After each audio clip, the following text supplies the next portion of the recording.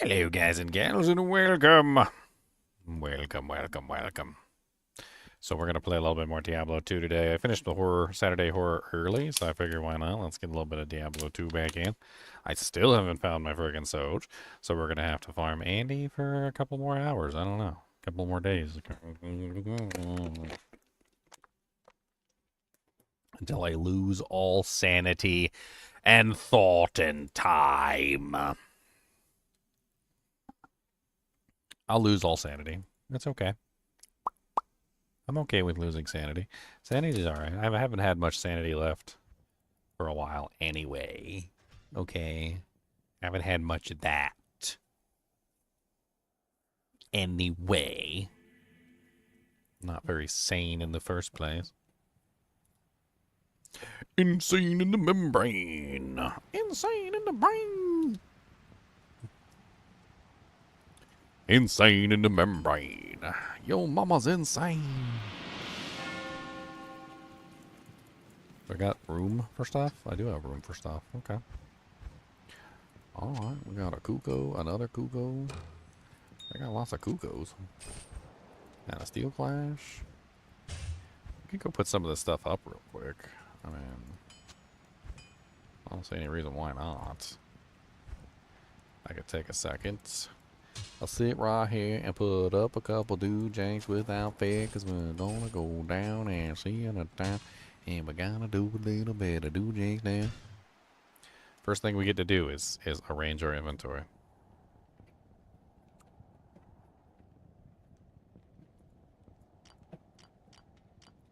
Don't judge, okay? I'm trying to collect all the items in the world. All the items. All of the items I'm trying to collect. I'm trying to collect all of them, not just some of them. I'm trying to collect all of them, okay? So don't get on my case. Pretty sure I already have Treads of Zavon, but whatever. I got the Blood Thief. Let's find the Spear. Some of the items just take up so much freaking space, I swear. They do. They take up so much space. Oh, I thought I had a Millibrega's armor. I guess I already put the Millibrega's armor in there. Okay, that's fine. What's up, Pork Sniffer? Berserker set. We need 2 axes for the Berserker set. That's why I grabbed an axe. I can't have a Berserker set without 2 axes. That's just silly. That's just solar. There you go. Now we got 2 axes. So we got a full Berserker set. What's up, Kakusei? How's it going? What else do we got? We got the bows, and the boots. And we got some tooty, boot, toots. Tooty, booty, toots. And the ones I already had were better. So, Treads of Thedon, go on the ground. We got 2 bows. There we go. Do I like PoE? No, I hate PoE. It's disgusting to me. It makes me want to vomit. That's what I think of PoE.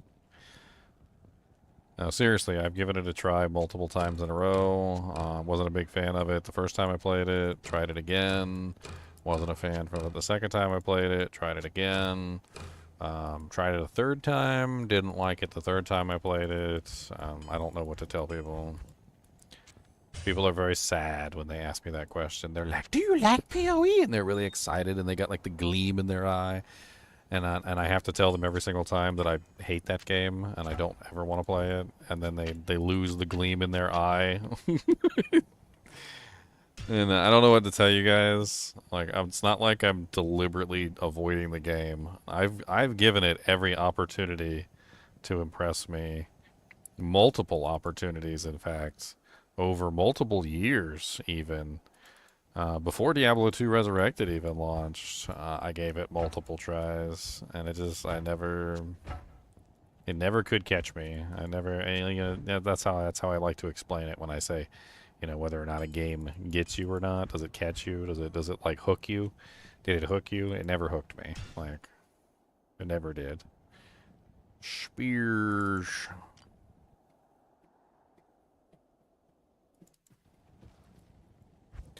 Blood Thief Brandy Stock. We're getting a nice little collection of spears. We got Blood Thief, Lance of Yagai, Tanner Gorod, the Impaler. We got an Ath Razortine, which I really like.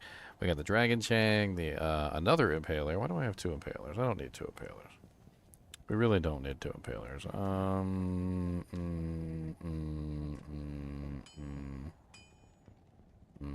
Looks like this one is worse, the worst one, so we'll drop that one. We don't got enough space to be hanging on to all these. Oh, we already had a Blood Thief Brandy Stock? I didn't know we did. Well, this one's better than the one we had anyway. So that's good. So we can drop that one. Let's put the... That's a Kelpie Snare, not a Razortine. Two Impalers. Didn't I drop an Impaler? We don't really need... Oh, we have 3 Impalers. Okay. Well, what the hell? That's a 142. This is a 142, and that's a 146. So we'll drop those. I'm only trying to keep one of each, like, or ethereal versions. So I want ethereal versions too. So technically 2 of each, I guess. How much time does it take me to organize a full stash? I don't know. I'm usually just putting the items in the appropriate places. Like, we got 2 armors that need to go in the armor mule, so... It really depends on how many of the how many of the doojanks line up with other doojanks so that I can do it all in one row.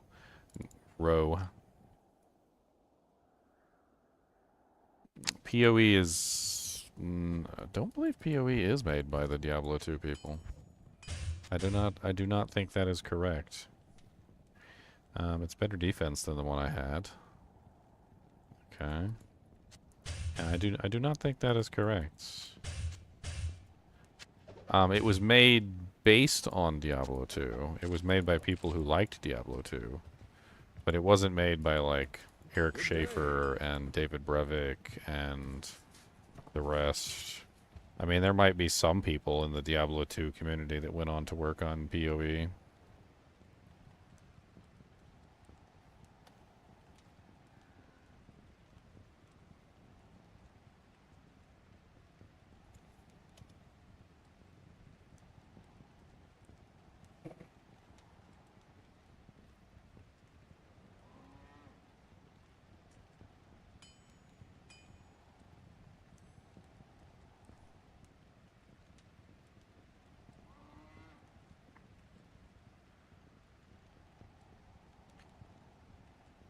David Brevik is now helping the Path of Exile team? What?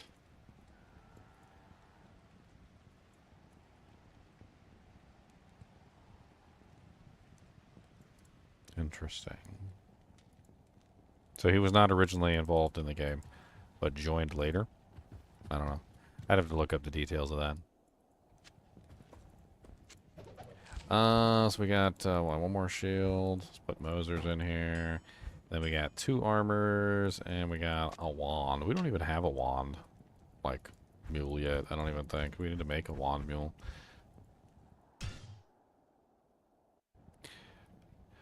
I've been trying to keep this one organized. I'm doing my best. Just, you know, like, I'm trying to, like, do basically a Grail, which is a single-player Grail, which is basically where you find every single item in the game. And so I have to store away these items, you know, for safekeeping so that I can prove that I found them, basically. Single player, it's easy to do. It's not so easy to do that online. Why does it sound like my sound is off? I'm going to restart my interface real quick to make sure that everything is working good. Okay, restarting the sound interface.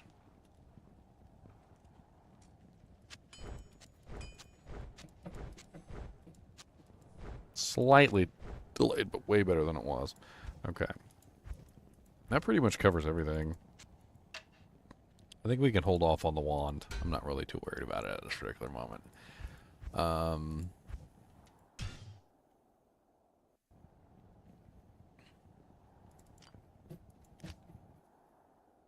Where am I going to farm for a SoJ? The Nightmare Andy. It's the best place.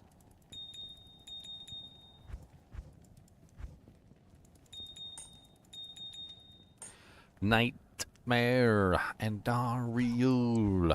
Nightmare and Dario. Nightmare and Dario. Nightmare and Dario. I need to transmute some of these up. Otherwise, they're going to start consuming all of my inventory space.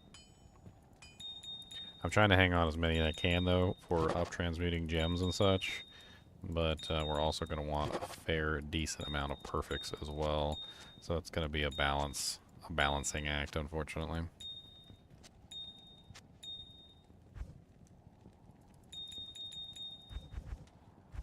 Let's get some of these in here. I actually have a whole mule of gems set aside, so I'm not even sure how many of these that we actually need. We're going to play around with that. I know I need some of these are like a desperate need. Like I desperately need them, and some of them are not so much desperate. So we're gonna have to like figure out the difference between the desperate need ones and the not so desperate need ones. I'm gonna find a whole bunch more as I'm going too, so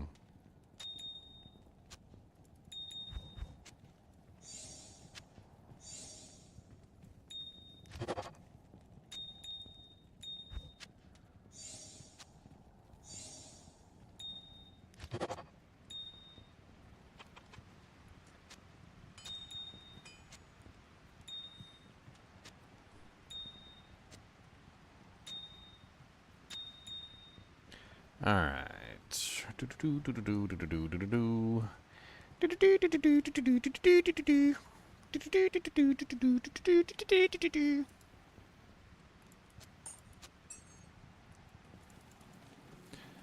Is this going to be a long stream? I don't know. I went to work night shift last night, so there's a very good chance I might be on all night. I don't know. Do you want it to be a long stream, Pork Sniffer? Do you? Do you want it to be? What do you want, Pork Sniffer? Do you want pork? Because Cody likes pork. Isn't that right, Cody? Codem the monster dog. Him's like pork. I've become infatuated with Dogecoin, Dogecoin. Do you guys have any Dogecoin? I don't know if you guys are into cryptocurrency at all. I've been playing around with Dogecoin.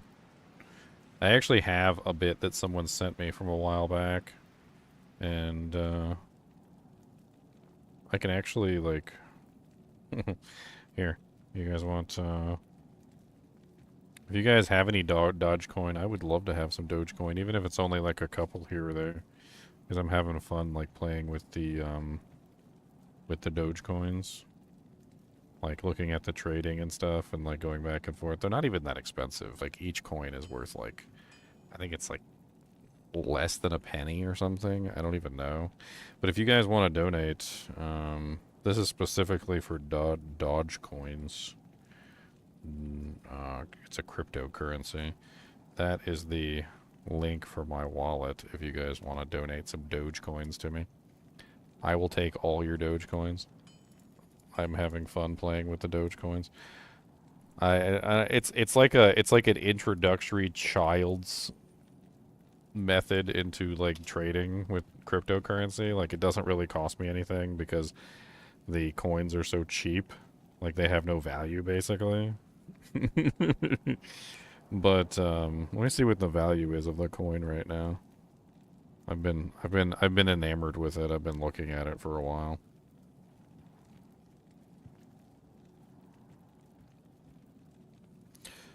So the current value of one coin for the Doge coin is 13 cent. Yeah, 0.133441 of a dollar. So it's like less than 14 cent, but higher than 13 cent. You gambled off you can gamble Dogecoins? I didn't know you could do that. I don't know, I've just been having fun with it. So I thought I'd throw my link out there if anybody wants to send me some Dogecoins. Let's get to farming some SoJs though. I need some SoJ coins. That's what I need. Meme. That's a meme. I need some keys too. I want to open up chests as I'm going toward Andy. Hello.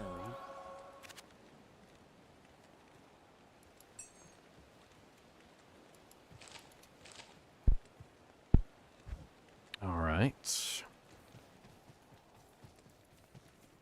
I don't know. I think the whole thing with the Dogecoins is funny. I used to mine back in the day, like when Bitcoins was worth nothing. God, I never should have stopped mining Bitcoins. I never should have stopped. I should have kept right on mining Bitcoins for the entirety of whatever, and I'd be a millionaire right now if I kept on mining Bitcoins. I would be. I'd be a freaking millionaire. But I don't even know where my wallet is. Like, that's the sad thing. Like, it was such a long time ago that that wallet that has, like, I think it's got like maybe 1 Bitcoin in it. But 1 Bitcoin right now is worth like $63,000. Well, like, so I've been having fun playing with like the lesser currencies. You know, like the Dogecoin isn't really worth anything. Most of the other coins are like actually pretty dang valuable right now, which is kind of crazy. I still remember when that guy bought, what was it, a pizza with like 1,000 Bitcoins or something. I can't even remember. It was some crazy number. I think it was 1,000 Bitcoins and he got like a pizza for it.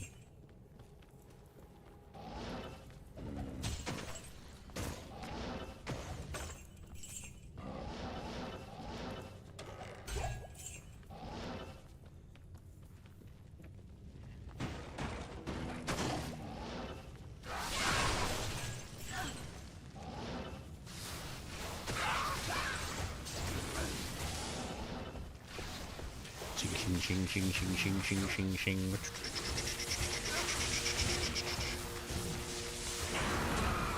Hey, what a nice, good find for my first find of the day. A Wizen Draw. So Wizen Draw is probably one of the most valuable low-level bows. Out of all the low-level bows, I think that's the one that actually has value. All the rest of them are basically garbage. I already have a steel goad. I don't need that. I don't really want to catch that double asset. Let's hope for a 35%er. That's the real value. That's the moneymaker. Ooh, God, that is terrible. So the roll on the Wizen Draw is between, I think it's 25% and 35%. It's a frickin' 25% Wizen Draw. It's the it is the bottom of the barrel Wizen Draw. That is very sad. I mean, it's still better than having nothing for your freezing arrows on, but it is garbage.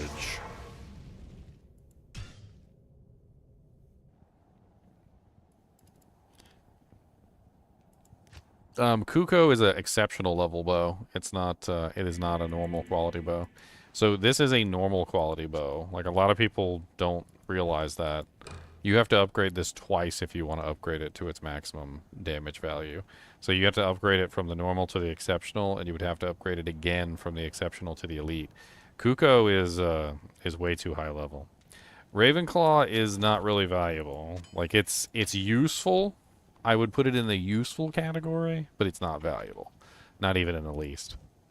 You can get like 10, 20 freaking... I could go on there with a chipped gem and probably get a freaking Ravenclaw. One perfect gem, maybe. A perfect 35%, 80% damage Wizen Draw is going to get you a hell of a lot more than a Ravenclaw.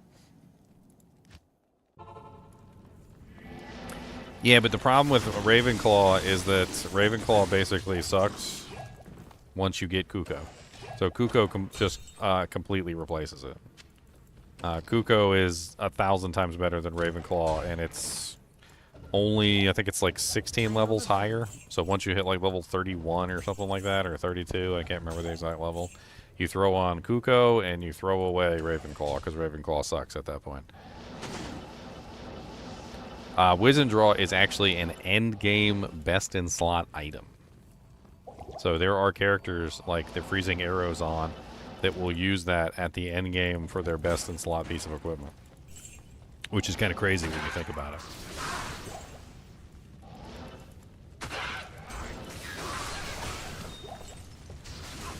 Quad Sapphire, I need those.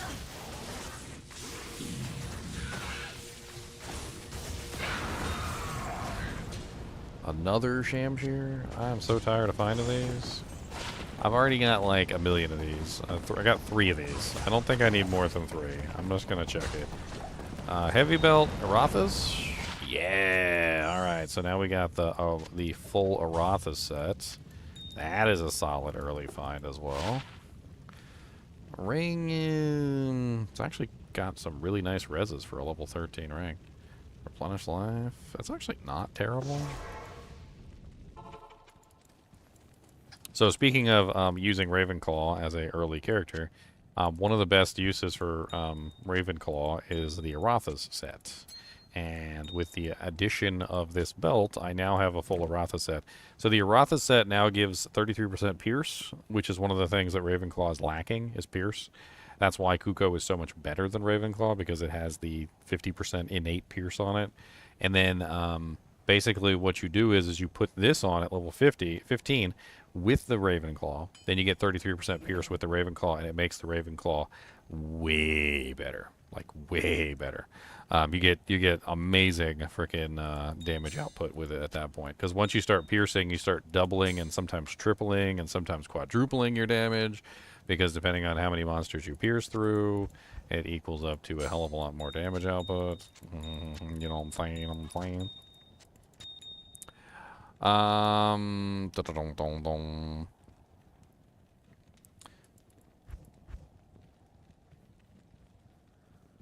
Alright, next.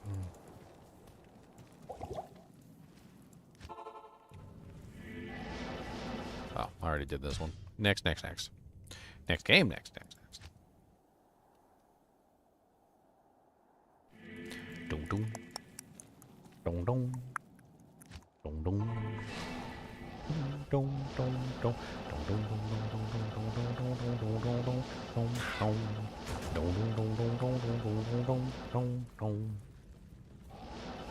I gotta speed up these runs or I'm never gonna find a SoJ. I take too much time.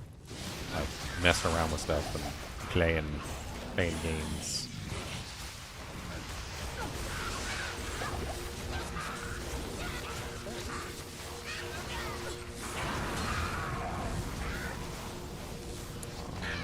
Bunch of junk. Not even gonna check the ring. I don't need Angelics or Cathans anymore.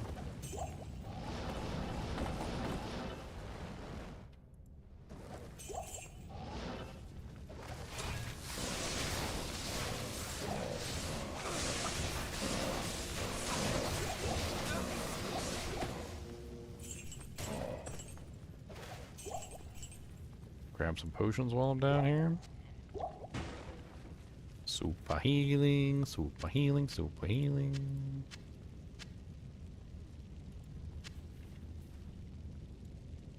Super duper healing. Super duper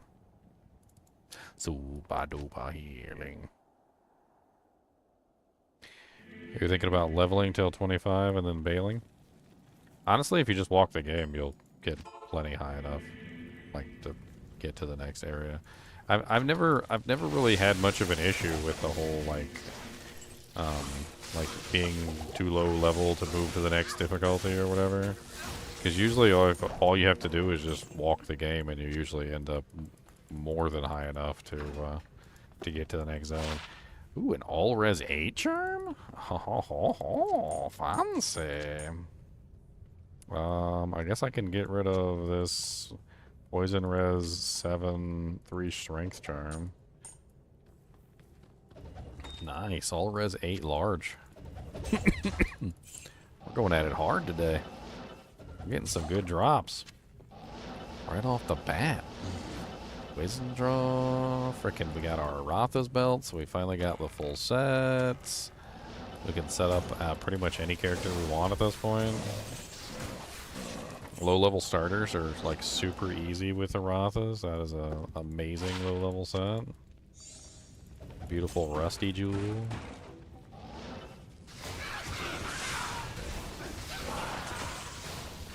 I mean, it doesn't really have anything to do with rushing. Like, honestly, I don't think rushing is faster than playing the game. It's my personal opinion. I can't carry anymore.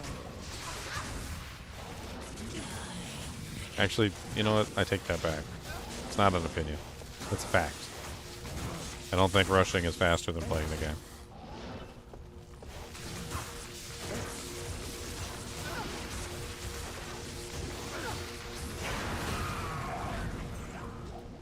We've done plenty of runs, new character days, all sorts of really cool stuff, where we basically go through the game and we literally just start from the beginning, we walk through the game, we kill everything, we do everything, and we still end up literally around the same level as somebody who rushed their character.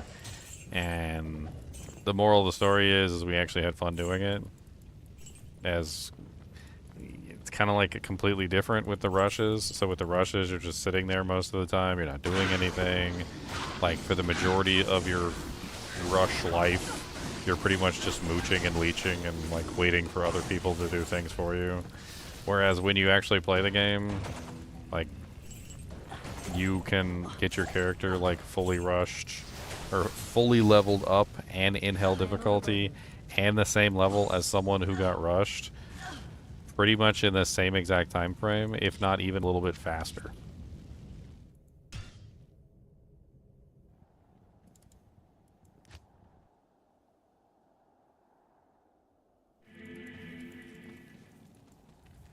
Good to see you.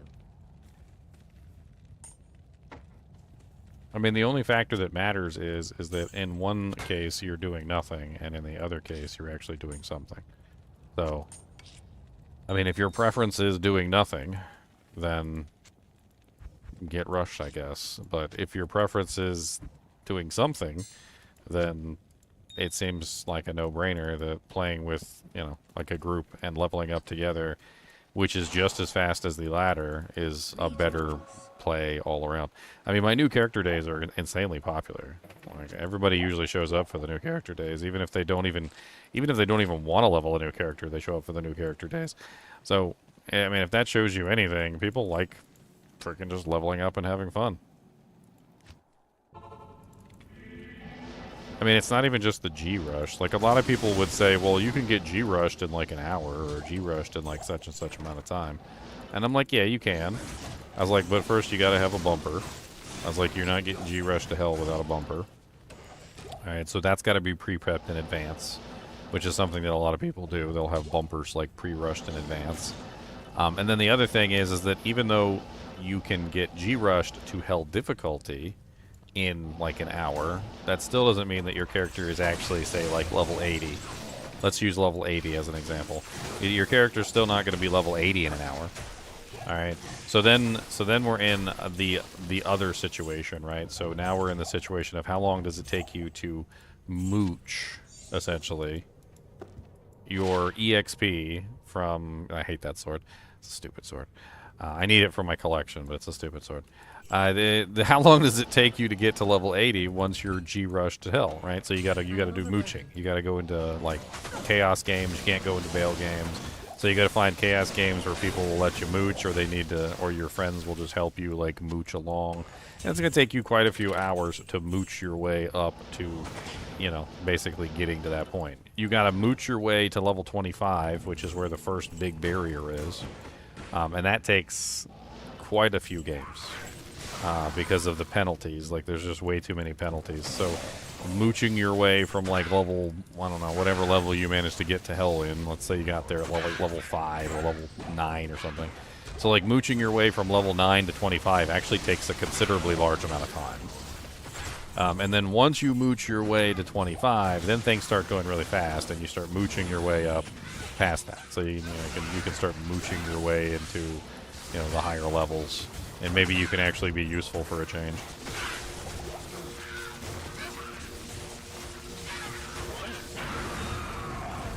But it takes time for you to be useful. And it also takes time for you to get to a point where you're actually an acceptable character. And honestly, my opinion is if you take the same amount of time that it takes you to get G-rushed and also get your character up to around level 80, and then you go get your character like legitimately leveled through like one of our new character days, and you actually just play the game and have fun and just like, you know, kill everything. It's about the same amount of time.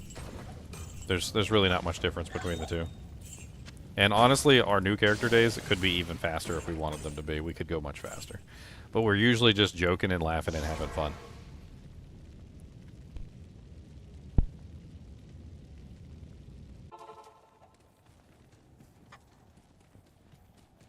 Honestly, I think the journey is the fun part. The journey is the fun part, not the destination. Like getting it to the destination, that's the fun part. The journey is the boring part. I mean, the end of it is the boring part. That's the part when your character is finished and you don't have anything else to do. I don't understand why people want to rush to that part. I had somebody come into chat one time and they were like, "Yeah, well, you know, I'm done with this season already." And I'm like, "What do you mean?" And they're like, "Yeah, I already got my character to level, 95, and I got him fully geared out, and I got all the characters that I wanted G-rushed up." And I was like, "And everybody's all decked out, and now I'm bored because I don't got nothing to do." And I'm like, "So you're bored? So you rushed to the end? You rushed all the way to the end, and now you're bored?" And I was like, "Did you ever consider that if the end of the game is where the boredom starts, then maybe you shouldn't rush there? Maybe you shouldn't rush to the end if that's where the boring parts are?"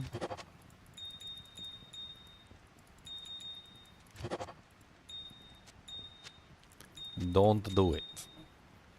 Don't do it.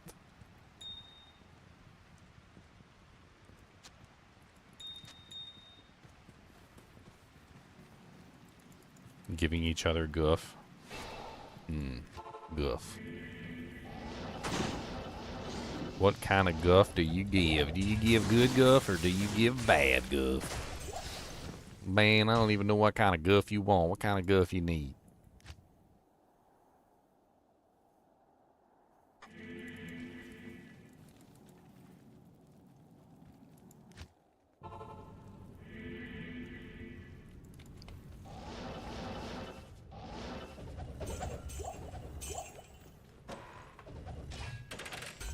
Raccoon mode activate. Got some raccoons on the tape. Raccoon mode activate. Got raccoons, yeah we do. Raccoon mode activate. Got some raccoons, yes we do. Raccoon mode activate. Got some raccoons, yeah.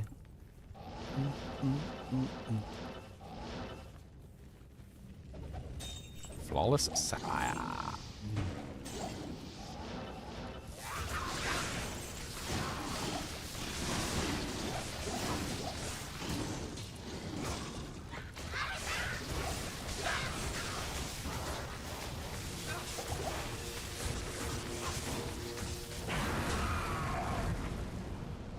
Yushina, it's not ethereal. Spear, it's not ethereal. I don't care. If it's not a potential merc weapon, I'm not interested.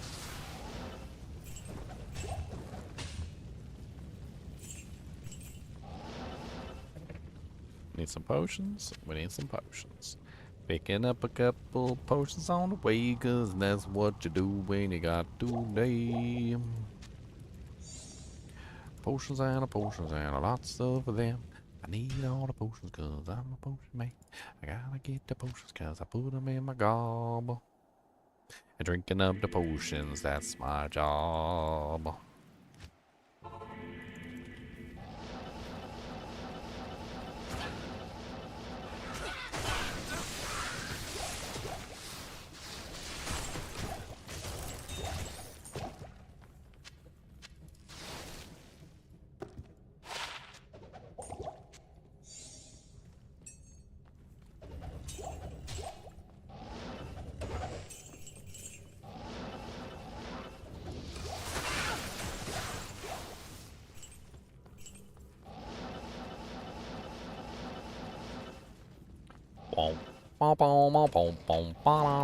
So many caskets, why do they got all the caskets? I got to click on the caskets, so many caskets. So many caskets, dear Lord, the caskets.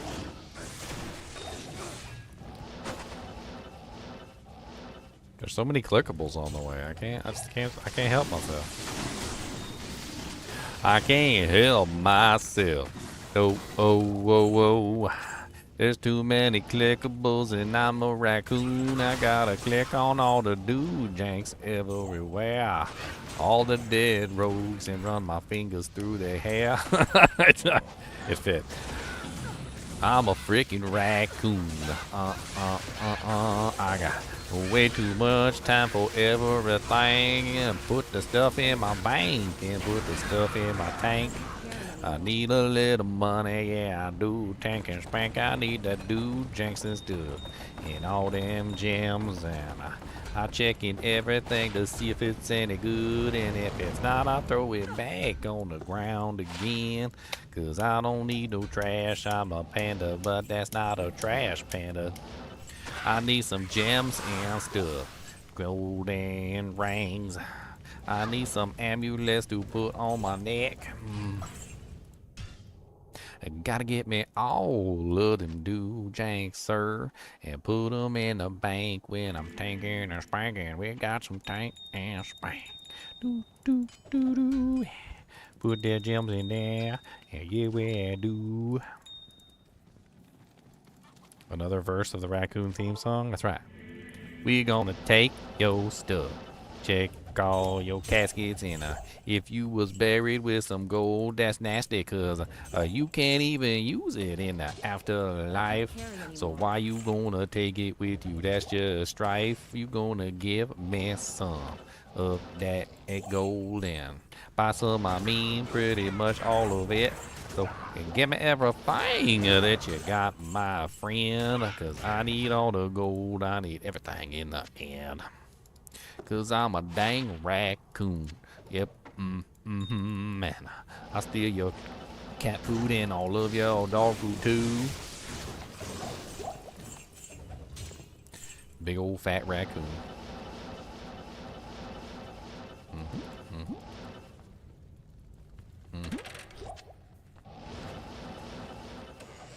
I need a key.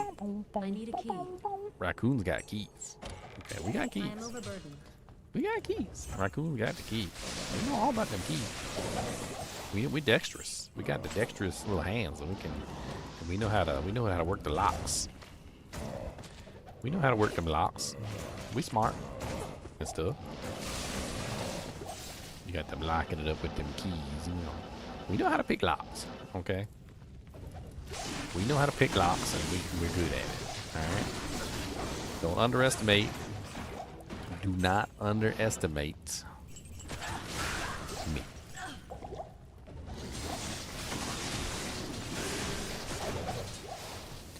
A jewel?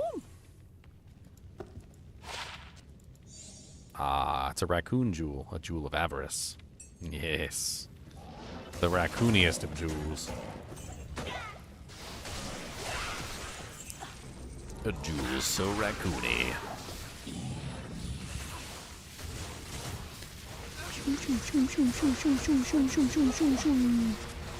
That amp damage is a little bit too much for the Merkin. Skull splitter? Ugh, yucky.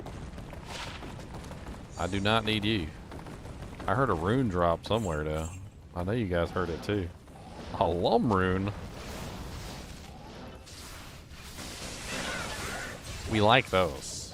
Those we like those. Those are that is a good that is raccoon material there. We picked those up. I can't carry anymore. Pick up Eth-runes too. Those are also good raccoon material. You know, we pick up everything, okay? Okay, everything gets picked up. Right? Don't even talk about it. Pick up everything. Raccoons. That's right, the raccooniest. Are you not the raccooniest? Is your level of raccoon that low? Have you leveled up your raccoon at all? Like, have you put points, skill points, into your raccoon tree? You get so many raccoon skill points. Like, why would you not invest some skill points in the raccoon tree? This is a travesty. When I tell my friends that you didn't put any points in your raccoon tree, I don't know. They're not going to be happy. We're going to have to come visit you and show you how to do your raccoon tree. Okay? It's very important.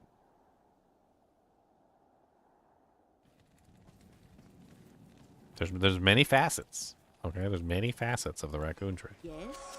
Many facets. There's the rock. okay, skill. There's the rock skill. It's check under all rocks. Right? It allows you to almost like visually see underneath the rock without even picking up the rock to know. Like there's almost like it's almost like a video game. There's like a glow. The rock that has like the really good stuff under it like glows for you, so you know exactly which rocks to turn and which rocks not to turn. Like that's how amazing that skill is if you choose that skill. Of course, you can also just be a raccoon and just open up all the rocks anyway. But you know, it's up to you. Believe or don't believe the raccoon skills. The raccoons also have an amazing skill called open any container. Like, it doesn't matter what the container is, we are able to open it. Locks, who cares? It's the open any container skill. Is it a container? Yes. Can we open it? Yes.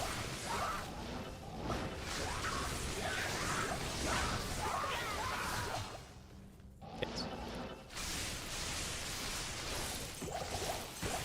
You also get a perk that is literally just magic find. That's it. It's literally just a magic find perk.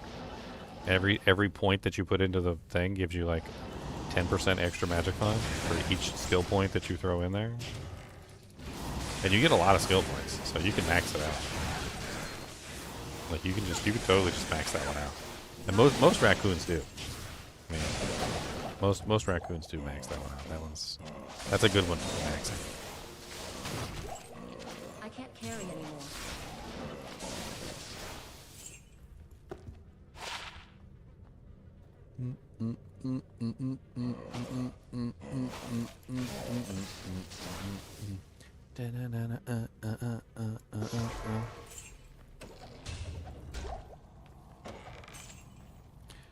An ethereal war javelin.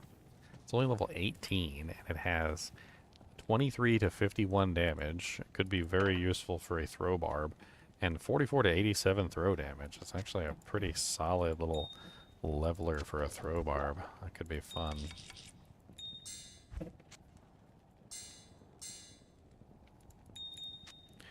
We got another lum to add to the lum pile, and another eth rune, and another ort rune. We might have to dump some of these low tier runes. Let's go dump some of these low tier runes onto the low tier rune mule. That's right, raccoon tree points.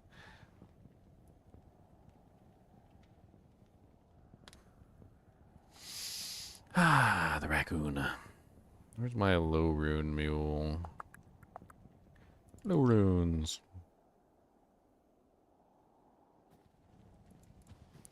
Alright, so we can, let's dump a couple of these orts, a couple thulls, a couple rowls, a couple tears, a towel. Let's dump a couple of these ams, we got too many. Dump a couple eths. Dump a couple L's, another ort there, I see. Dump a couple doles. We can dump an ith to hell, another ith to hell. It's pretty good. It's pretty good. We can arrange these a little bit. I don't really have that much room, but we got some room.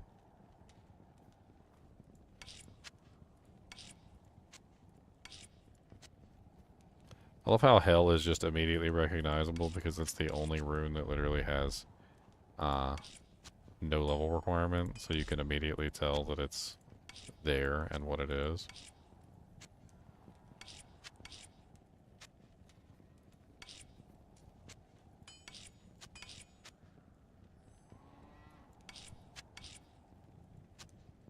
We got a lot of rowls, I say.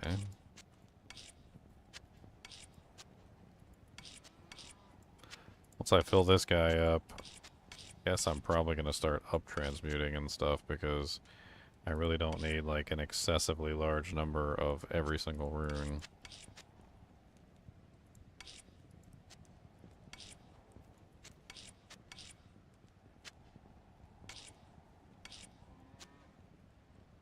There you go. Rowls are full. Orts are almost full.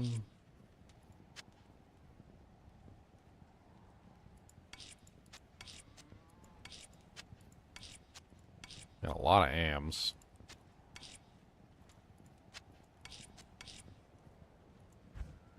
We could, you know, or we find like a million orts. We could probably take another ort. Because we only need one more to complete the stack here on this one. And same thing with tears. We find tears all the time. Pull that one too. What else do we need? We need 2 more towels. Sure. Let's pull 2 more towels. That way that one's complete too. We can pull some of these elds as well.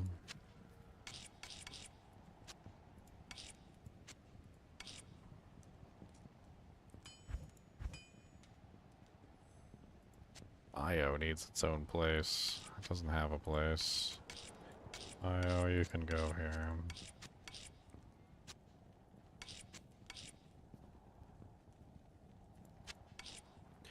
Alright, that's pretty good. I'm gonna clear that out a little bit. Kinda need to do some up transmutes for some of the other stuff, but we'll see. I can go back to farming co-runes too later at some point. I've got a co-rune farm, an infinite co-rune farm as it is. Infinite co-runes. How many co-rune? Infinite co-rune. What number co-rune? All co-rune. Good day.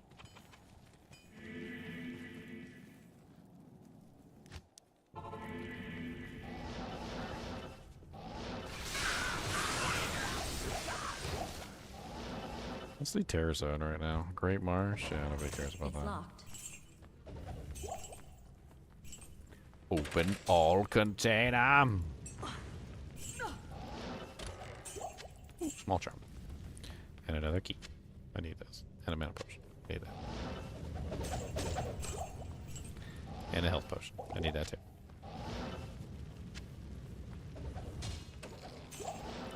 Too many container.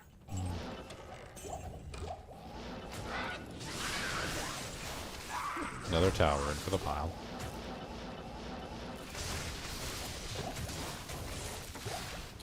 Holy crap. You all gonna drop me rares? You too? Okay, didn't think so. That was kinda weird. Mana potion some, you know, small strength sucks. More staff sucks. War sword is actually kind of good, but it's meh.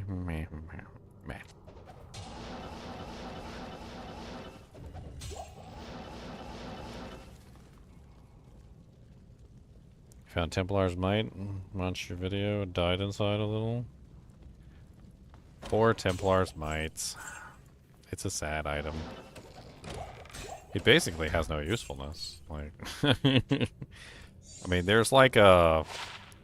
So there is like one usefulness for Templar's Might, from what I understand, and it's some sort of like Zealer versus Zealer dueling item.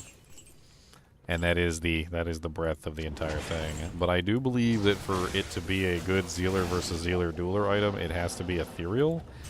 And nearly perfect. So that probably didn't happen. You probably didn't get an ethereal nearly perfect one,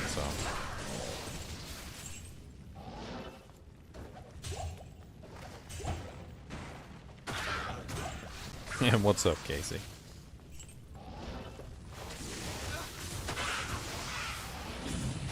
Other than your soul dying.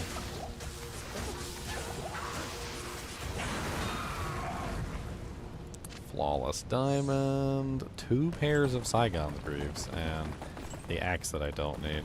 Let me check to see if it's ethereal, because I do want to collect an ethereal one. It is not ethereal. I want to be the collector. The collector of the universe.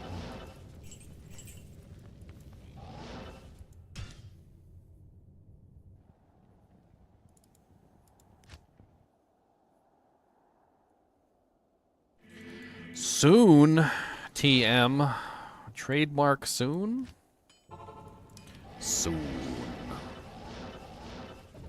I need to restrain myself and stop clicking on all the doojanks, but I can't do that.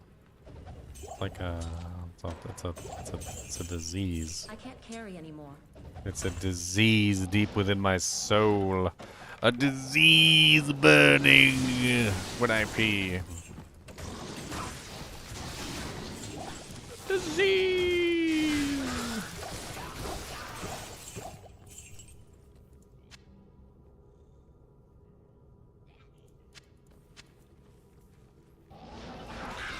It burns when I pee. It burns when I pee. It burns when I pee, burns when I pee, it burns when I pee, it burns when I pee.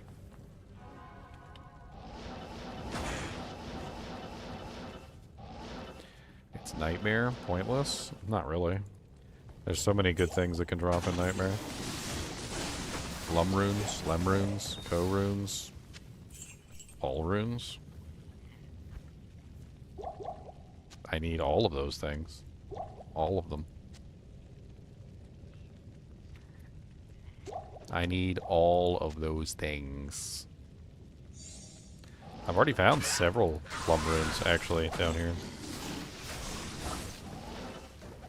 Several.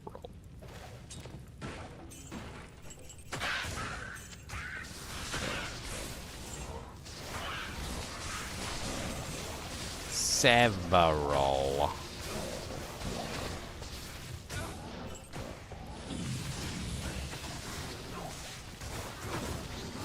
And IO runes too. I need lots of those. I found a lot of IO runes down here as well. Jade Tando. I don't need that. Ooh, nice jewel. Solid. That is a solid jewel. 11% damage take goes to mana with 27% cold res. That is solid. And it's got 5 defense. Damage take goes to mana is nice. And anything with any other stats on it, that is a solid jewel.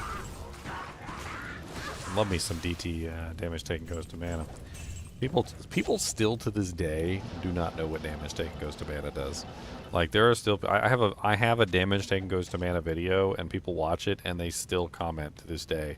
They're like, I didn't know what. That's not how it works. Every single day.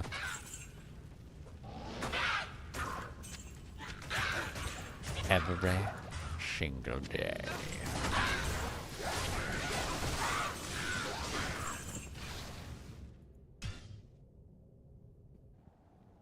Do I have a lot of vitality in bed? What is that supposed to mean, my friend? I mean, I'm not, you know what? That's a personal question. Why are you asking personal questions? I mean, I totally should not answer that.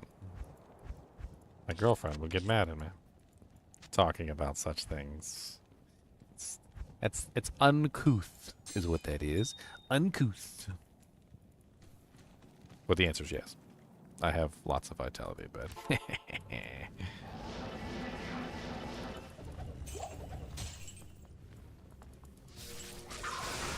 I have unique abilities. Very unique.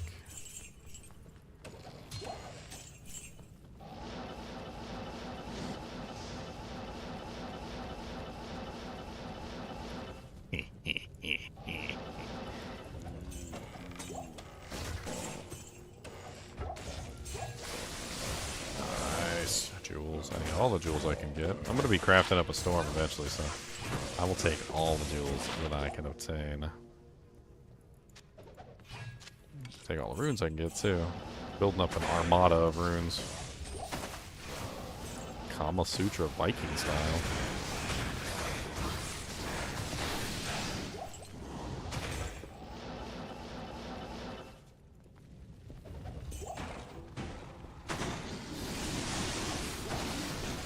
Dang. Okay. I don't think the Vikings invented that, then.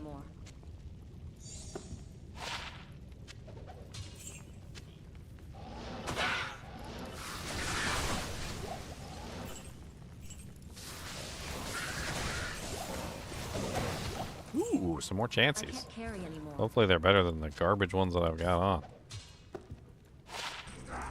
29. They got better defense, and they got higher magic fight. Oh, okay.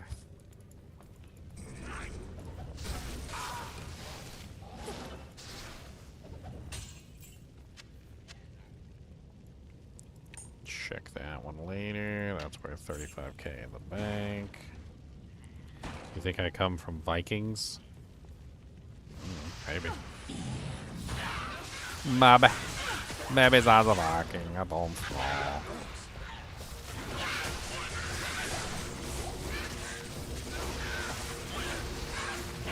Got weird questions in the club today. Weird indeed.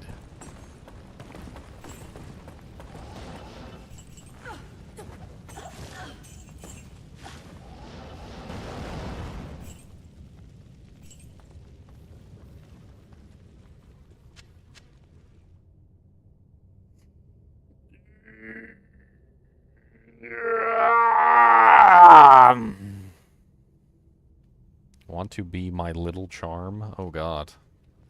I'm scared. I missed that comment. See, now I'm scared. I already have a girlfriend. Okay.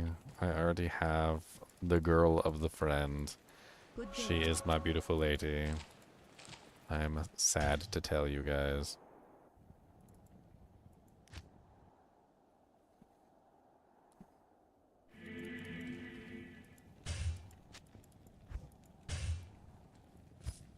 Chances.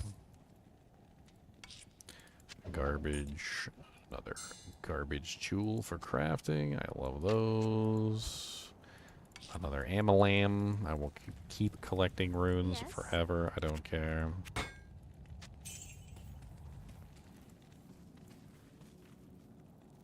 Who the hell is Trix? You talking about Trix Magistus?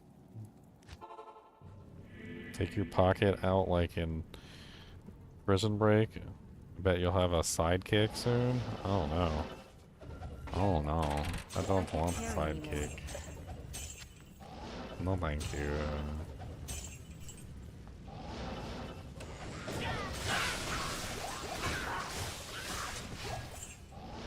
No sidekick, please. I don't need another Death's Sword.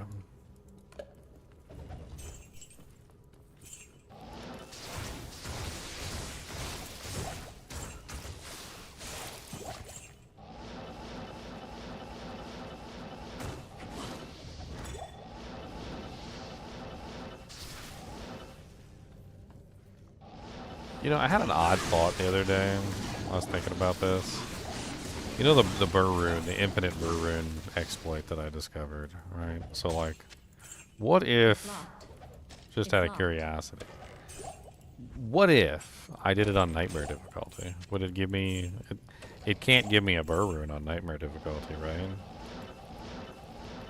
But it's the same pattern. Would it give me a different rune in place of the Rune? And what rune would it be? +3 to Blaze, +3 to Thunderstorm.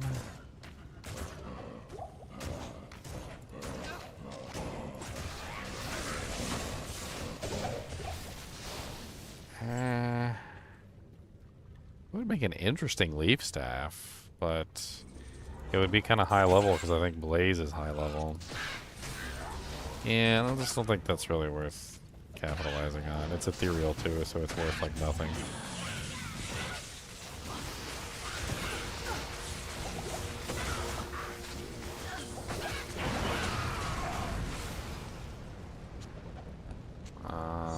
Gothic Blade probably sucks. So check the Ghost Armor. Terrible. No sockets. Don't care about the mall. You suck too. You all suck. Every one of you suck. Your mama sucks. You suck. Why you suck? You sucking sucker. Ooh, a ring. Random ring popped out of that monster's butthole. I like random rings. Wasn't it someone else's video that I tried? No, it was not. I discovered it on my own.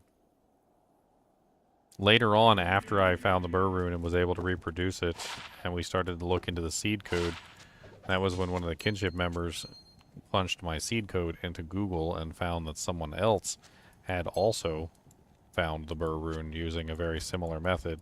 Their method was different than mine, and my method was not simple by any means. I was doing some very convoluted things like going and running up to this person and then coming back down and then going over here and then doing the my method was stupid, but it worked. It took me quite a bit of effort to make my method work, but then once we found the other person's method, then we used the other person's method to refine mine, and we were able to basically perfect it completely so that we could get a Burr Rune to fall every single time without fail.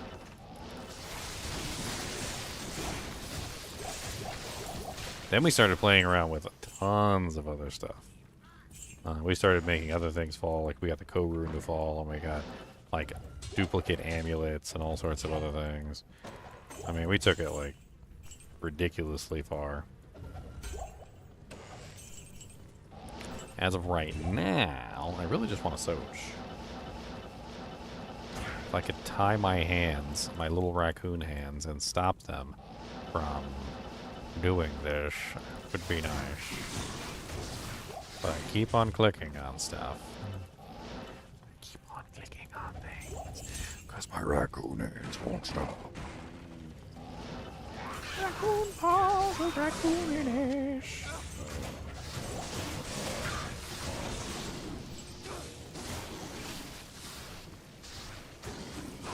Yeah. No, I didn't use the other video as a reference. I am overburdened.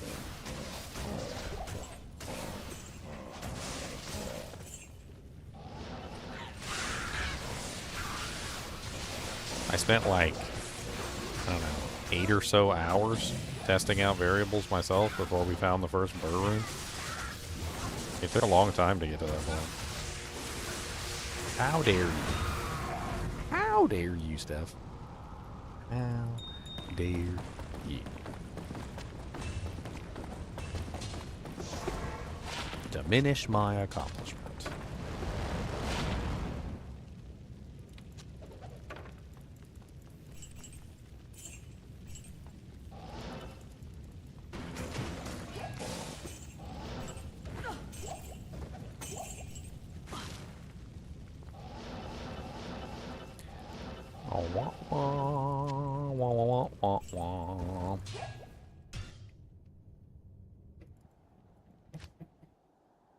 No, I spent that whole day. I literally, I remember it like it was yesterday. I spent the entire day working on that stuff and trying to find anything. I didn't know what I was going to find, and then all of a sudden a Burr Rune popped out of one of the chests. And then I started to go back on my own stream, and I started to try and like reproduce my steps like on stream to make that happen again. And I was having trouble getting it to happen a second time. I couldn't get it to work. And I mean, it was like many attempts later before I was able to get the Burr Rune to fall a second time. And then once I was able to get the Burr Rune to fall a second time, I tried to get it to fall again. And I think we got it like maybe 3 or 4 times. And I downloaded a program to pull up the...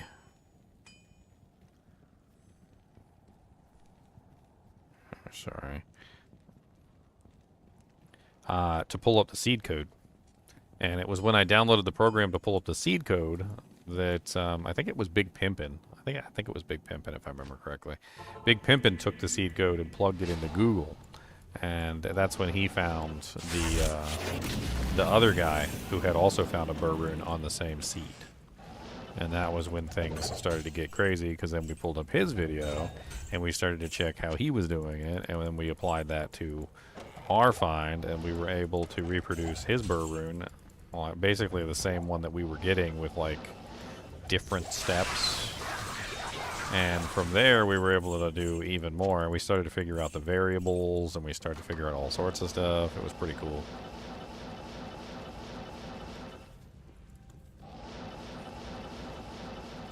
I mean, it went from 0 to 100 pretty quickly. Like, we were 0 for a long time.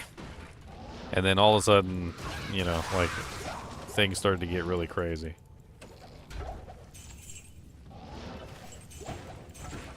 I was just hoping for anything. Like, all I was hoping for was any rune of significance. Like, I would have been fine with a co-rune. And I was going to try and see if I could duplicate the co-rune. But the co-rune wasn't what we got. We got a burr rune. Ooh, another lumrune. Nice. We can start transmuting up some of these lumrunes too, because lumrunes drop all the time. We can start moving our way up to some of the higher runes. One of the reasons why I'm not transmuting up a lot of my gems, which I've told you guys before, but for those of you who are brand new and may not understand why I have an entire stash full of gems that have not been transmuted up, it's simply because I'm going to be transmuting up a lot of runes single player, so I have no other choice. I can't trade runes. So, like, you know, if I have a bunch of Sir runes, but I have no Burr runes or whatever, I'm going to have to transmute up my Burr runes or whatever. So I'm kind of, like, working on collecting, like, a whole horde of gems. And I'm thinking I'm actually going to have to separate these out into different types. Because I'm starting to run out of space. Just, like, everywhere for these gems. And I need them. I need them all. Hey, Luca Brasi, thank you for the membership, man. I really appreciate it.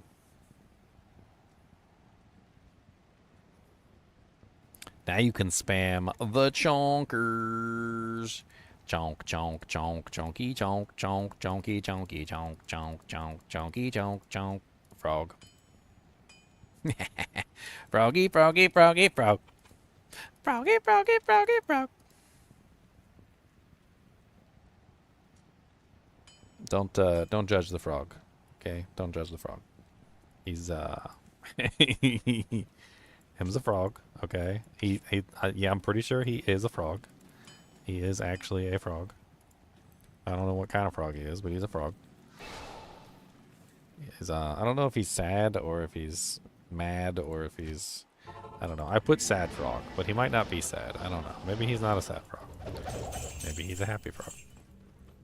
It's locked.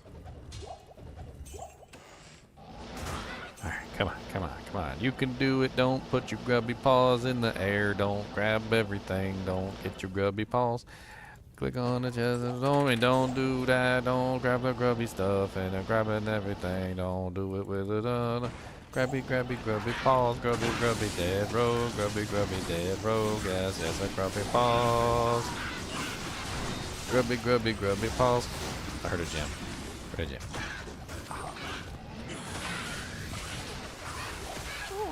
How goes the single player shenanigans? Trying to find a SoJ. Not working. We're finding everything else in the process, though. I mean, it's certainly like we're not finding other things. We're finding other things that might be useful. We got an Aratha's belt earlier. Pretty solid. Pretty excited about that, actually. And some more potions. Pretty excited about the Aratha's belt. That finally completes the Aratha set for me, so that gives me a full Arathas to play with, which I love having full Arathas. I will take multiple full Arathas, by the way, but because eventually I'm going to want to upgrade all the pieces, so I'll be looking for like another set, and I'm probably going to socket the helmet as well, put a nice gem in it, something that's low level. Because I'm going to want the low level version, and then I'm going to want a higher level version of the Arathas, so we have like 2 sets. That's right, Keith. SoJ, woo woo.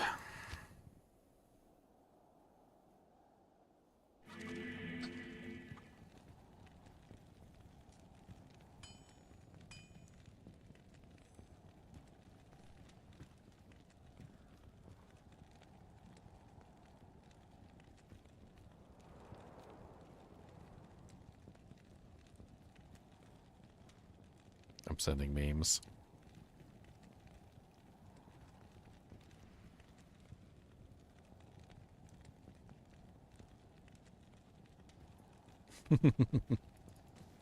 Have some memes, Steph.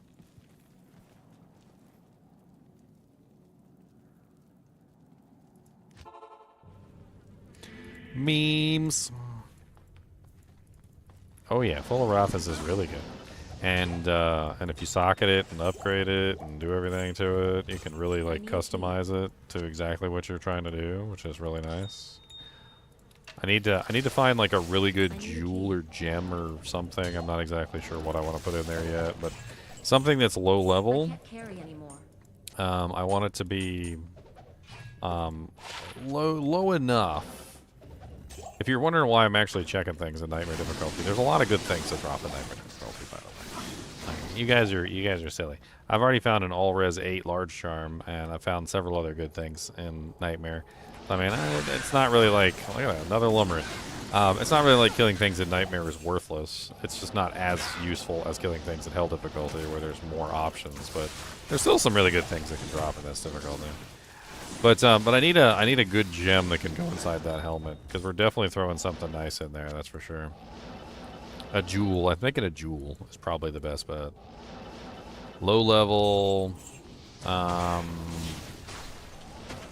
What do we put inside of a low level? Damage taken goes to mana would be nice. I certainly wouldn't be upset at like a nice damage taken goes to mana jewel. I do believe the IAS jewels are too high level for the low level version of the set, so that one's not going to be very useful. Berserkers and Hasaris on new characters. So Hasaris is pretty solid. It just conflicts with Erathas, but you can use the 2-piece boot shield for early leveling, which is really solid. It's not like my personal preference. I think I'd probably go with something else, but it's not bad. Hasaris is actually very nice, and it's only 3 pieces, so you can combine other pieces, other sets with it.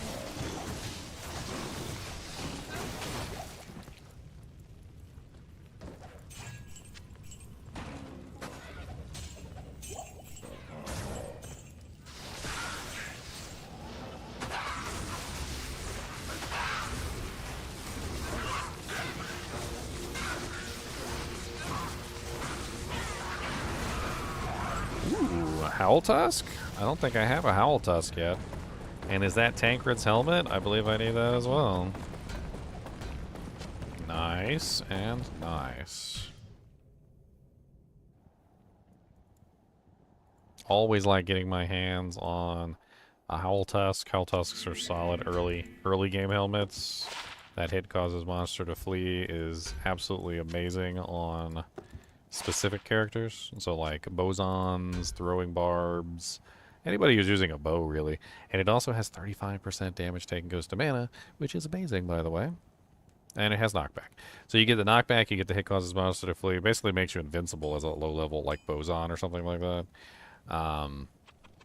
And infinite mana if they do happen to hit you, so it's not terrible.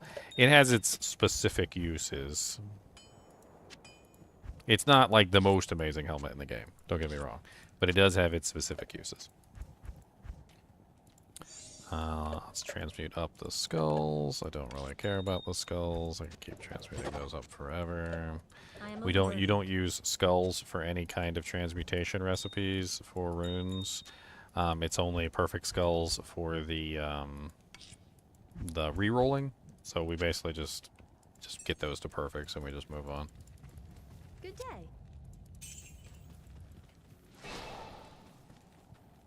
I'm getting to the point where I'm gonna have to make some other gem mules in a minute here. I'm running out of gem space. Or we can start transmuting. If we start transmuting, that will eat up a lot of the space pretty quickly. Oh, not a bad charm. 9 to 15 fire damage and 8% lightning res. That'll be nice for the fire characters, specifically.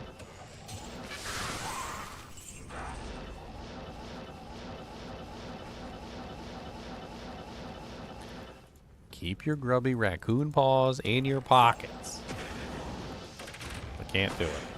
I can't keep my stupid, grubby raccoon paws in my pocket!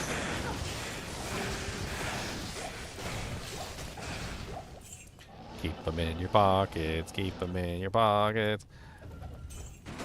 What was it when I was a kid?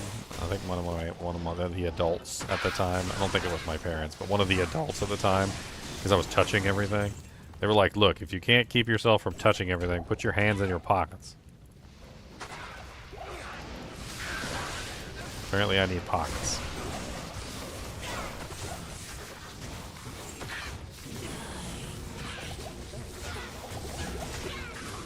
Ow. Ooh, gold wrap. And blood fists. And another frickin' skin of the played one. Nice. We could put the gold wrap on right now, I think. Looks like I need some more strength for my shield. Unfortunate. I don't think we need the skin of the flayed one. We've got like 4 or 5 of them already. Let me check the defense on it just to be sure, but I think that's a no grab. But Bloodfist and Gold Wrap, that's pretty solid.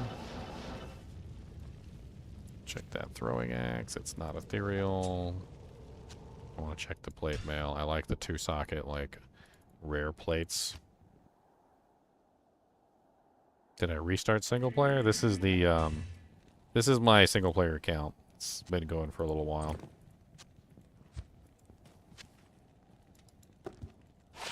No good. Your presence honors me. They need to be really good What can I for do me to for you? consider them as a, for like rare plates and stuff like that. I've been looking for a couple. I've actually found some pretty decent ones. But, you know, nothing like god tier, but pretty decent little doojigs.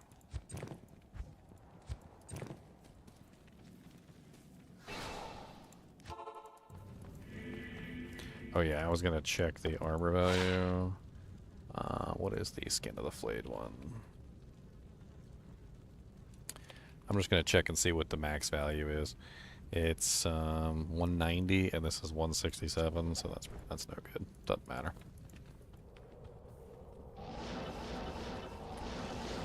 Control my grubby little raccoon paws. Control my grubby little raccoon paws. Control my grubby little raccoon paws. Control. I can't do it. Control the paws.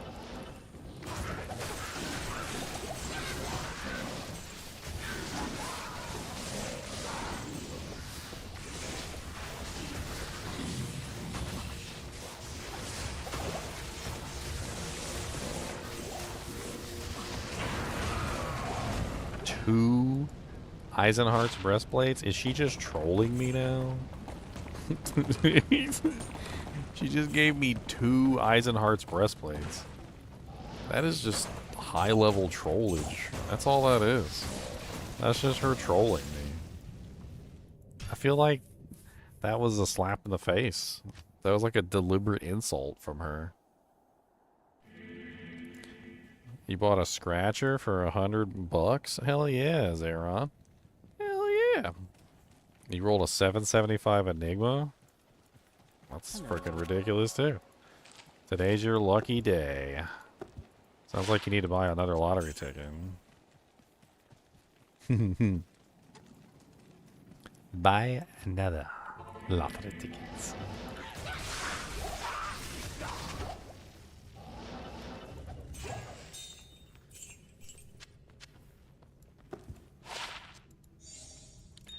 Wah, wah, wah. Raccoon paws. Sapphire there. Raccoon paws. So many raccoon paws, I don't know what to do about my raccoon paws today. My raccoon paws getting me into trouble. They get me into trouble every day. Raccoon paws, oh, raccoon paws. Raccoon paws. Raccoon paws, oh, raccoon paws. I was walking along and on the ground was a penny and I had to pick it up. Cause my raccoon paws tell me that I gotta go pick up everything. Got some raccoon paws. Raccoon paws.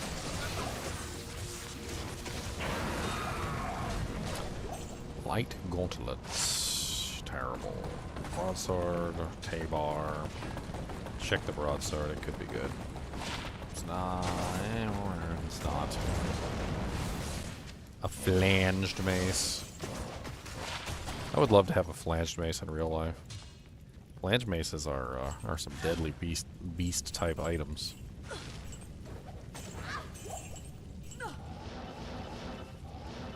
Have you ever heard like the description of a flanged mace, like back in medieval time? A flanged mace was designed to turn your curios into a coffin. That's what flanged maces were designed to do. Like, they were designed to basically destroy armor. I don't know if you've ever seen a flanged mace before. Let me show you what a flanged mace looks like. So this is a traditional flanged mace right there. Here's another one. This is another form of the flanged mace. It's kind of a bad picture. Basically, the whole purpose of a flanged mace was to be a blunt object that would apply the blunt force to a point to basically to focus all of the damage onto a single point. And what it did is it would just deform and break the armor that you were wearing. So if you got hit enough times by one of these flanged maces, there was a very good chance that your armor was just going to be completely inoperable. Like, it would just start denting your armor in, poking holes in your armor, forcing the armor to basically concave around you. And it, like he said, like the quote is, it literally turns your armor into your curios into a coffin. These were actually surprisingly good back in the day at fighting anybody who had armor on. So if you were trying to like punch through somebody's armor, like a flanged mace was usually what you were trying to smack them with, because it would just destroy their armor. Assuming you could get off enough hits to actually make it work. Champions? Good champions.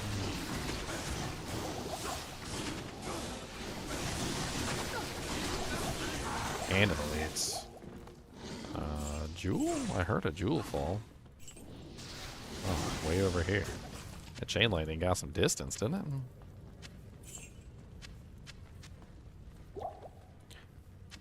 Sorry, I know I give out random facts while I'm freaking playing.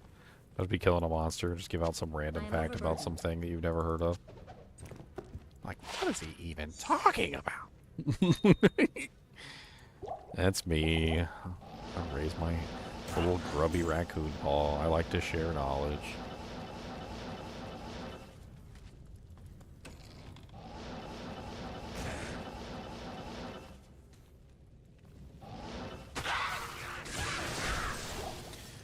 Rune.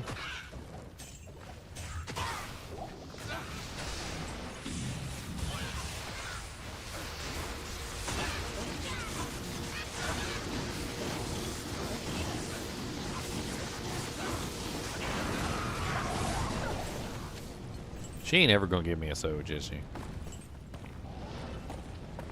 I think she's secretly decided that it's just not possible for me.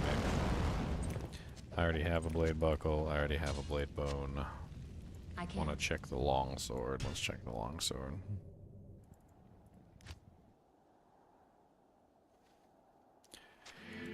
Wah wah wah.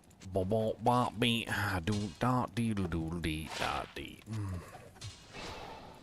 Farming. If I actually do find a SoJ, this will be the third SoJ I've ever found.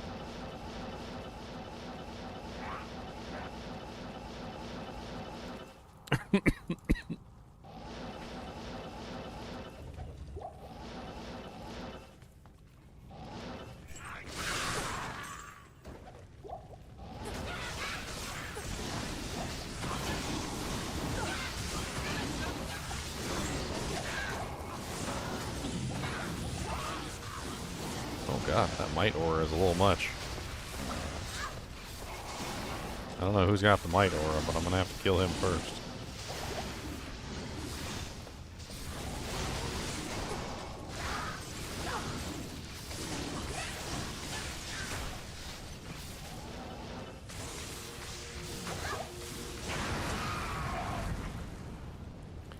Bastard sword. I don't believe I have that one yet. That is Black Tongue, I think. Yes, Black Tongue. That's the prevent monster heal one with the poison damage on it. Stop raccooning and you'll be more efficient.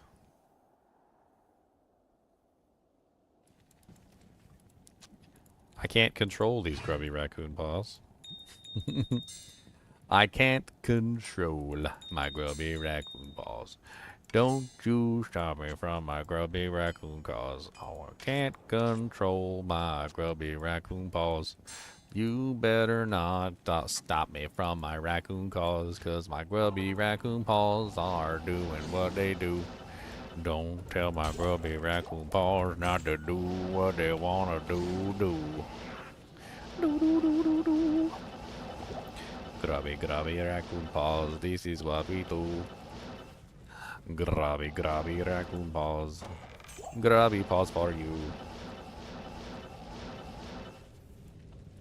Hey, look, we're getting a raccoon flag. Okay, we're getting our own raccoon flag. It's into the design phase.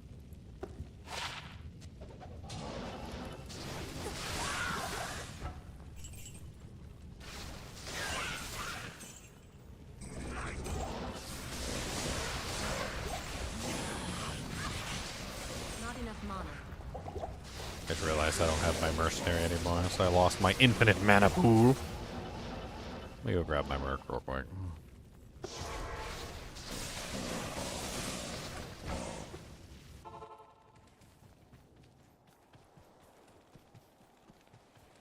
Steph told me to stop raccooning. He knows me not. He knows me not. Stop raccooning, he says. Good day. Silly, silly, silly. Stop raccooning. Yes? I can no more stop the raccooning than the raccoon can stop being a raccoon. I can't change my stripes, okay? I can't change my stripes. Those are my stripes.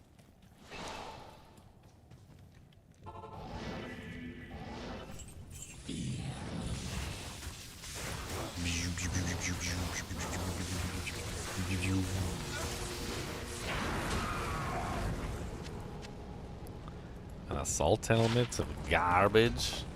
A hunter's bow of garbage. Actually, it's garbage. An angelic saber of I already got 3 of those.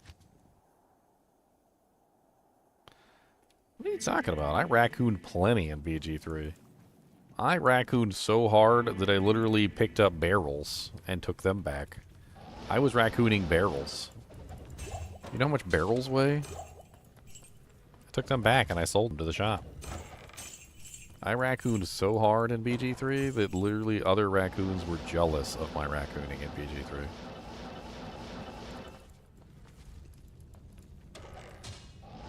I added an extra like 20 hours of gameplay onto the game for how hard I raccooned.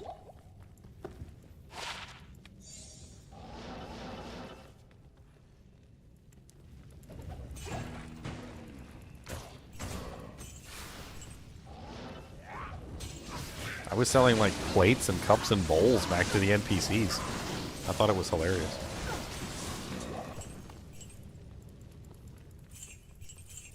How dare you doubt my raccooning abilities? The second time you have doubted me, Steph. It's the second time you have doubted my raccooning.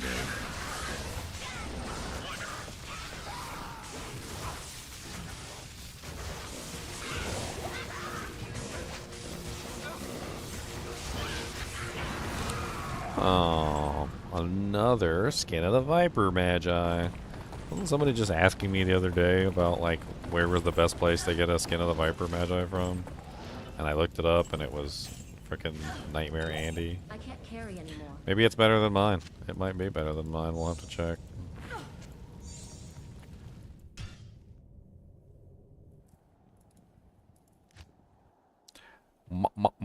Having multiple Skin of the Viper Magi's certainly isn't terrible.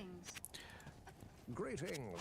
So mine is a 120% enhanced 28, and this is a 120% enhanced 31. So it is better than mine by a small degree. We'll have to get the runes necessary to upgrade it. Okay, I need to off-mule some stuff here.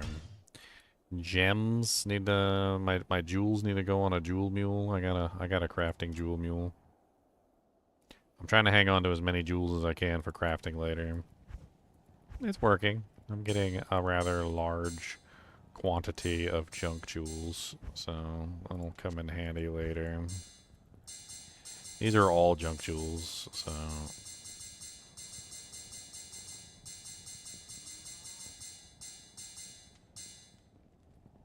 we got more.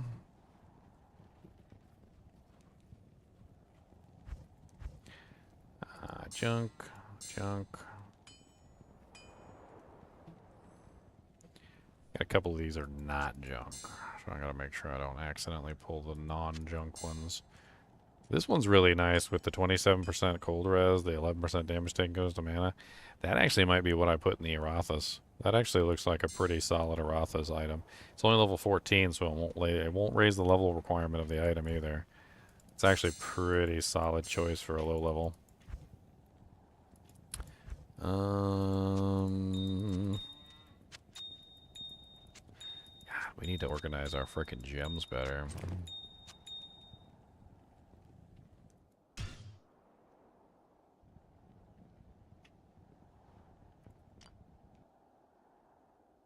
What helm is that? You talking about my crown? It's just a 3-socketed, it's nothing special. It's just a 3-socket, white helmet with 3 topazes in it. Perfect topazes for Magic Find. It's just a Magic Find helmet, basically.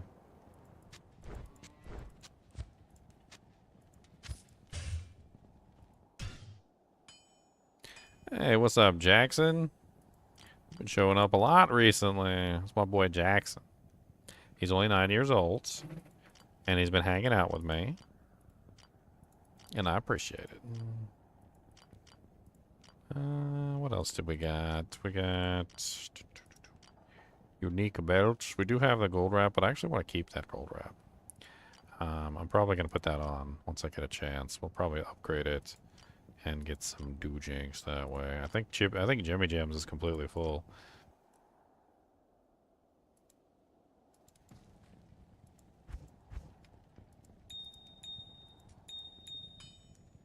Chippies? Is that all the chippies? We got any more chippies?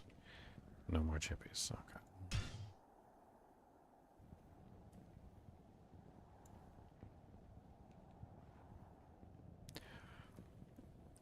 A jewel mule? What the hell is jewel mule? Oh, I've got another jewel mule? So I already had a jewel mule, and then I made a crafting jewel mule. Well, that's unfortunate.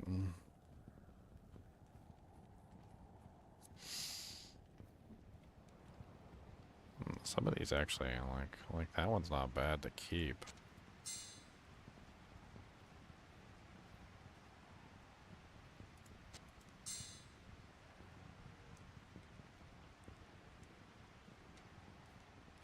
You know what we can do? We can turn this one into a,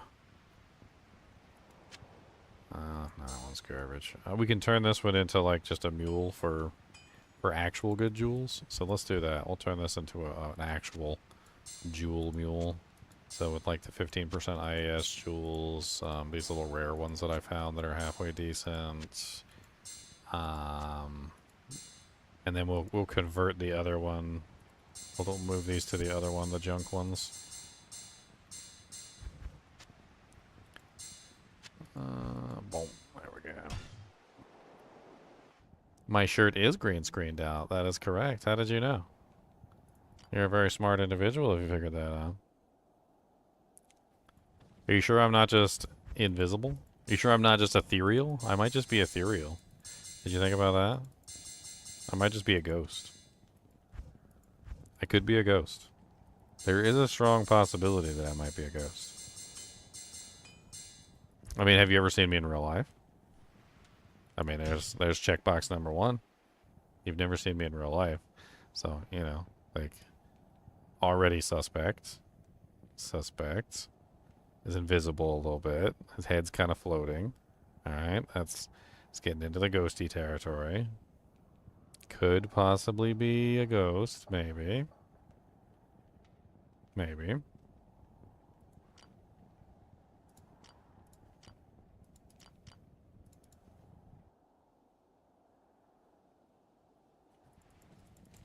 I'm a ginger. I have no soul. Check. Alright, check. There you go. No soul. Gotcha. See, we're getting closer. No soul. Do ghosts have a soul? Or are ghosts just completely a soul? Uh-oh, I think you might have reverse logicked it there, because I don't think that works. Because if ghosts are just a soul and gingers have no soul, then that means gingers can't become ghosts? I don't know. I think we might have hit a brick wall here on this. Might have hit a brick wall.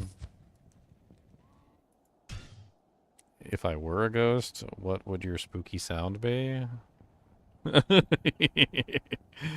Oh, what would my spooky sound be? It would be this one. This would be my spooky sound.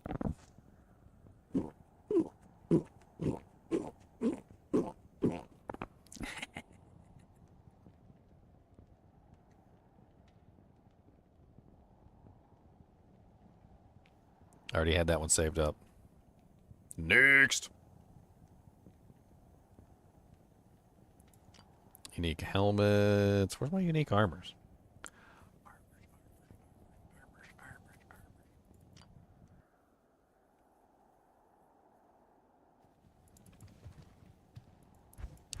Boom, boom, boom, boom, boom, boom. We'll save. We need a lem rune so we can upgrade this, but we're going to. It's just a matter of time.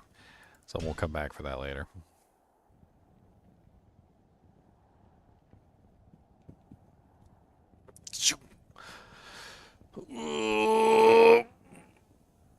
I mean, if I'm a ghost, I should be able to completely disappear, right? So if I can completely disappear, then that means I'm definitely a ghost, right?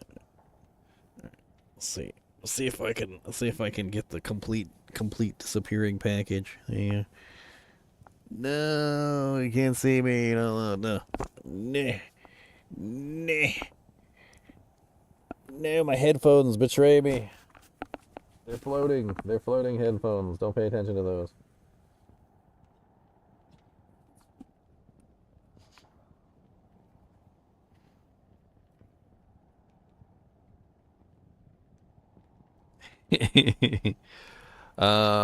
Shields. I think I already have that shield on the shield mule.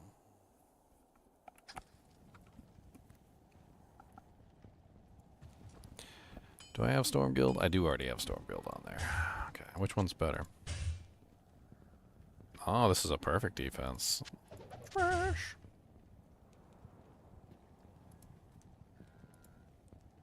You just spam it in chat, Jackson, now? Spammy spams. Spammy spam spam. Alright, we got helmets.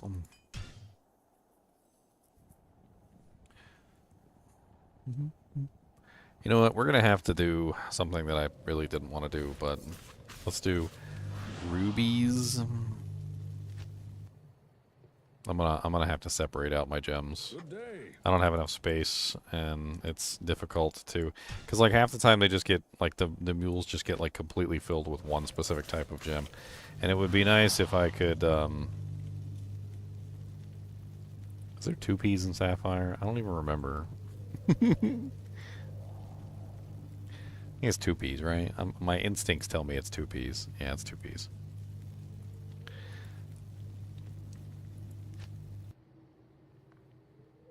Dun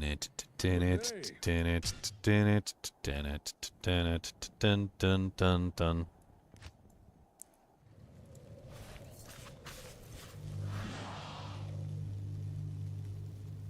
Topazes. Good day.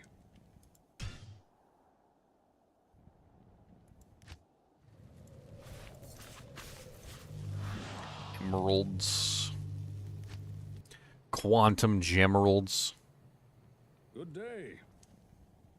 How are the animals near my house? Animals do whatever they want to do. They live wherever they want to live.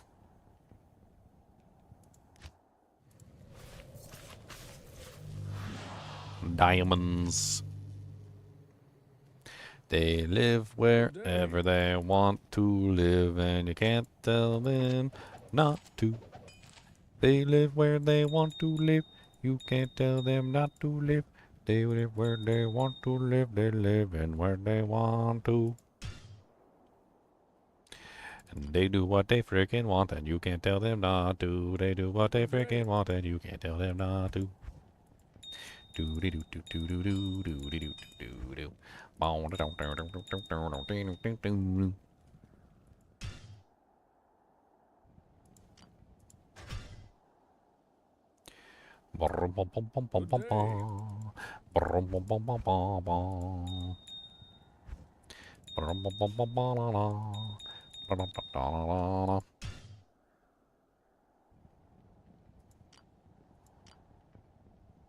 I already get rubies? I don't know if I got rubies.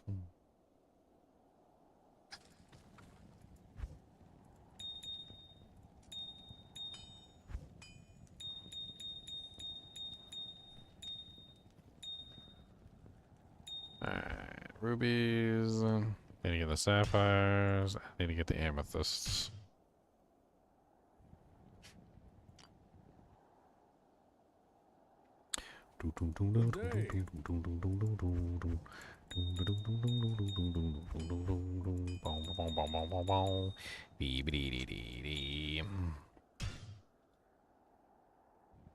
Now I need to make an amethyst mule. Is that how you spell amethyst? Doesn't even matter. This is for my personal do-jank. It's not how you spell amethyst. It's amethysts. Amethysts. Amethysts. Amethysts. Good day. Yeah, I knew it was easy. Yes, I did it the other way. I didn't really care. Alright, that handles most of the stuff. Amazists. Amazo. Where's my Jimmy Jams? Jimmy Jams? Jimmy Jams. Where my freaking Jimmy Jams? Jimmy Jams? Jimmy Jams. Need my freaking Jimmy Jams. Jimmy Jimmy Jimmy Jimmy Jimmy Jimmy Jimmy Jimmy Jimmy Jimmy Jimmy Jimmy Jams. Jimmy Jimmy Jimmy Jimmy Jimmy Jimmy Jim Jim Jim Jim Jims. Goddamn Jimmy Jim Jim Jim Jims. Goddamn Jimmy Jim Jimmy Jimmy Jims. Jimmy Jimmy Jimmy Jimmy Jimmy Jimmy Jimmy Jimmy Jimmy Jimmy Jimmy Jimmy Jims. I'm going to very quickly dump out this entire inventory into the other mules. That way I can find whatever I need to find when I need to find it, exactly when I need to find it, so.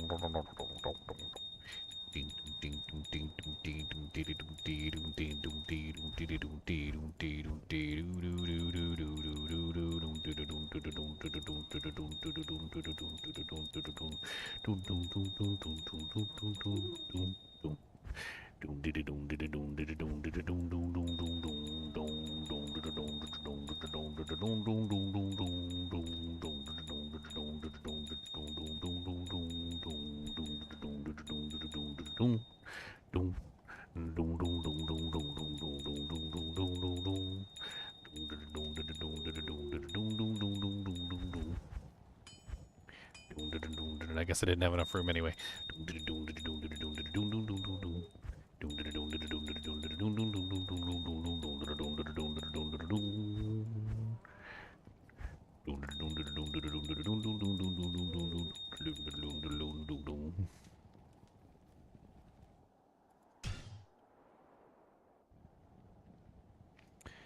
The limited inventory. I don't know. Just make more characters. Cody, what's the matter, buddy? I've been streaming for an hour and 45 minutes. Ain't even been that long. I took you out before I started streaming. And you're acting like a crackhead. Did I ever play Diablo 1? Yes, I did. I did a lot of Diablo 1, Jackson. I got whole playlists on there if you want to check them out for my Diablo 1 playthroughs. I played with people and without other people. I did full playthroughs. I also did some Hellfire as well. So, had lots of fun on that.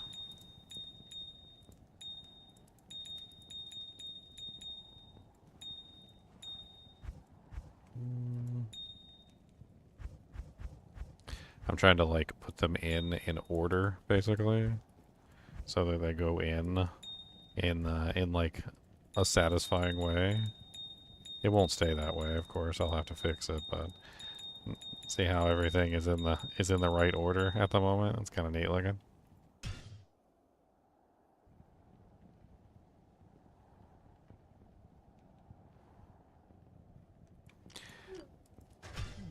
Cody, you're such a baby. You got the mud butt, huh? Is that what you got? You got mud butt? I'm not mud butt. I say you're a mud butt. I actually need sapphires the most, surprisingly. Out of all of the gems, the sapphire is actually the one that I need the most of, and it's also the one that I have the least of, as you can see. I need as many sapphires as I can get my hands on.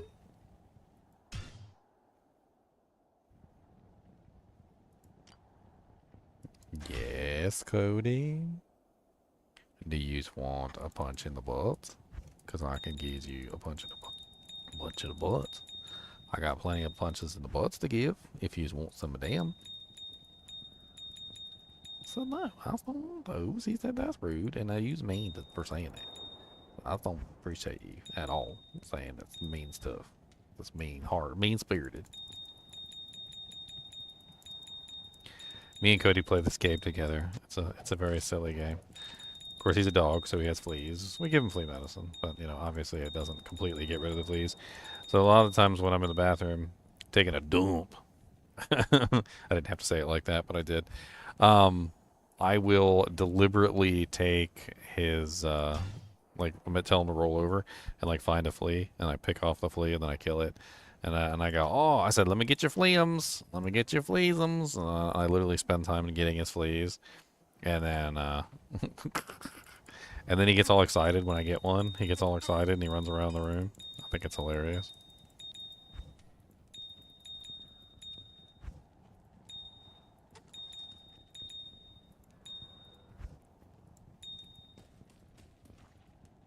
Get out of there. You're not first.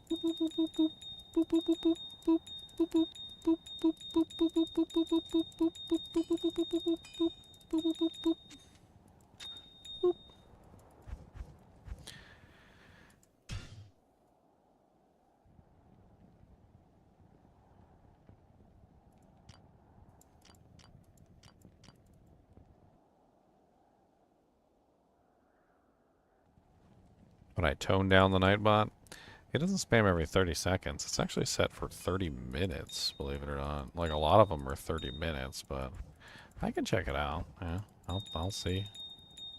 I tried to make them, like, really far apart. At least that was the goal, anyway. Seems like it must have failed. Miserably. I got one sapphire left.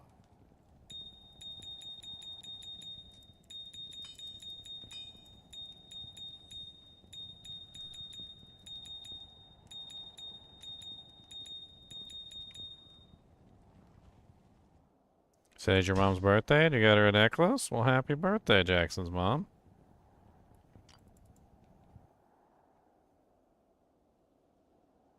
What's up, Edward?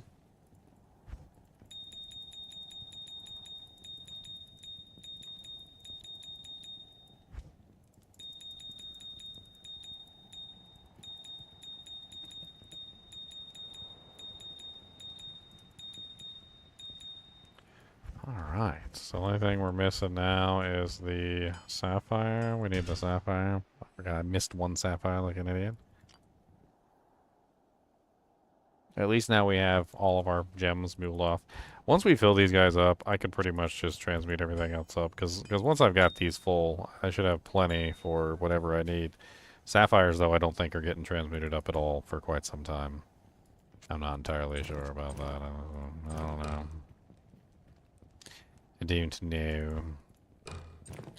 I need to put this Wizard Draw on the bow mule, too. I think it takes up way too much space. Where is... There's the bow mule.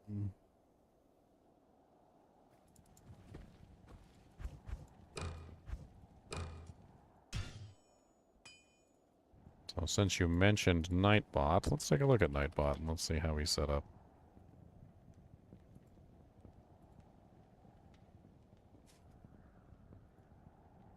Let's take a look, shall we?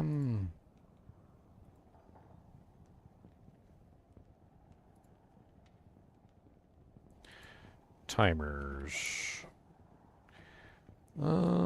So he has some timers set up. He does. Once every 45 minutes. Once every 30 minutes.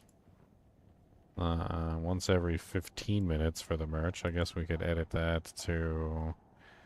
I try to keep them separate so they don't happen at the same time, but let's bring that one to 20 minutes. Like is once every 15 minutes. I think I'm going to leave that one at 15 minutes. The donation one... That one is at 18 minutes. Let's change that one to 25 minutes.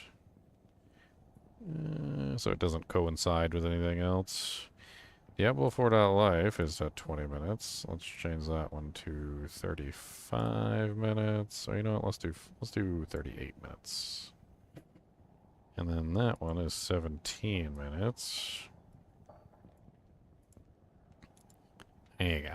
As you can see, they don't spam, like, all the time. They actually only spam, like, once every, as you can see, 45 minutes, 30 minutes, etc., etc. But, you know, obviously sometimes it does feel like they're all spamming at the same time. I don't know. I try to keep them far enough apart where it doesn't, they're not, like, hogging up the chat.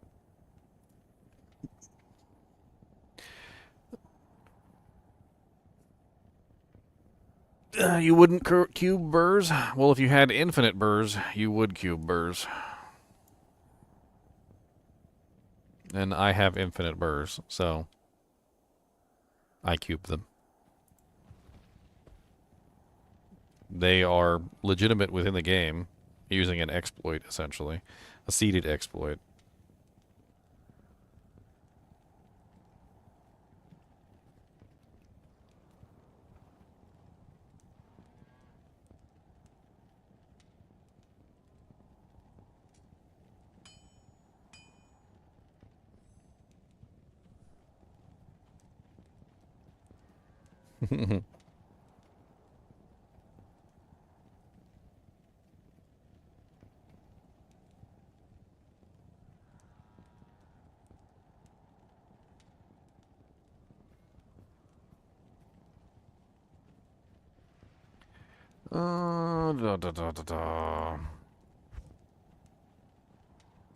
I'm not sure if I can get my girlfriend to come on camera.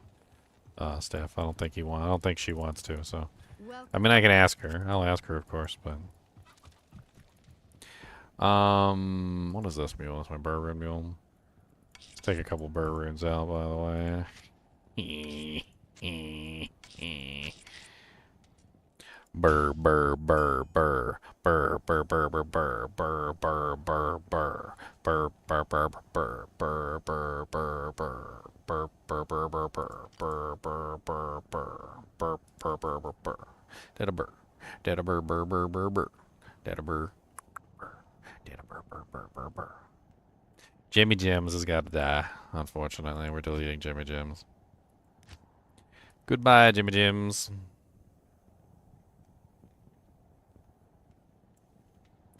Goodbye, cruel Jimmy Jims.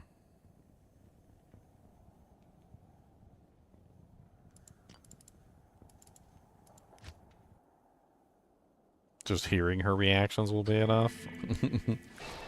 I can't promise anything. I've tried to get her up here many, many times to do many, many things. She even told me she was going to come up one time and do like a Zelda playthrough, like a Link to the Past playthrough, because that's one of her favorite games. Couldn't get her to come play that either, unfortunately, so I kind of just given up. She doesn't want to come on here. She doesn't want. Ooh, Undead Crown. I didn't have that. I don't believe I have an Undead Crown yet. Those are solid low-level Merc helmets because they got 5% life leech on them. And they got pretty good defense too. And then they also have fast freeze duration, pretty good poison res. They're actually really solid low-level Merc helmets. Really, really solid.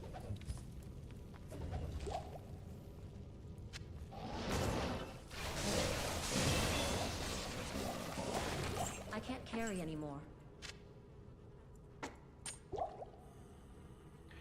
Wow, 3 to Lightning Mastery, 3 to Meteor. It's got 3 sockets though, so it's basically useless. There's like nothing you can put in that, I don't think. And it would be 4 would be Memory, 2 would be Leaf. I don't think there's anything. No, I don't think there's anything. Hey, I leveled up. I can put one more point in the do tank. I think I'm working on Nova at this point. I'm pretty sure it's just Nova, right? I should probably throw 1 point in T-Storm. That way I can get the, I mean, it's free. It's free damage, right? I mean, like, why not? I'll just it's free damage. I get free damage for the, it's not that big of a deal. I think the only downside of it is that I can't really cast it, I can't really cast it while I'm in combat, or in town, I think is one of the issues with it, with the ability.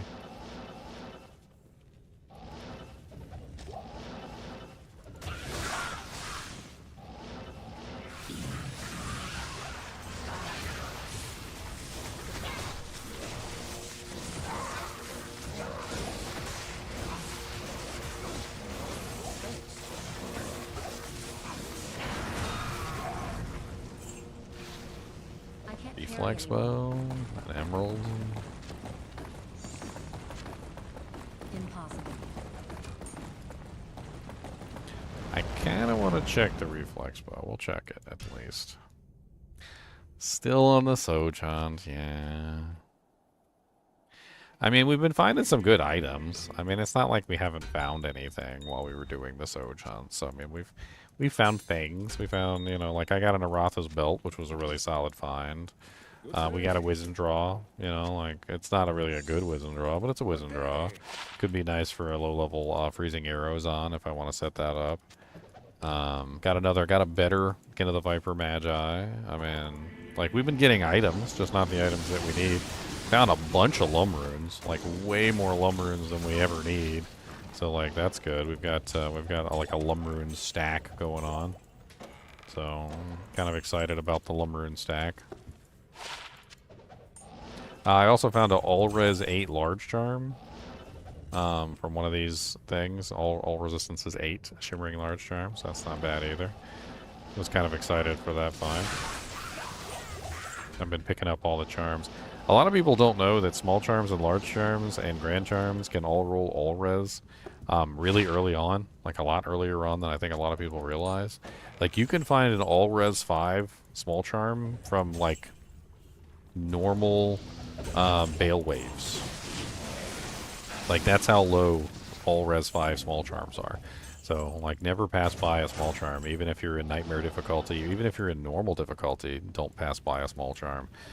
Because a lot of the times the small charms can have some really freaking good stats on them. A lot of the stats on small charms are actually just like really low level stats. A lot lower than people, I think, ever realize when they're farming. Which is one of the reasons why Nightmare Cows is one of the best places to farm charms early on. Because you can get basically everything there. Nages I already have. I don't care about that ring. I think I do need Angelic Mail. I think I do actually need that. I think that's the last piece of the Angelic set that I need. If I'm remembering correctly, I think it is. Because I have the rings, I have the saber, I have the amulet, I have several amulets, several rings, several sabers, and I don't think I have the armor. So that's a complete angelic set now. That's not bad. I'd like to get another angelic set, because I'd like to upgrade one. But we'll see. What are you chewing on, buddy? Is that your ball? That's your ball? Did your ball? You did your ball, Cody? Did your ball? You did your ball? Let me see this ball. Let me see. I'll throw it for you. You want me to throw it? Let me see this ball. Why he's hiding from me? Come here, let me see. Give me this. Give me this ball. He chewed a hole in it. That's what he was doing in the corner. He chewed a hole in it. Are you ready? Sit. Ready, go.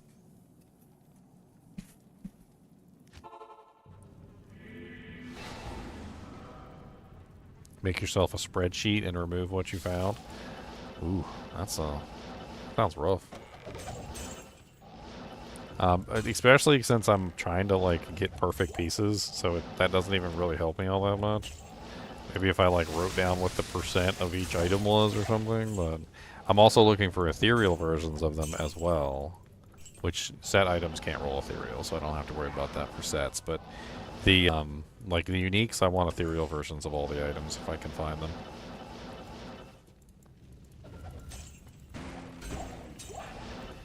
I mean, this is going to be like a really complete game, like the single player account when I'm finished. Like I want everything.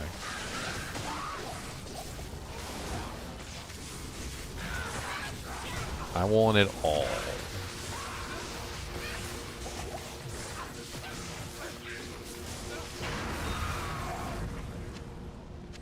The Grim Wand, did I already have that since Ume's Lament? I literally just had an Ume's Lament in my stash. I really doubt I'm going to need more than one Ume's Lament, and it's not ethereal, so I don't think there's any rolls on that, if I remember correctly. I can check the one in my stash and see if there's any rolls, but I don't think there is any rolls.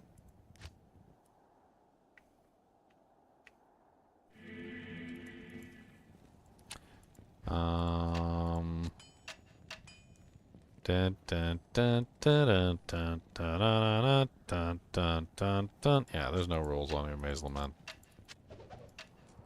I'm not going to hang on to multiple of those.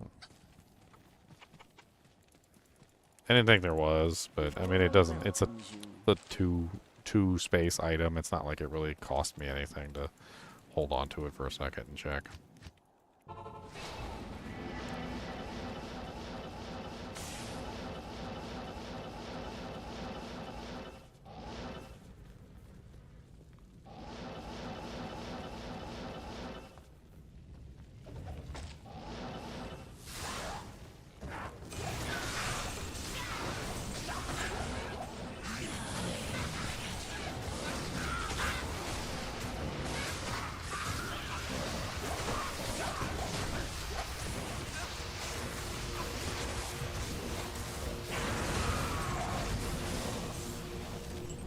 Still no SoJ, SoJ, still no SoJ. Man, she loves to drop me Eyes and Heart's Breastplate. She dropped me 2 at the same time on one of her kills. An ethereal I don't think you can get an ethereal smite, but you can get an ethereal Templar smite, which might prove equally as difficult to find. Anything that is an indestructible, unless it has its like it's specifically allowed, cannot be ethereal. It's a rule. It's an unfortunate rule, but it's a rule. Like Grandfather can't be ethereal, but you know, like Ethereal's Edge can be ethereal because that's the entire point of that item, is that it's ethereal and indestructible at the same time. It's a specific item, so it's designed that way. But yeah, I'll eventually have to find an ethereal Templar smite, and that's or like an ethereal Mang Songs.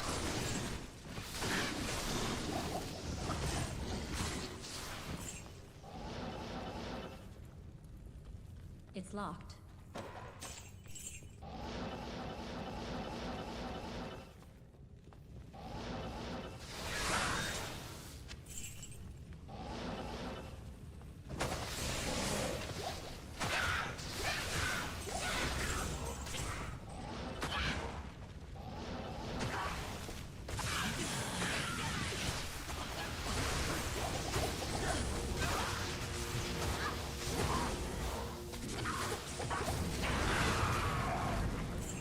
Another Eisenhart's I'm breastplate. overburdened.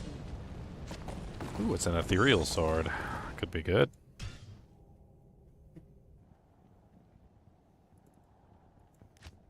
I mean, I'll be hunting for ethereals for a while, so I mean, there's it's not something that drops every single day. I've had quite a few of them fall, but it's not something that drops every single day. So eventually I'll get to the point where I'll have one.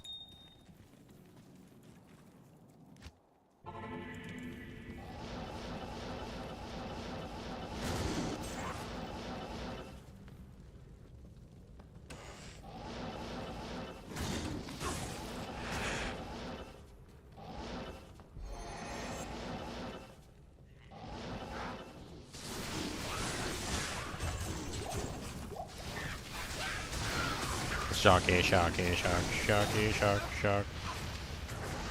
Zappy, zappy, zap, zappy, zap, zap, zap, zap. Zop, zop, zop, zop, zop, zop, zop. Oh, zap, zap, zappy, zappy, zap, zap, zap. Eisenhart's heavy crossbow of garbage, pike of not etherealness.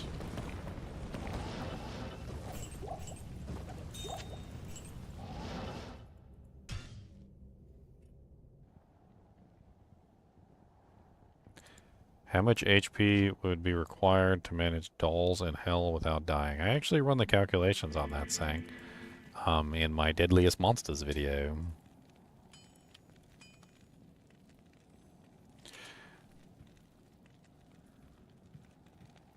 In the video with the Deadliest Monsters. The dolls. The what are they called? They're not called dolls, they're called Stygian, I can't even remember. Bone fetishes, that's what they're called. Bone fetishes. If you'd like to know how much HP you would need to survive the dolls without dying, here's the video where I do those calculations.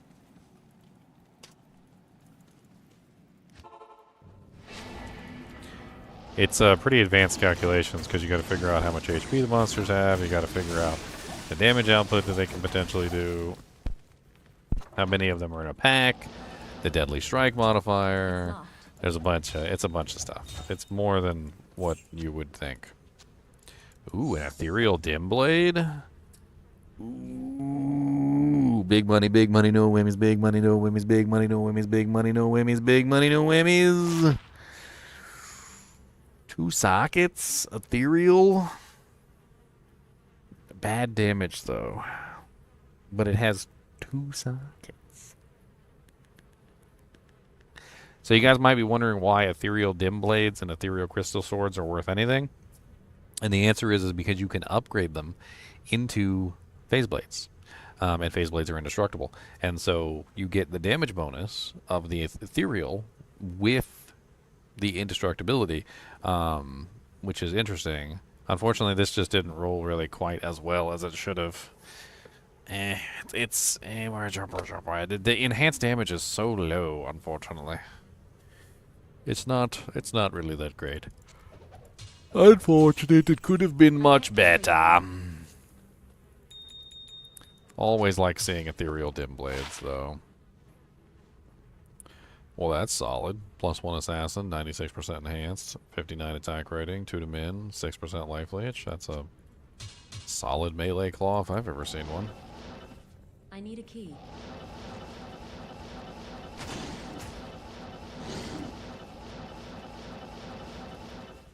Little low-level assassin claw. I already have one of you. Don't need you.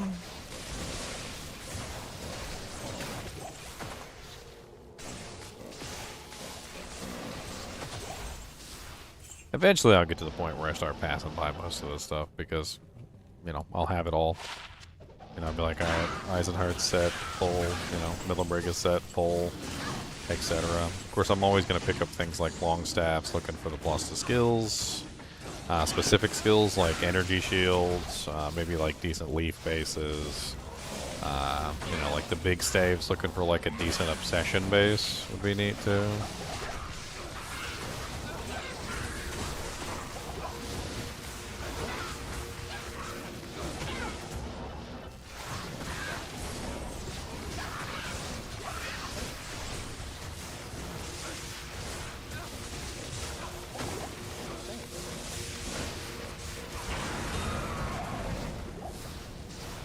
Flawless Ruby, an Art Rune, and a Ral Rune.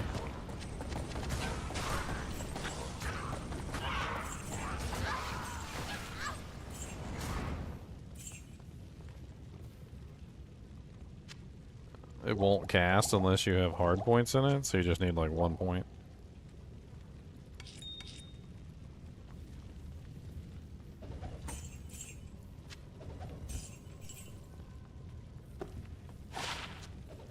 Five dexterity.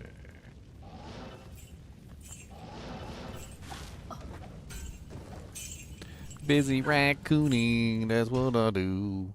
Cody, I'm not sure what the matter with you, buddy. Did you go to the bathroom and went outside? Do you got mud butt? You got some diarrheums? Do you need snacks? Would you like a candom? Do you got Wadums? Did I pack you a lunch? Do you want a hug? Is that what you need? Do you need a hug? Why don't you come up here and get a hug? Come on. Come on, get a hug. Come on. Come on. I love you, buddy.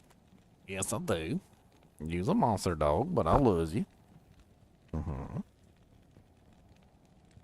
Yeah. It's a good boy. And I get nice huggins. Yeah. Mr. Doogus a Boogus, I'm awesome dog. Gonna get some huggums.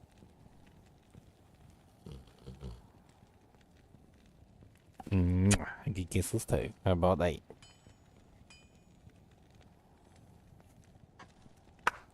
You want some beats? You like beats? Get some beats on there. Ow! We stepping on my leg for it. It hurts, sir. Leg stepper. He's too big for this place. He's too big. You are too big. How about this? How about this? Big paws. Big old monster. Monster. Monster. Monster. Monster, monster, monster, monster, monster, monster, monster head.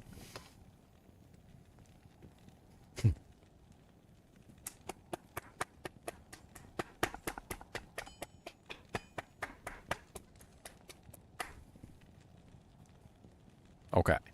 You got hugs, you got beats, you got kisses. How about some Cheetums? You want some Cheetums? Get some Cheetums. There you go. One Cheetum. Two Cheetum. There goes three Cheetum. Four Cheetum. I threw it. Trick Cheetum.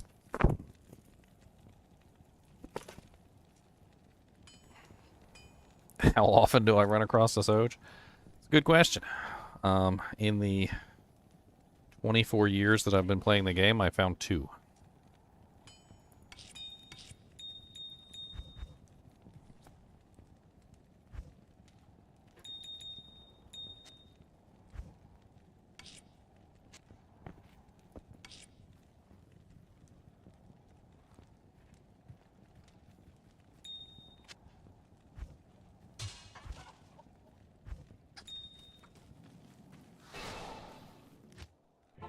Wish they let you cast T-Storm in town, too. I think that's another oversight, in my opinion.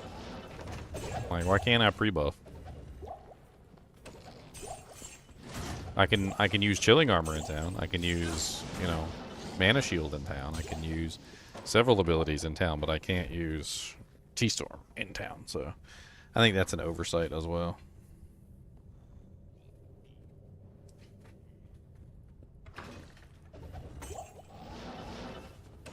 I mean, it should go along with the other abilities, I guess is what I'm saying.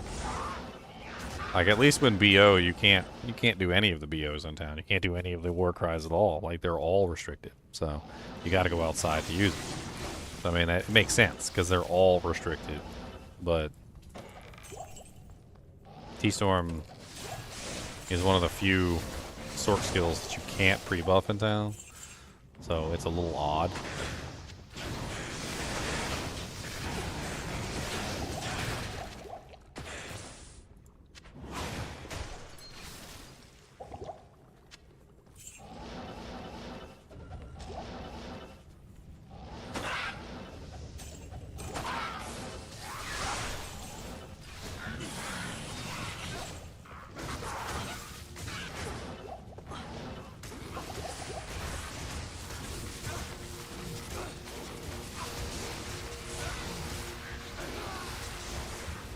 Oops.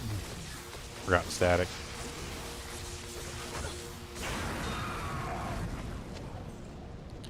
Battle axe. What is the battle axe? Yeah, that's the chieftain. Okay. I don't care. Two-handed sword's not ethereal. Lost my mercenary. Do do do do do. Lost my mercenary. Yeah, it sucks. So yeah.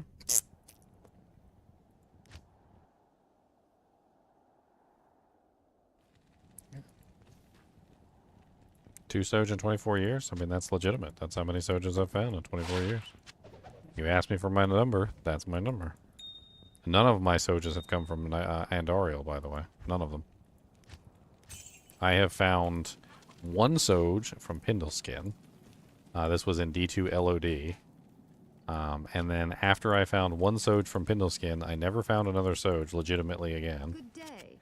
I traded for tons of them. They were dupes back in the duping days of all the crazy number of like duped SoJs. Like that was that time frame. And then later on, when Diablo 2 Resurrected came out, having never found another SoJ after that one that dropped off Pindle, I literally did tons of Andy runs, Nightmare Andy and Hell Andy runs, Diablo, all sorts of stuff. Played through the game multiple times. It didn't matter. Eventually, I found another SoJ from the most unlikeliest of sources. Terrorized Duriel was actually the one that gave me my second SoJ, was Terrorized TZ Duriel, out of all monsters. Ooh, a Night Smoke. I'll see if that's better than my Night Smoke. I don't know if there's any modifiers that actually roll on that, but the base defense might roll, so I can check the base defense and see if it's higher than mine. I love Night Smoke. Night Smoke's a really solid early game build. Melees, for melee specifically, it's like it fixes all your mana problems. Especially if you're a Whirlwind Barb. Like using Night Smoke on the Whirlwind Barb is so freaking good.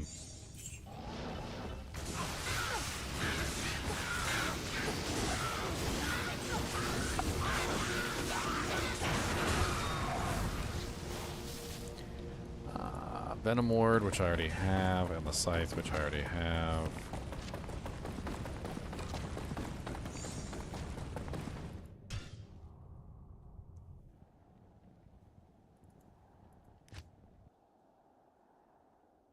So the thing about drop chance, like especially like the silo spend drop chance, is it's not really accurate. One of the things that we found out through testing is that there's kind of no such thing as like a 1 in any 100% chance of dropping. Like the items are basically deterministically dropped in a way that it depends on the variables and like you going up to the monster at a specific time, or like the monster being, you know, like how many monsters did you kill on the way, like what did you click on, Yes. etc. Like you can actually be that unlucky. Like, the way that it works, you can actually be that unlucky.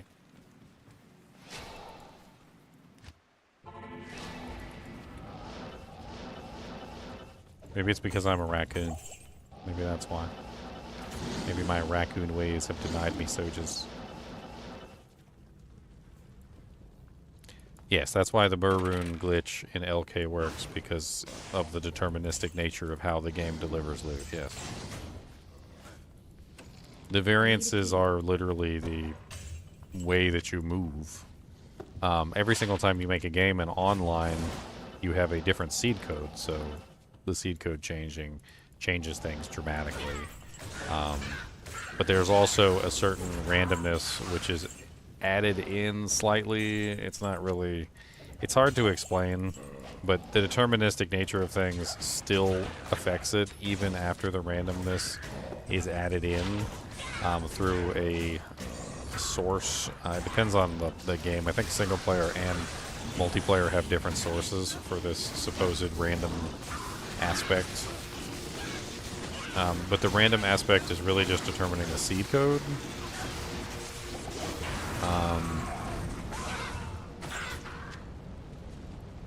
Little gleam scythe. Don't need that. Bladed belt. Dual res. Not a whole lot else. Level 13 requirements. Meh.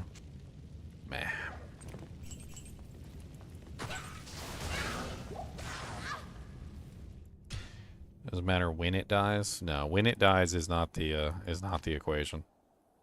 When doesn't really have anything to do with it, as far as I'm able to tell. Time is not a factor. A lot of people seem to think time is a factor. I literally will show them time is not a factor. They still think time is a factor. I don't know what to tell people. I can show you verifiable, proven results that time is not a factor. There may be other factors involved, which may make it seem like time is a factor, but it's...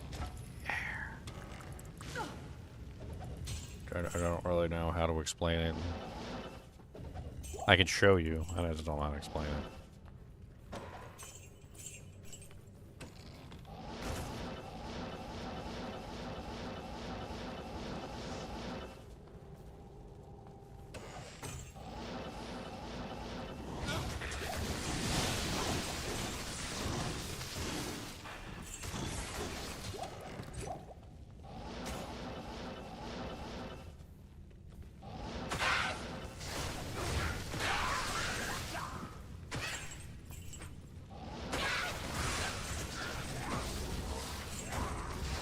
There's no way to check your seed online as far as anyone is aware now.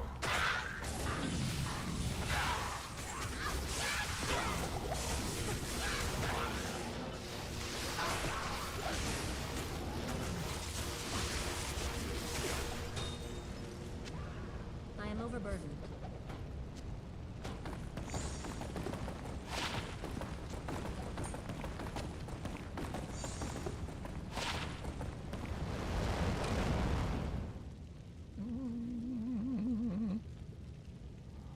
Actually pretty solid.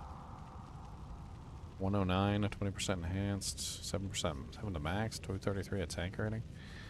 So it's actually not bad at all. Let me see if I can explain this in a way that makes sense to you guys. So just give me a second, and I'm gonna try and formulate a way to explain this. And it's not deterministic from the developer's point of view. So I doubt that the developers, when they made the game, were under the impression that they were creating a deterministic system. They were probably just trying to make the game adequately random enough so that it would seem random to the people who were playing. So they were trying to achieve a goal, and they did achieve that goal. And I don't think they really understand like the breadth of what they created so much as... Because it's random to a point, but it's not random to a point. It's different. All right. So let's pretend that you logged into a game, and so like you log into this game. So like I'm get into my nightmare game. All right, and the game randomly generates a seed. All right. So let's write this down for a second so I can explain this to you guys. So let's say the game randomly generates seed 101. I know that's not what the seed codes are, but it doesn't matter. Okay. So you get seed 101. Okay. Now let's say that in Seed 101, to get yourself a SoJ, you need to go to Inner Cloister first, and then you need to go to Cold Plains, and then you need to go to Catacombs. And when you're in Catacombs, you need to click on all of the chests and kill all of the monsters until you reach the goal. So you've got to click on the chest, you've got to click on the chest, you've got to click on this chest, and if you don't have a key, you're not going to be able to get the SoJ, so you have to go and get a key. Exploring this area, so running through here, clicking on all the chests, walking on everything. Each one of these is changing the variable, and as we're changing the variable, we're creating what's called variable stacks. Variable stacks are where you basically change the variable through each action, and it proceeds in a linear path through a stack of variables. I don't know exactly what the stack of variables are. I could potentially find them out at some point, but let's just pretend that this is the path for this particular seed code. All right, and if you follow this particular path in this particular prescribed method, you're going to get a SoJ every single time as long as you do it this specific way. Right, so you're going to kill all the monsters on the way.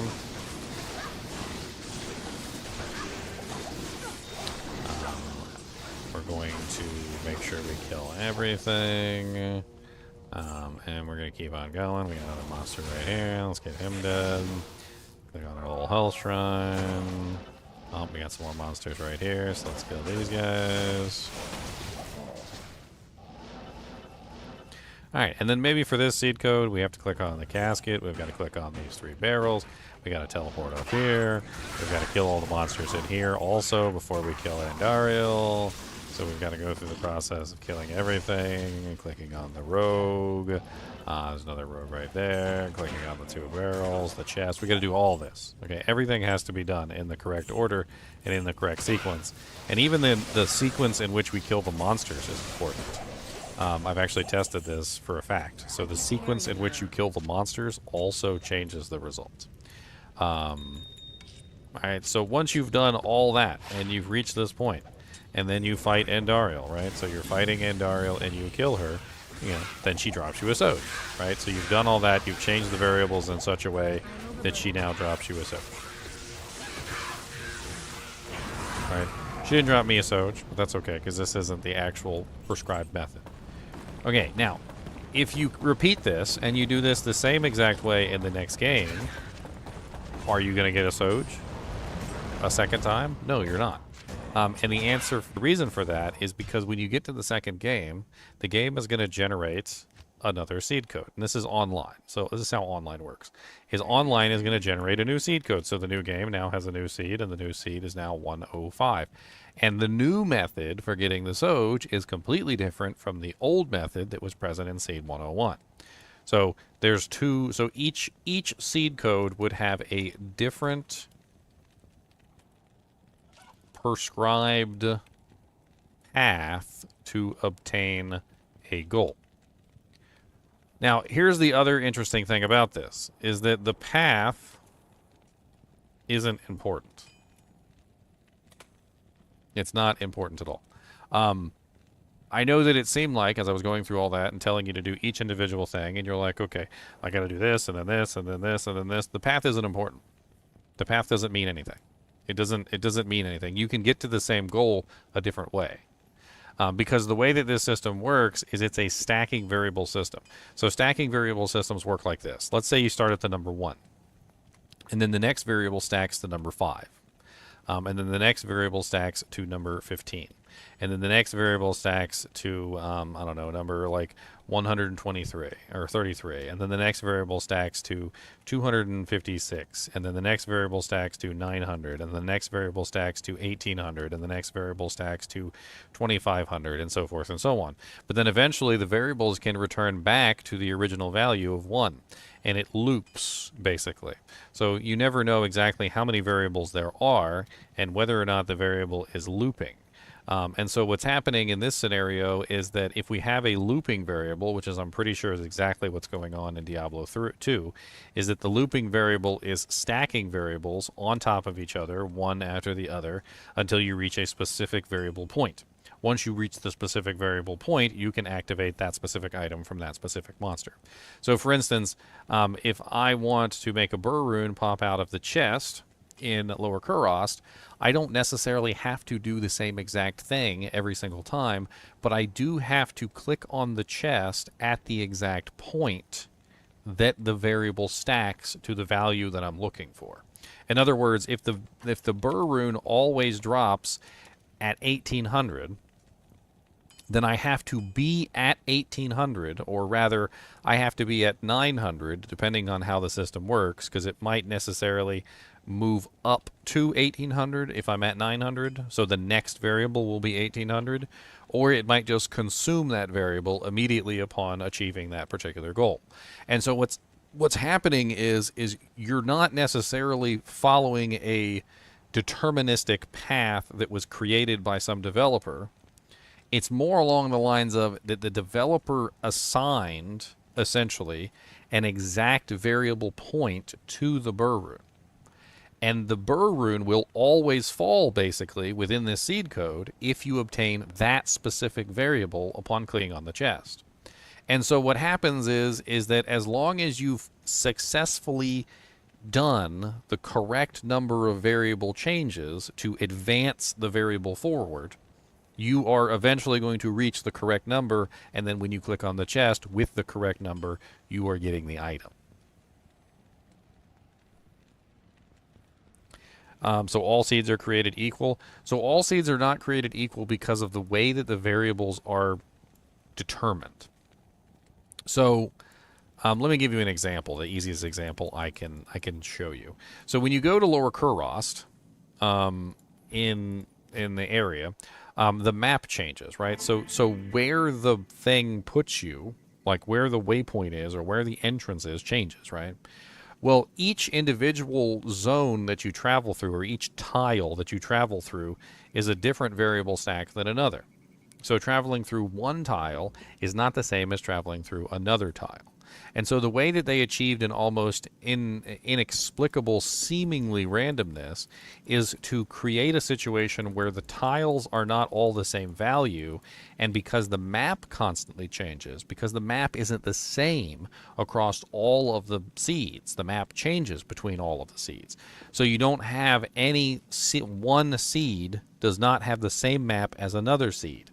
So in other words, even if they did have the same exact values that were required, the steps to perform to get to that location with the correct variable stack are always going to be different, because the location that you're starting from and the tiles that you have to travel through to that location have now changed. So in other words, like in the one seed where I get the Burr Rune, there's a super chest right here. So is there a super chest right here? No, there's not. There's a weapon rack. So I could potentially exploit this weapon rack by changing the variables and seeing what I could potentially get, right? So I could play with that. But the thing is that to find the super chest in this one, the super chest is going to be in a different location, right? So I've got to look around for the super chest, and I've got to find it. And traveling all around the map is going to add variable stacks to the total, and it's going to change the way that the game interprets the data. So I won't know exactly what I'm going to or what variable I'm on with this way. Because as you can see, this super chest is much further away from the waypoint in this particular case than the previous super chest. So when I go down here to the super chest, I've got to travel through a very large area, changing the variable as I go. And what comes out of the super chest? I don't know. You gotta click on it. You gotta find out.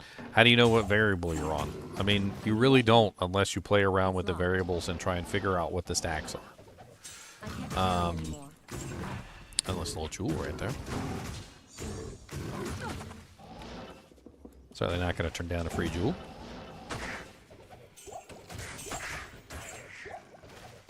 I am overburdened.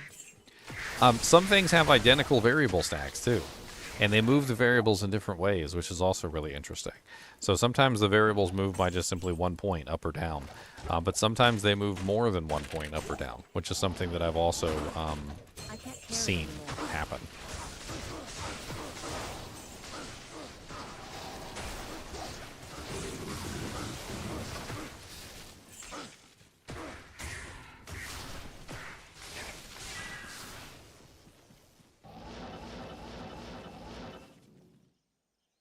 Could there be a seed code where there is no Burr rune? I think so. I think that and I'm not entirely sure about this, but I think so. The problem with the code is that I don't know if it's pulling from some sort of like database.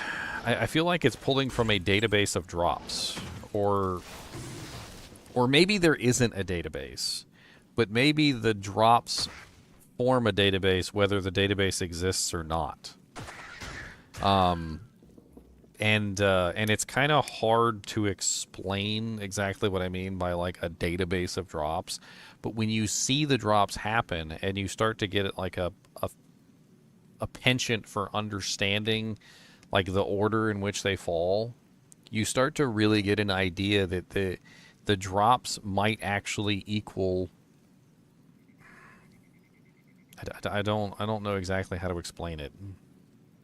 It's like the deterministic nature of the way that the system is causing the drops to happen, and then working within the code to create the drops themselves, is pulling very specific drops that reoccur even in other seed codes, because all it needs is a certain set of variables to create that set of drops.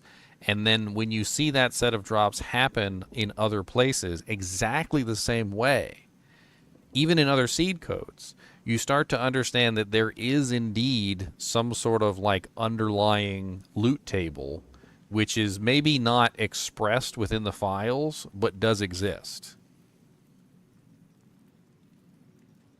I don't think there is a database, because if there was a database, it would have been found already. I guess that's what I'm saying.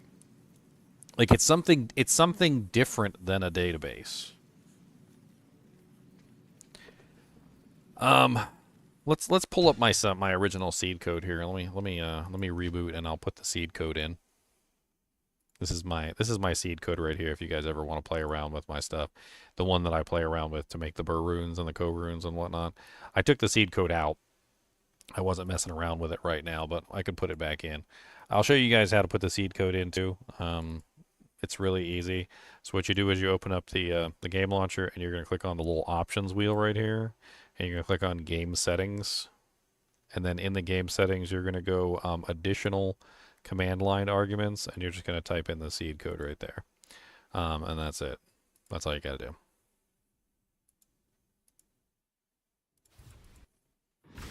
And a lot of people have said, well, because you're using the seed command, it invalidates your results. I've heard this comment from tons of people. And the only thing I can tell you guys is it doesn't. It doesn't invalidate anything. What the seed command does is it lets you see the underlying logic of the game without it being interfered with by changing the seed code every time you go in between in between games.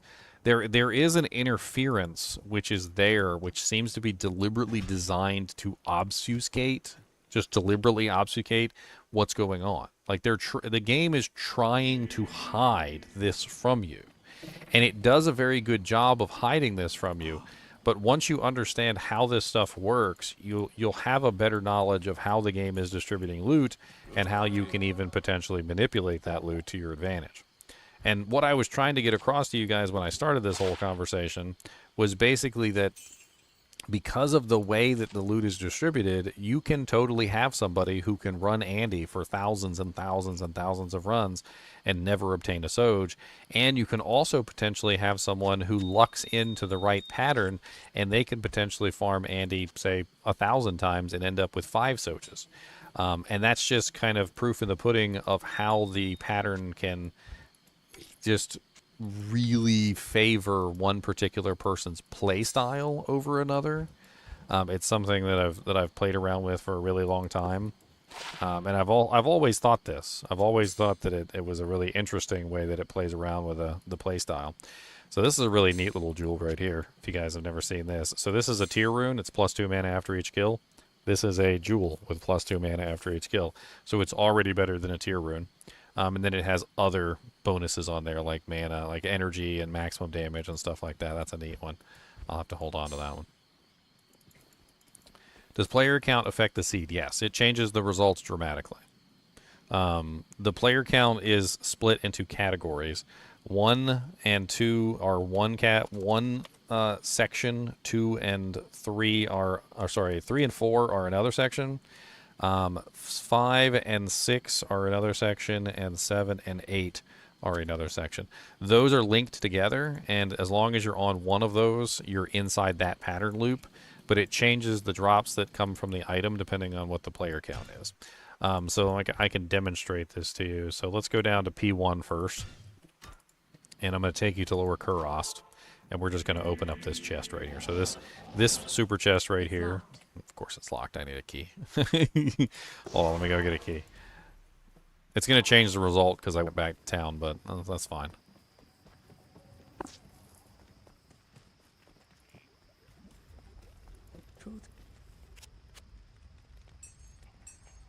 Alright, let's go ahead and grab 2 stacks of keys because I don't want to run out while I'm doing this.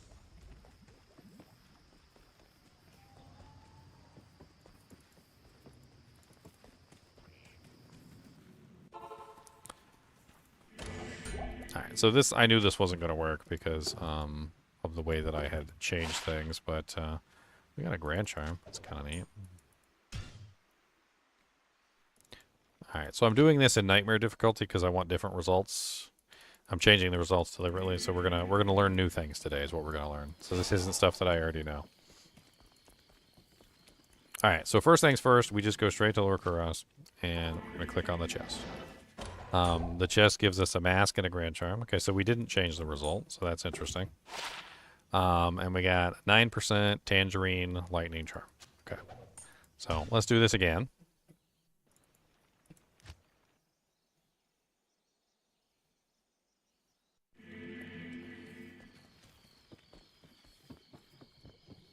Oh, which player count is used to make the seed possible? It's player 7 or 8. You need to be player 7 or 8 to make it work. Okay, so right now, we're just going to get a Grand Charm again, okay? And it's going to be the same Grand Charm, and the Grand Charm is going to be Lightning 9%. Okay, how did I know it was going to be Lightning 9%? Because the number of items in your inventory is what determines this with super chests. It's one of the things that we found out a long time ago is that you can deliberately manipulate the Grand Charm to have the actual stats that you want. So I could sit here for a little while and I could actually make this into whatever I wanted it to. It's actually really easy to do. So the first thing you're going to do is you're just going to pick up like a super mana potion. All right, the super mana potion is going to cause the Grand Charm to change into something else. So it's going to, instead of 9% lightning, it's going to be something else this time. And I'm going to show you how this works as well. I've got tons of knowledge on this, more knowledge than I probably ever could need. I need more. Actually, you know what? I need more. Never mind. What am I saying? I need more knowledge. All right, so we're going to play around with this Grand Charm. So now that we know what we've got, 50 poison damage, that's not really that great. Okay, so we need to add another item to our inventory. So this is actually a variable, and it's only specifically to the super chest. So it's actually really interesting is that we tested so many different things. We tested super chests, we tested like corpses, regular chests, we tested monsters, all sorts of things. And what we found out was that the variables for each object are actually different. So this particular variable of adding an item to your inventory doesn't work the same way as it does for other things. And we'll I can like talk about some of that other stuff. I know you guys are interested in this stuff, so I mean, why not? We'll play around with it. I'm getting bored of farming SoJs anyway, and I'm failing miserably.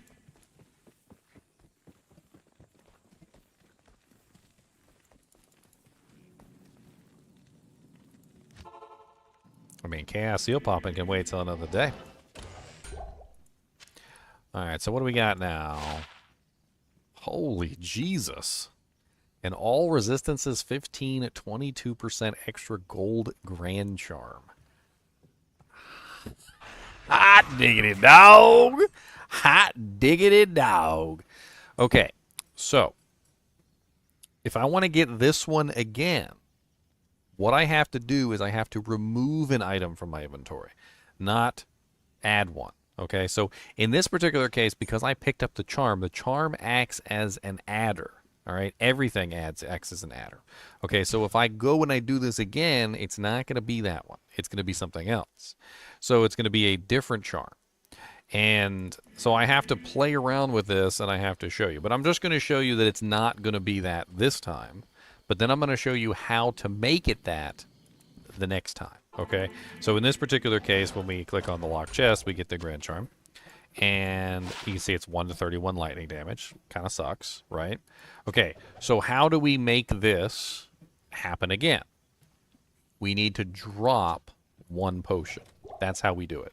So by dropping 1 potion, we counteract picking up the charm, which allows us to get that same charm again. So we can get as many of those basically as we want.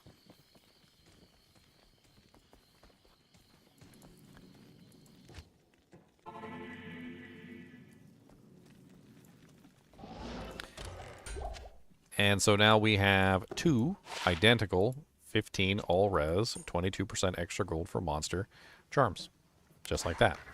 And how do we get this a third time? We need to drop another super mana potion. So we need to keep dropping these super mana potions. We need to keep dropping items.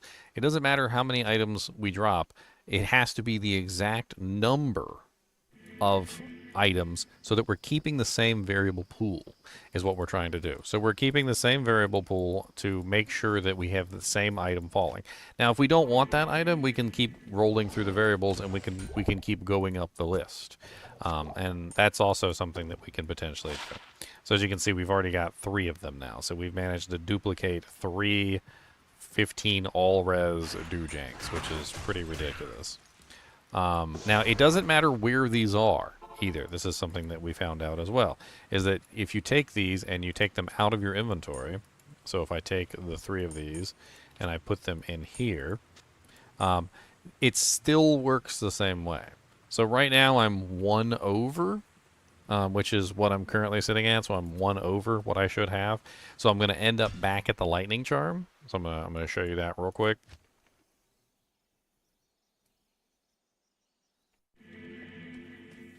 Well, it's a pretty ingenious system when you think about it, Mewtwo. I mean, think about it like this. If you found, I don't know, the most god-tier charm in all existence, right? So let's say you found a, I don't know, let's say you found an all-res 5, you know, like 7% magic find charm, right? So let's say you just found that, right? Then you kill another monster and he also drops a charm.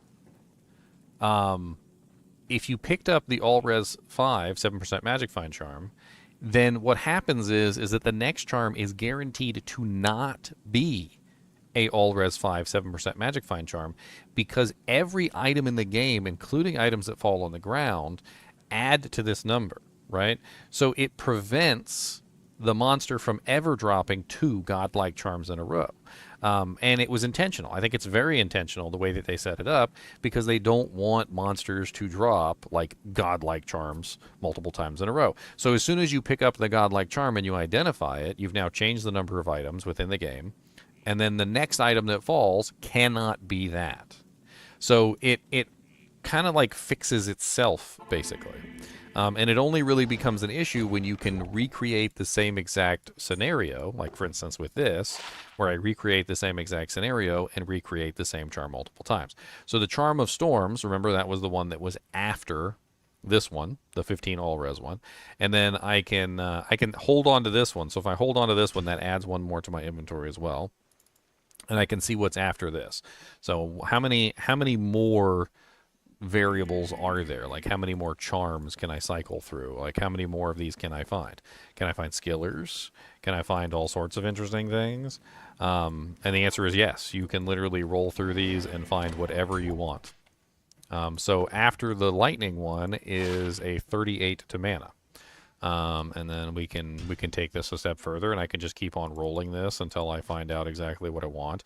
But if I want to go back and I want to find that 15 all-res, 22% extra gold for monster charm, I can just remove that number of items from my inventory. I can just remove them, and I can figure out exactly what's going on, so I can go right back.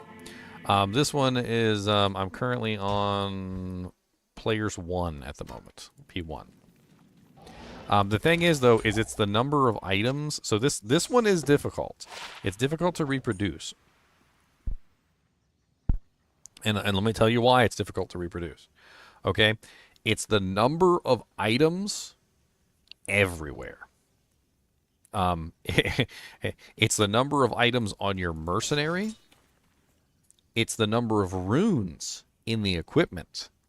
It's the number of charms in your charm inventory. It's the number of potions in your potion slot. It's all of your equipment. It's all of the runes in your inventory. It's everything that you have in your chest. It's everything that you have in your cube. It's everything that you have in your shared inventory. And it's everything that's on the ground. It's a lot. It's a lot of numbers. Counting it all up to figure out exactly the right number of numbers to hit like just that 15 all-res charm with a 22% extra gold for monsters, very difficult. Now what you can do is you can just slowly count your way up until you find it. So you could go here, for instance, to this particular place, at this particular seed, at this particular time with all the same variables, right? You could go here to this grand charm and you could play around with the numbers. Does Kane IDing it matter? No, it doesn't. It doesn't matter because the charm is decided upon falling. So when it falls, it is that charm no matter what. You can duplicate it 1,000 times and you can identify it 1,000 times. It doesn't matter when it's ID'd or who IDs it. It only matters the moment that it falls on the ground. Let's find out what's after the Charm of Life. So the Charm of Life sucks. So we got another crappy one.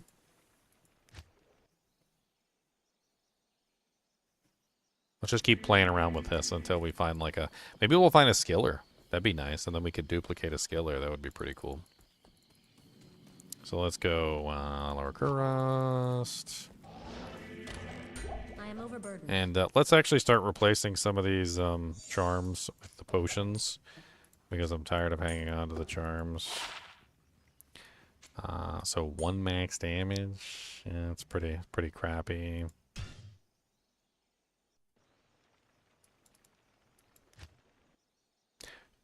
I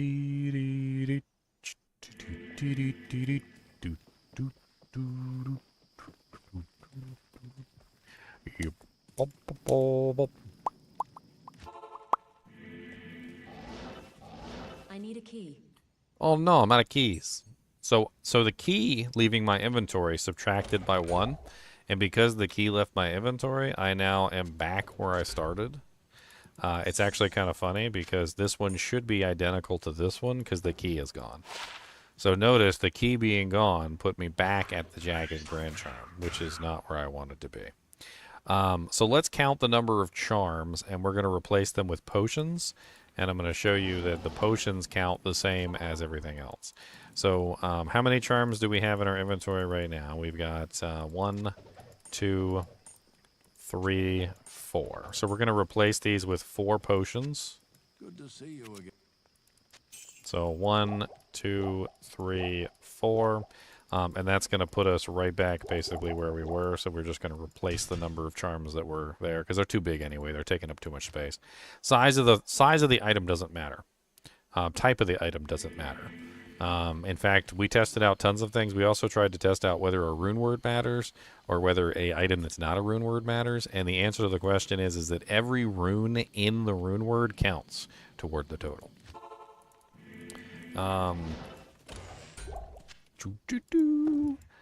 It's actually something really interesting that I found out a while ago, which kind of blew my mind back. So you remember when Diablo 2 Resurrected was first coming out, and everybody was like, you know, like Diablo 2 Resurrected is just like a direct translation of Diablo 2 LOD onto, you know, like the new world, and nothing in Diablo 2 Resurrected has changed, right? That was the general consensus, is that nothing in Diablo 2 Resurrected has changed. It's a lie. So how do I explain this in a way that makes sense? How many storage places, how many pieces of like places where you could store items, how many items could you potentially store in D2 LOD? And how many items can you store in D2R? if the number of items that you can potentially hold is a direct catalyst on the stats of the item when it falls, then Diablo 2 Resurrected has changed the game entirely, because they've increased the total number of spaces that you can hold items, which in turn has changed the drops tremendously. In other words, by adding storage space, they had inadvertently, not intentionally, because I don't even think they knew this, but inadvertently they had changed how the items fell and the stats that were on them. Because before, you had a much smaller storage space and you could only hold a certain number of items, which meant that you could only cycle through a certain number of options on the items as they fell. But because you can hold more items, that means that there are more options, essentially, or more potential points for the item to change the stats on it. And so when you're hoarding, like a raccoon, like I like to do, and you have like most of your inventory filled with gear, you're going to get different results than before in D2LOD when you had far less space to hoard items. A little brain candy there for you.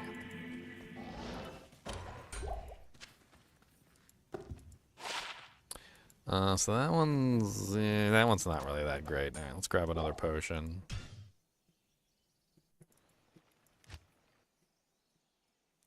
Doom, doom, doom.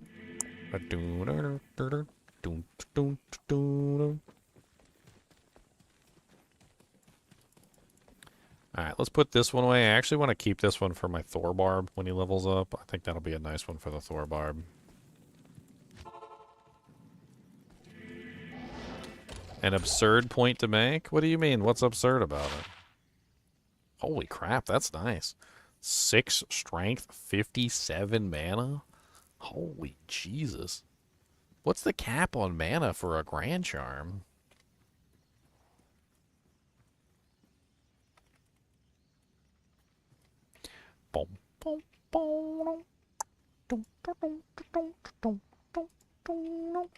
The cap on mana is 59. That is really close to a cap on the highest mana that you can get on a frickin' Grand Charm. That's crazy.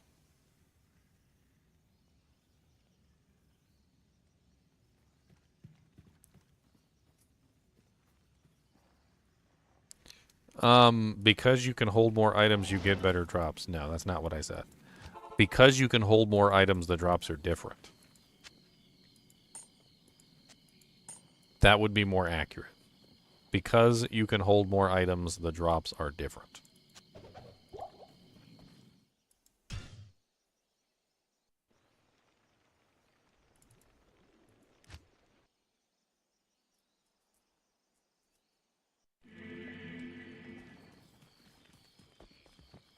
In other words, what I'm saying is that playing D2LOD and playing D2R are going to have different feels and different drops because of the way that they change things.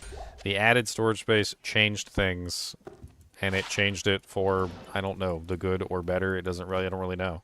I remember when we first started playing Diablo 2 Resurrected, I remember a lot of people commenting on the fact that the game kind of just felt different, like it didn't feel the same.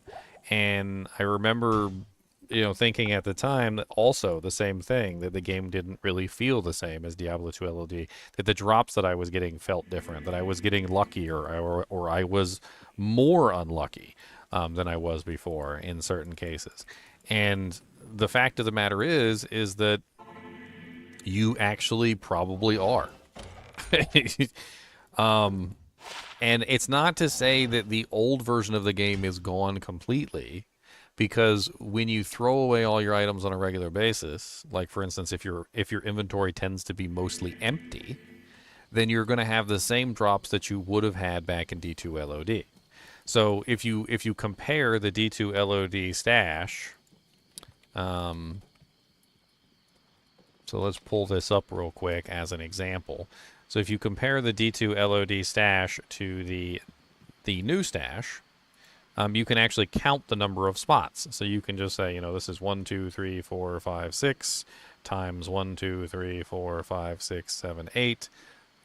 So it's 6 times 8, So as long as you are under 48 items in your stash, so as long as you are under 48 items in your stash as the maximum number of items that you could possibly have, then you will still be within the D2 LOD drop structure. So the D2 LOD drop structure ceases at 49 items. So once you reach the 49th item in your stash, you have now gone beyond the total number of items that D2 LOD could hold. And of course, this also includes your inventory as well, but the inventory, our personal inventory, didn't change.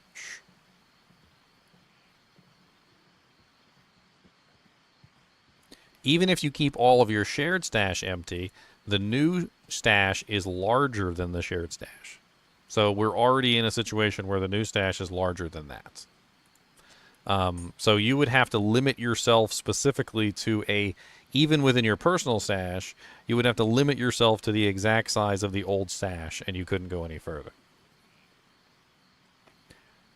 Didn't you also think it matters where in your stash you keep your items? It does not.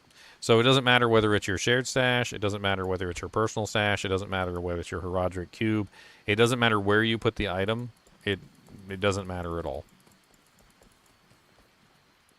Greetings.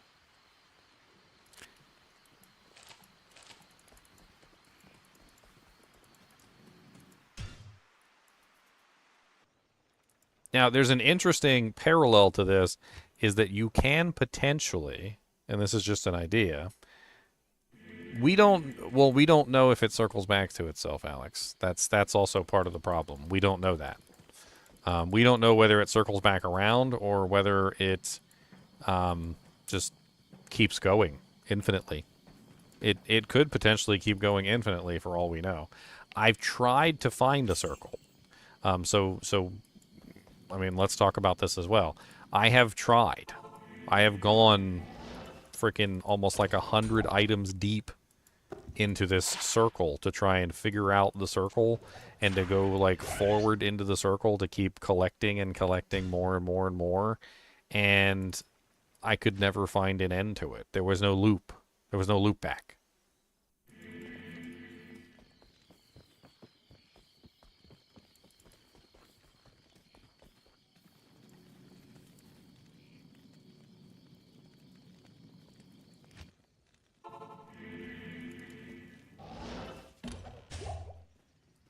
Well, I just changed something. I don't know what the hell I did.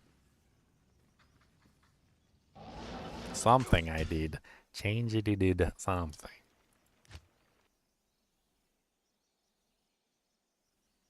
Have I tried modded expanded stashes? No, I haven't. I mean, this is technically already a mod, like from the first part. I have not checked to see if the modded expanded stash also counts to the total, but because everything seems to count toward the total, I would assume the answer is yes. I am overburdened.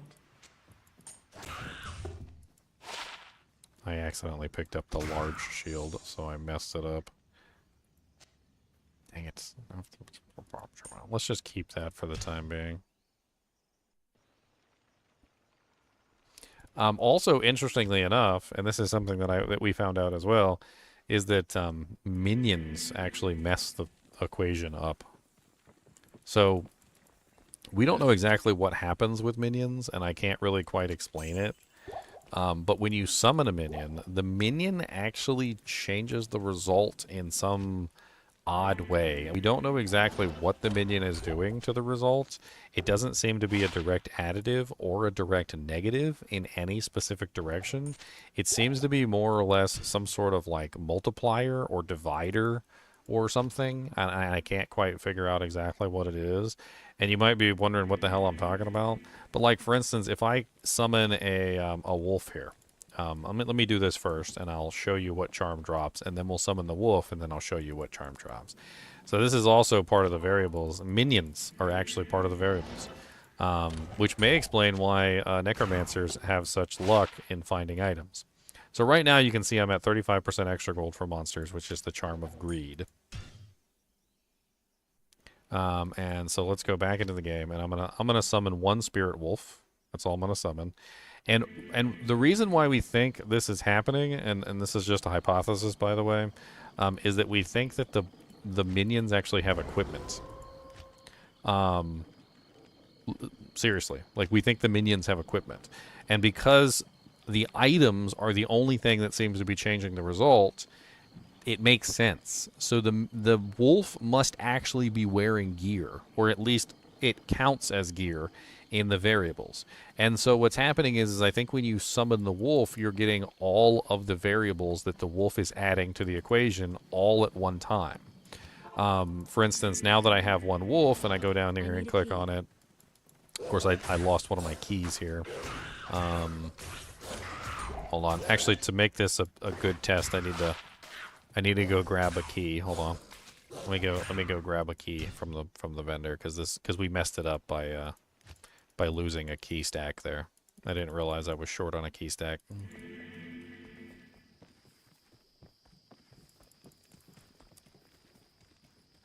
So that each stack of keys also counts as well.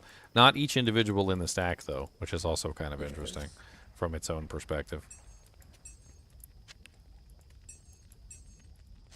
All right, there we go. So I replaced the key stack, so we're at the same variable number.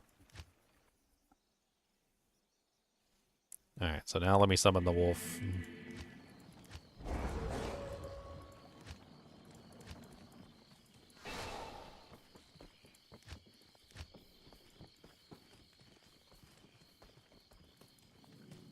Alright, so then we go down here and we click on it, and it should be, because we're at the same variable number, it should just be the 35% gold find.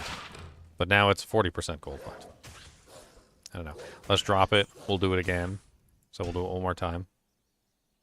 This time with the same exact settings. So we got the same exact settings as before. Same number of items, same everything. We dropped that item on the ground, so that item didn't count. We should get the 40% gold again, right? If the wolf isn't changing it, right? So if the wolf is not changing it, then we should get the 40% gold. And we're back to the 35% gold. So as you can see, we changed it back to the 35% gold one, which is the one that it should be. But then we're gonna go summon our wolf here real quick. We'll do it again. In fact, you know what? This time let's summon 2 wolves. Let's see if 2 wolves changes it from 1 wolf. All right. So this time we've got 2 wolves.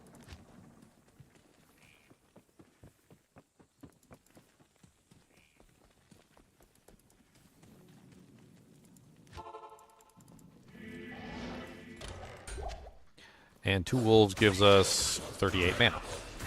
Okay. And we can reproduce this as many times as we want to. I don't really want to mess around with the wolves, though, because they cost too much money to repair. And I don't really feel like doing that. I'd like to find a skiller. That would be nice. I wonder if we could find a skiller within the pile. Watch it end up being a curses GC.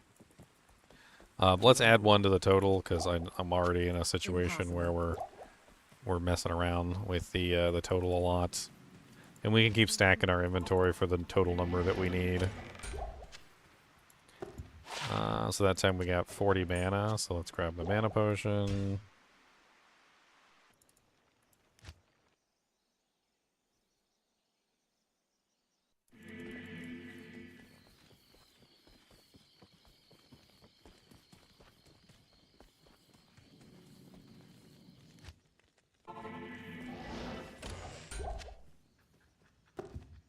Eh, 45 stamina? Ugh. That's terrible.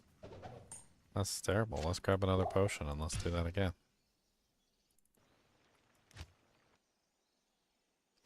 Alright, so now we're at the point where I'm filling up. So I have too much crap in my inventory, right? So we're gonna take the potions and we're just gonna put them in the stash. Like it doesn't really matter where they are. They can be in the stash, they can be on my person, they can be wherever. So we're counting these up, and these count toward the total. And we're basically just using them as a number puzzle. All right, so once we have the number puzzle that we're looking for, we just keep running through the numbers. And this time it is 34 defense and 27 life. So then we pick up another potion, and we just keep doing this, and we just keep running through. I don't know. I hesitate to call it a an Excel spreadsheet, like a tool, like a list, like a loot table. I don't think it is a loot table, but it definitely does seem to be an incremental equation which is causing the loot to fall with different stats depending on the number of items that are in my inventory. So by adding items into my inventory, I'm changing the variable, which is forcing the next result, whatever the next result is.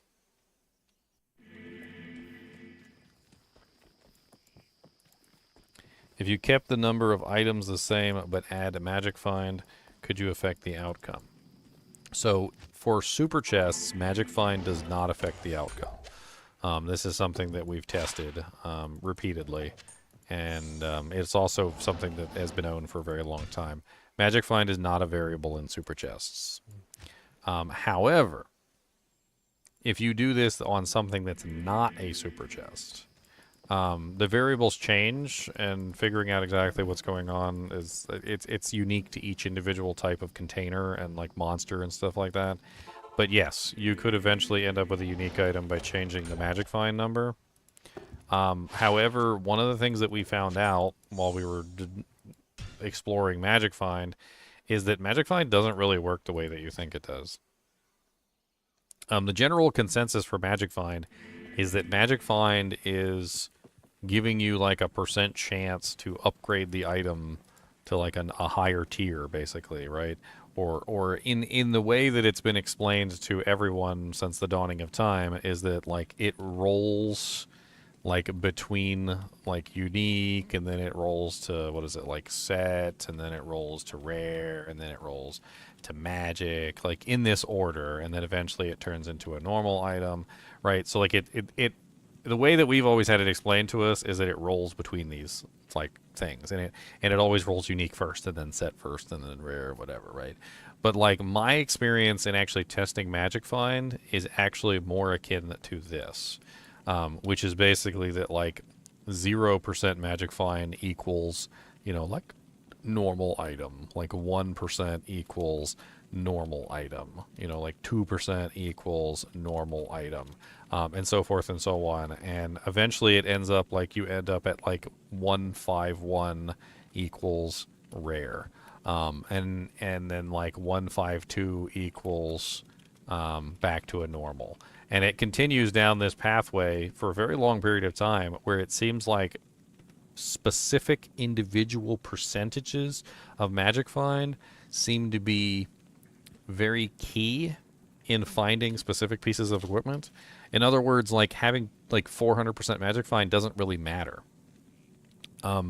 because you might need exactly 403% magic find to force that to become a unique, because that's the specific key that is required to get that item.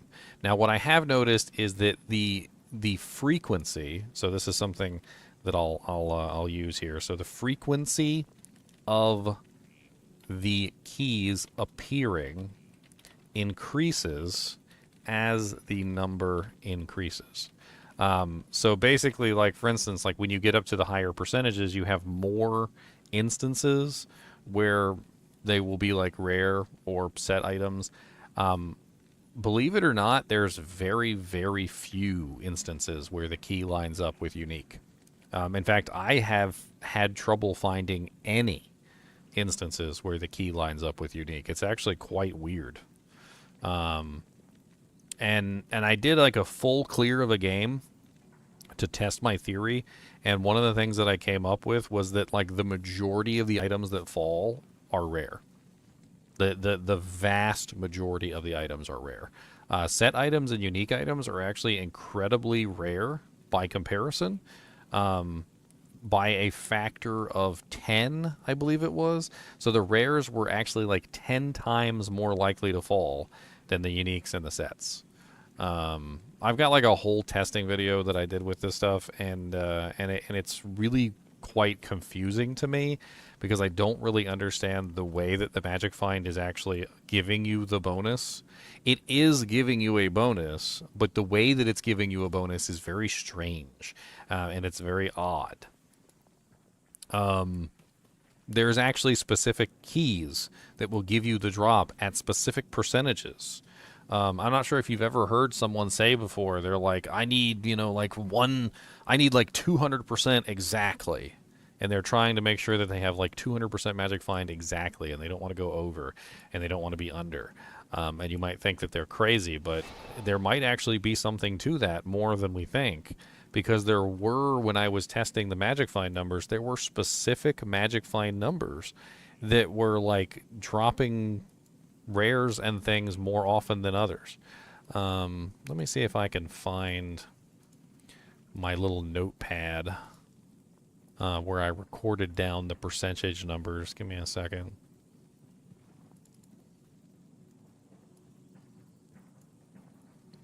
Is this it? I think this might be it. Yes. Okay, so here's where I was testing things. So 175% was a change. Crap. So I was testing 5% variables at first. I was going by 5 and like 10% variables and things like that. And then I got like a rare man catcher at 255% magic find exactly.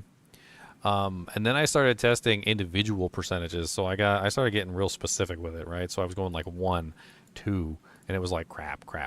And then I went to like 285 and it was a rare man catcher. And then I went to 286 and it was a rare man catcher. And then at 287 it went back to crap. And then 288 it was back to crap. And 289 it was back to crap.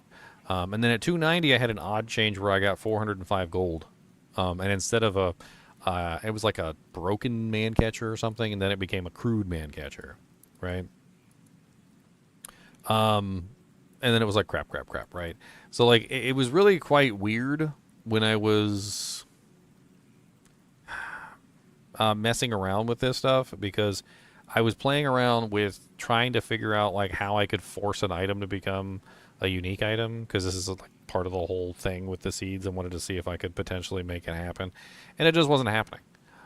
Forcing an item to become a unique seemed impossible, and also and likewise, forcing an item to become anything other than what it wanted to become was also impossible. Like, it seemed to me like you could potentially roll, and I don't really know how to explain this.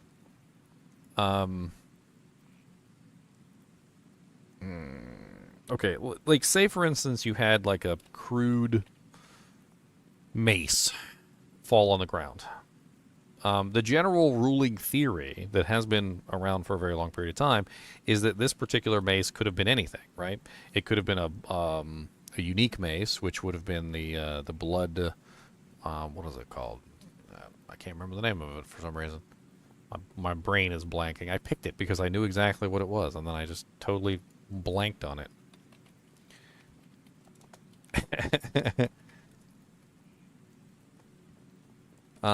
It's the blood something. I can't remember the name of it. Stupid brain. Blood Rise. It's the Blood Rise, right? So it could potentially be a Blood Rise, right? Or it could potentially be a set mace, which the set mace would be not Siverbs. I don't even know if there is a set mace. Siverbs is the cudgel, and then so like if there is no set mace. Is there a set mace? I don't think there is a set mace, is there? No, there's a set reinforced mace, but that doesn't count. See, I need something that has like a set, a unique. Let's use the longsword, because the longsword I know has everything, right? So it's got the Hell Plague, which is the unique. It has the Cleglaw's Tooth, which is the set item, right? And then it has, you can get like a rare version, so a rare longsword, and then you can get a magical longsword, right? And so forth and so on, right? Well, one of the things that I noticed was that I could not force a like normal quality item to become a rare. I could not force a normal quality item to become a unique. And I could not force a normal quality item to become a set. This was actually like almost like some sort of rule that was in the system, and I couldn't figure out how to get around this rule. Okay? So basically, like, think about it like this. If a normal item fell, I could 100% take this normal item, and through the process of playing with the variables and changing how things worked, I could force the normal item By changing my magic find is what I mean. By changing the magic find percentage, I could force the normal item to become a magic item. Okay? But I could never force the normal item to become a rare, unique, or set. In some situations, if I had a magic item, I could force the magic item to become a rare through the magic find system. So I could force that magic item to become a rare item. But it never seemed to like go the other way. Like I could never force it to what I wanted. Like it was really weird. The normals would become the magic, or the normal would become the rare, or in some situations I had some situations where I could force the normal item to become like directly to a rare item, but it would never turn into like the other, which was weird. Like the base of the item seems to have some sort of correlation to what potentially it can upgrade to, which is really weird. Like that whole thing is really weird, and I still haven't fully explored it and fully like got everything tested out. I don't think it's RNG on the quality of the item, because I was able to reliably get the same quality of the item every single time just by matching the percentage of my magic find to the item that was falling. Very specifically.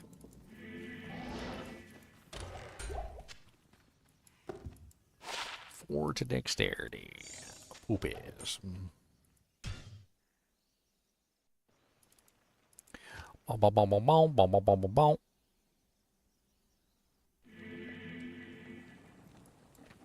Yes, because 0% MF, or rather 100% MF, because 0% equals 100. This was found out a long time ago.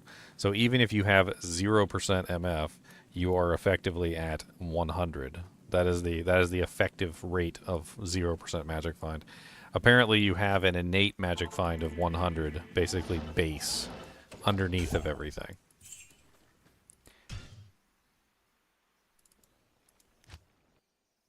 And the moral of the story is that if there are specific keys, and think about it like a key, if there are specific keys to a percentage of magic find that you have that equals to a drop, then a lot of the times it doesn't matter.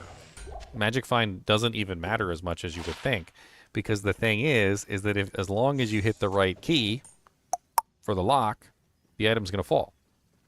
Like, it's going to fall at the quality that it's going to fall at. Another thing that we found out was really interesting is that most of the time the containers just had like a set drop that fell no matter what. Like, it was just, it didn't matter what your magic find was. It didn't matter if you hit the key, you know, the special key. It didn't matter if you keyed up. It was just always going to drop that item no matter what, and your magic find had no effect on that whatsoever. Now, your magic find could potentially change that drop into something else, you know, if it was like a crappier drop. But if it's a unique item, I don't think it can touch it. Your magic find doesn't have any effect at that point. Another odd thing that we found out was that specific percentages of magic find actually were responsible for causing a no drop roll, which was also really freaking weird. So in our testing, when we would go to a very specific magic find percentage, all of a sudden the item would stop falling. And then we would add 1% and the item would fall again.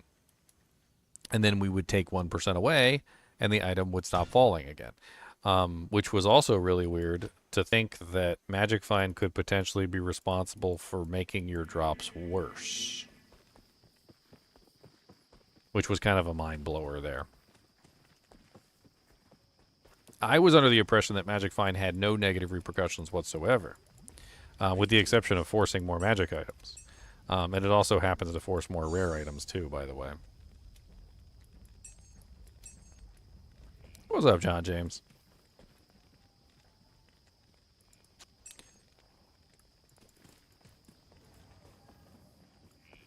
But why online nightmare? I'm offline right now, John.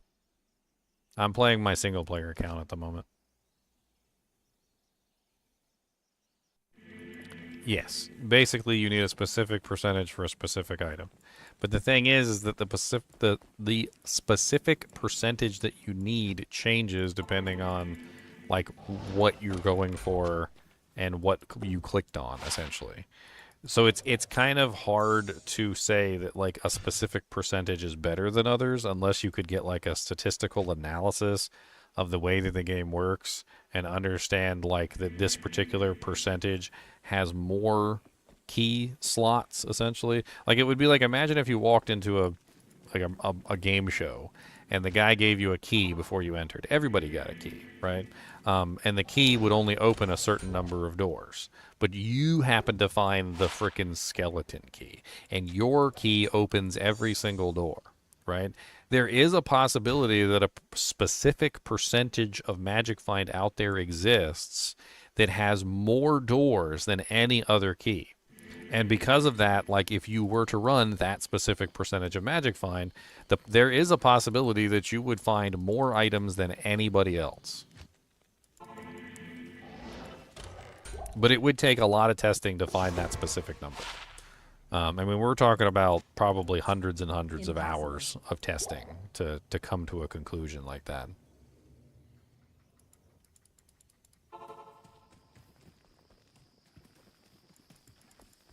Greetings.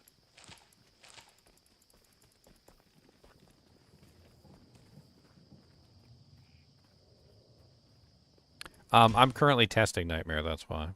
Like, and I was also doing Nightmare SoJ farming from Andy, so that was also a whole nother thing. Maybe I could force Andy to drop me a SoJ.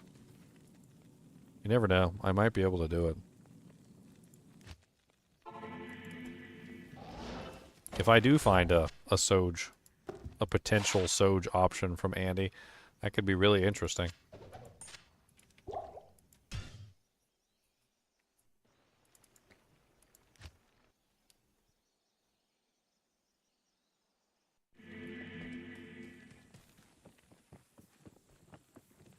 Can we do it?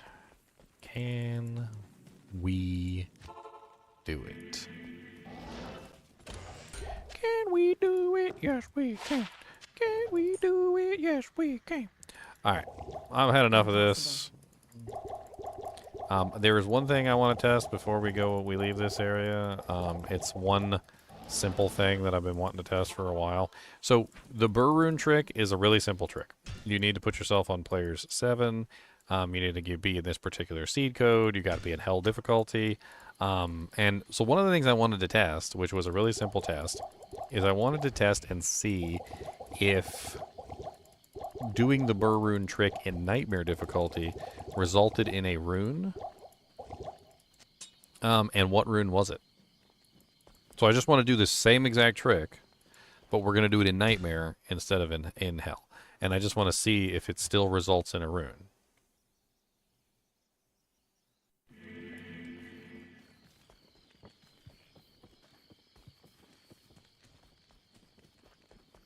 Alright, so let's play with this real quick. So we're going to do it's Travancore first, and then it's Lower Kurast, and then we go here, and we click on that, and then we click on that, and then we hit the armor stand, and then we click here, then we click here, we click on that, and then we run all the way over here. I might not be fast enough with this character. She might not have enough run walk speed. I might have to do a couple teleports to compensate. Or I could put the hustle armor on for the moment. That would make me run faster, which might make up the difference. We'll try that. I've tried the seed in hell with P7 and never got anything but a burb. Watched your video and I'm 90% sure I did it right. Probably missing some detail. We'll watch closer later. I mean, I could show you how to get the burr. It'll take me but a second. Alright, let's try this again with the faster run walk speed.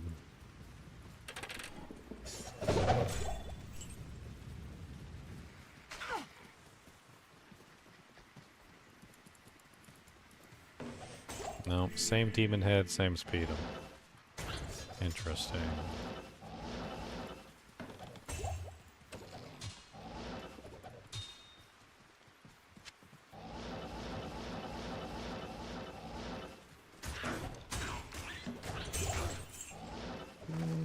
let's try going a little bit faster, because I am still a little slow.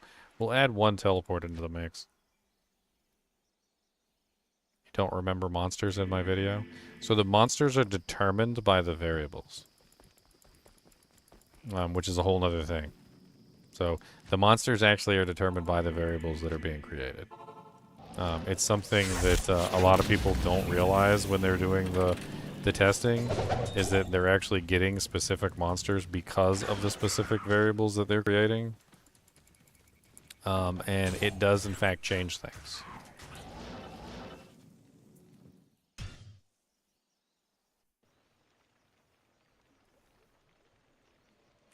I've been talking about it for a while, so. I've been talking about the Rune manipulation stuff for a while. I've actually also found a co-rune seed, a co-rune path as well, that I was playing around with earlier. The co-rune path is going straight here, and then you basically just run over here, click on this. If I can't remember if it's been a minute, and then you click on these two. I'm trying to remember exactly. I can't remember. I don't think I clicked on anything, actually. I don't think I clicked on any of the I don't think I clicked on any of this stuff. Also, I might be on the wrong player count too. I think for the well, we'll do the Rune real quick since I'm on P7. I think the co-rune was P3, if I remember correctly. I think it was P3. Alright, so let's do the Rune real quick just for people to see, but I usually do it twice so that you guys can see it.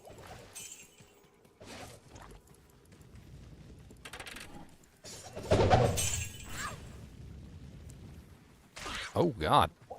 Double smacked. They slowed me down, and because they slowed me down, I messed it up. Ow, that frickin' hurt. They almost killed me. Double smacked in the face.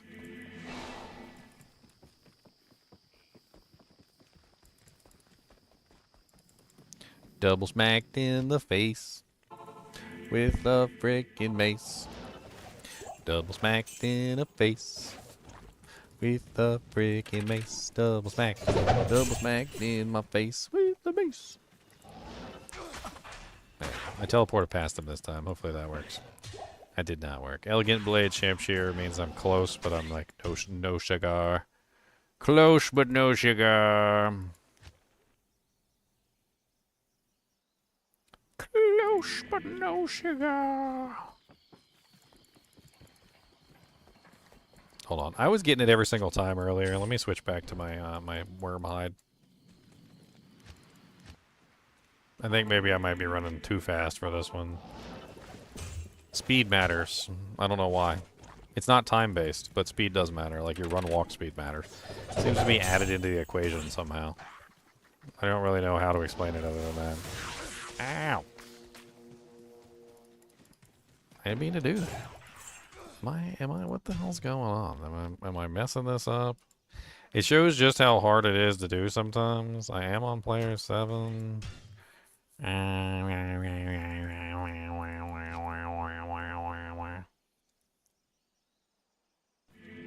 You found a low path? I would love a low rune path. That sounds very nice. I like low runes. Low runes are nice. Who doesn't like low runes? Who doesn't like low runes? I got low runes everywhere. Who doesn't like low runes?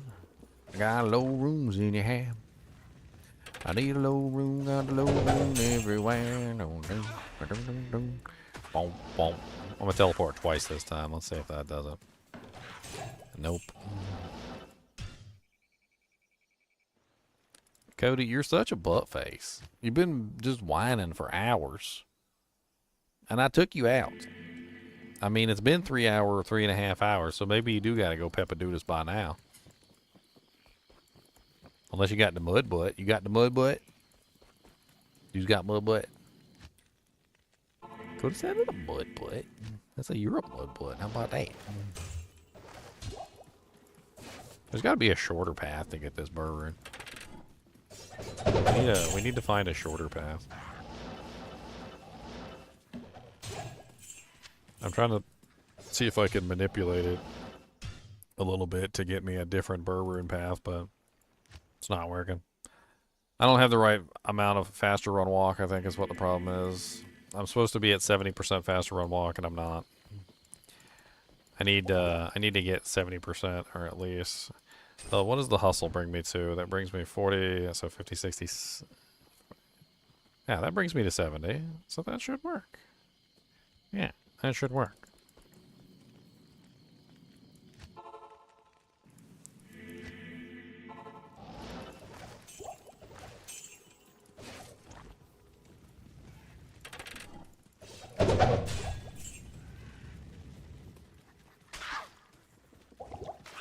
Ow. My face. Yeah, there we go. Alright, so there. We have a Rune. It's a pretty beautiful Rune, right? Okay, pretty beautiful Rune that's getting left on the ground. I don't care about it. There we go. Alright, so get another Rune. Just so we can prove that it's repeatable for everybody watching who hasn't seen this before. It's a party trick at this point. You guys want to see my party trick?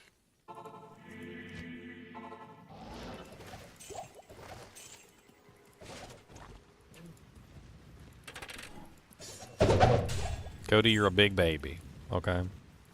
You're a big baby, and I love you, though. Aw, we didn't get the bird again. What did I do differently that time? I can use it as a pickup line? Hey, baby. I got infinite Runes for you. Why don't you come back to my place where we can sleep on a bed of burrs?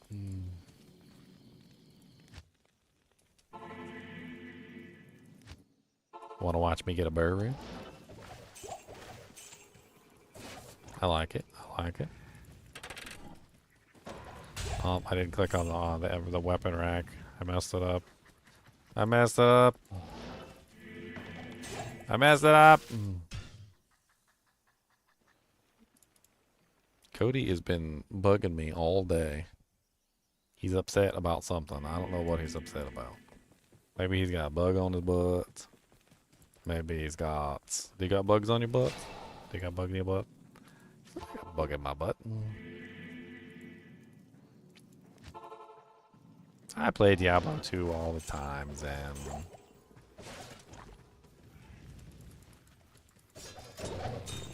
Oh.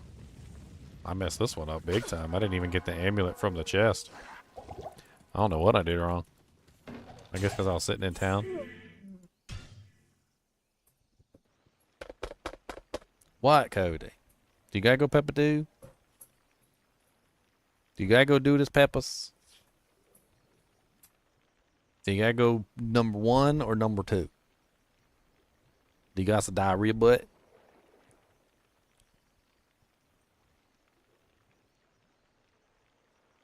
I'm gonna take him out to go to the bathroom real quick. I'll be right back.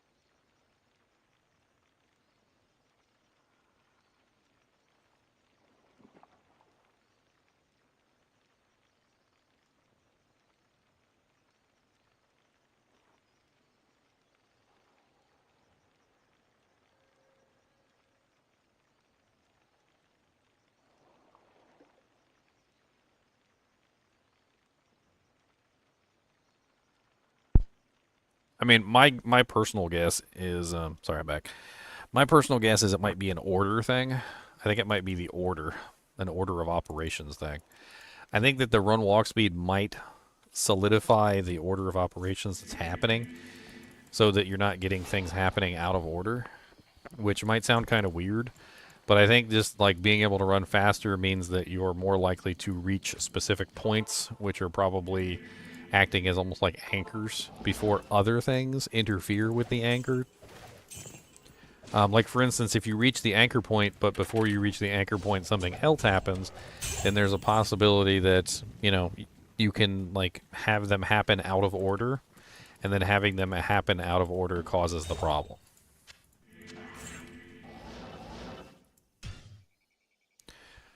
So if you run really slowly, like, say if there's some monsters running towards you, and the monsters are somehow, you know, like maybe using an ability that might inject some sort of variable, or maybe, I don't know, maybe when they die, or when they're attacked, or like when they hit you, perhaps. There could also be a variable happening when you get hit, that could be consuming part of the equation. But if it happens before you reach one of the new anchor points, those are called them anchor points, this could potentially change the result. Whereas if it happens after the anchor point, it could potentially change the result that way. In other words, there's variables that are occurring here and there that change the way that it works. We got the Ith-Rune. The Ith-Rune drop is like really close to the Rune. It's so close you can almost taste the Rune. Like I can taste these Cheetos.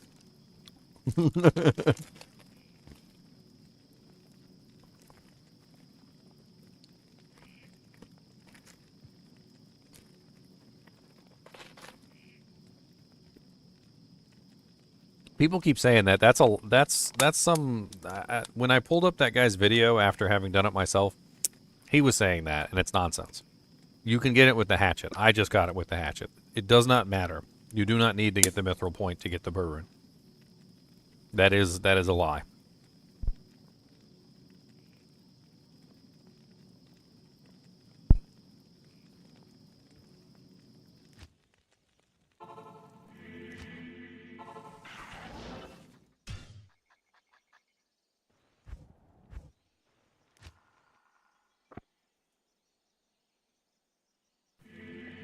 That is something that I think the guy who made that other video was talking about. And that might be where you've got that from.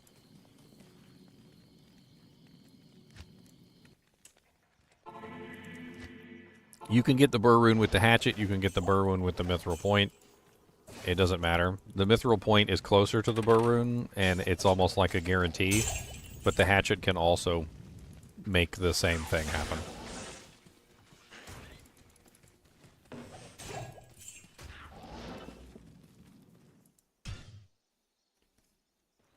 I literally just had the Rune drop earlier, and I had the hatchet. Like in this video, while you were watching. I mean, it's been a little while. Because I keep messing it up. It's really easy once you get it down. It's not as easy if you don't have it down. Like if you mess it up, ooh, a Grand Charm. I just messed it up. If you mess it up, it just doesn't work. And once you mess it up, there's like no coming back from it being messed up. You've already messed up the variables in some way, and it's just not going to work. Like that time, I knew it wasn't going to work because I had the Grand Charm fall instead of the amulet. It's just a completely different drop, but it's not entirely dependent on what falls, so sometimes you can just still run it through anyway and see if it comes out. In this particular case, I've got something's wrong. I don't know what I have wrong. Maybe I need like 5% more run walk or something. I really don't know. Could be my positioning isn't working right, like I might be teleporting a little bit wrong. Well, there we go. This seems to be on track. I think this one will probably work.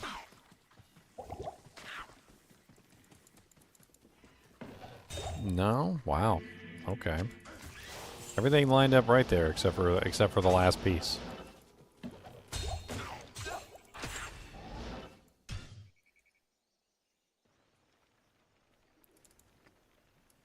I mean, honestly, what I usually recommend is getting a character to do it. And once you figure it out and can do it reliably, you just keep that character set up the same way. Because bringing in another character like I'm doing right now, this is not the original character that I did it with. So things are not set up the exact same way, which is part of the problem.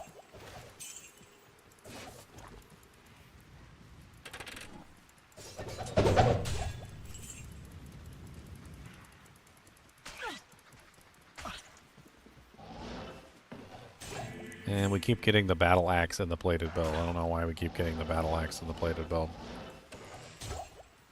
I don't even want any more burr runes. Like, I'm just trying to do this to show you guys it's repeatable, but I'm failing miserably. What I do want, however, is some cobble runes. That's what I want. I'd also like that low rune. Arquito said he had the low rune one. I'd love to be able to do that one. I don't have any low runes right now.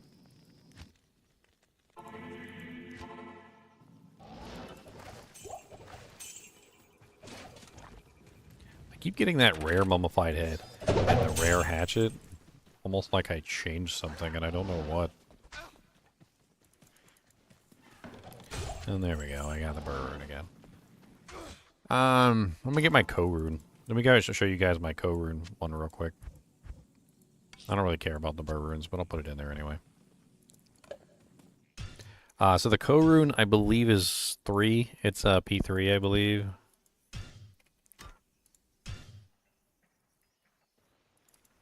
Yeah, I think it's just slightly faster run walk.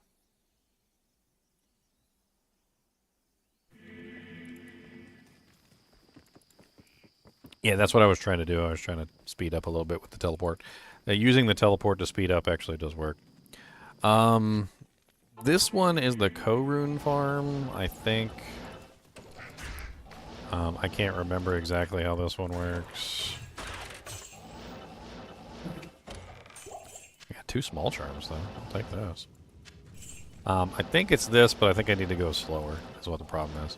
So the co-rune farm is actually pretty neat. You can transmute up co's to a lot of other runes, obviously. So, you know, you can get co's into various other runages. I'm pretty sure that I ran. I think that's what it is. I think it's a run, not a teleport. That's what's kind of crap.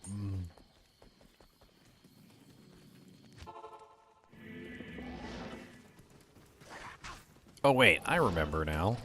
I remember. Yeah, this is never going to work because I'm not doing it right. This is never going to work because I'm not doing it right. Okay, so just like with the burr rune one, I need to use a specific waypoint, and I was totally forgetting the waypoint that I needed to use. So let me. I gotta use the waypoint. I remembered now. My brain kicked in, and I remembered suddenly. I'm gonna go ahead and steal these items though. My dojinks. Give me all my dojink and my dojink, and you cannot have dojink. Okay, so the specific waypoint that you have to use for the co-rune is Dry Hills. That was what I found out. Congratulations. Alright, so the co-rune is simple. You go Dry Hills first, and then you go to Lower Crust. And then you just run past everything. You don't have to click on anything here. Click on this, and then you go here, and you click on dish, and then you click on this, and that should give you the co-rune, but I'm sure I did it wrong. But we'll try it a couple times here. Flawless Sapphire. I got really like tempted to run back for that Grand Charm. I was like, give me the Grand Arm!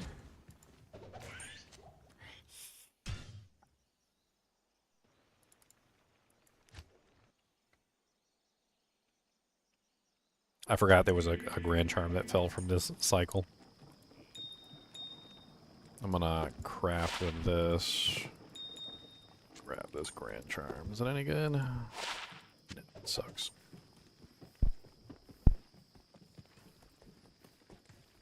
Boom, boom, boom, boom, boom, boom, boom, boom, boom, boom, boom, boom, boom.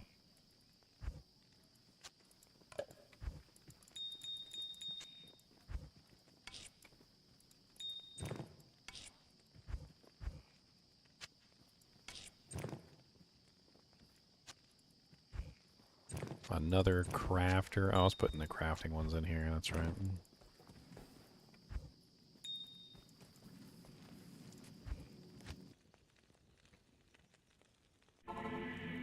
Alright, let's reproduce the Co-Rune. Co-Rune is far less impressive than the Rune, but I don't really care.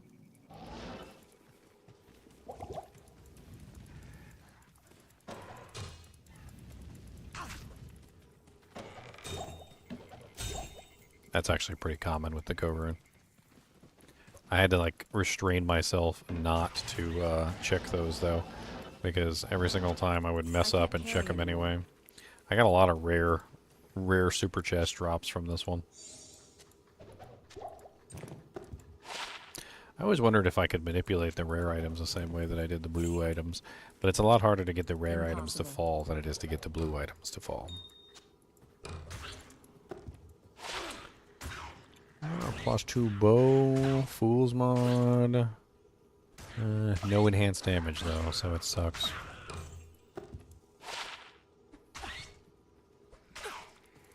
Will you stop trying to murder me while I'm checking my loot?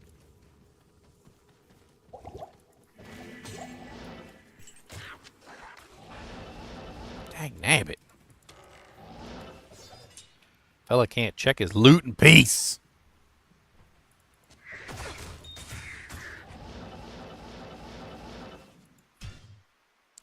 I actually can't remember which direction I came from. It might have been left to right, not right to left. So I was actually checking the order of things, and I was playing around with how order affects the drops. And I think I remember that it was either left to right or it was right to left, and I can't remember which direction I was going. Let's try the left to right. So what I would do is I would go over here and grab the armor stand, which was a monarch shield every single time, by the way. And then I would come over here and click on this. Or was it the other way?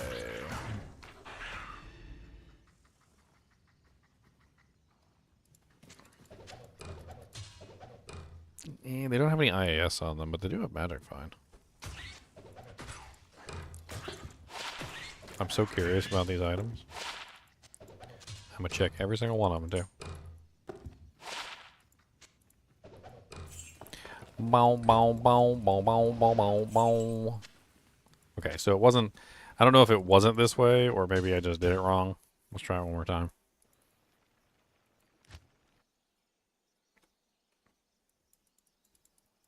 I can't remember if I teleported or not. Like, I'd have to go back and watch my stream. That's how convoluted some of these pathways can get. Is literally you gotta, like, freaking go back and watch yourself to see how you ran. It's that silly. It really is that silly. So, like, for instance, with this one, I click on that one, that gets me this. I click on this one, then I click on this one. Then I run over here, and I click on this one. And so that one didn't get me a Co-Rune. Got a rare jewel out of that, though. That was kind of nice. 2 jewels out of that one.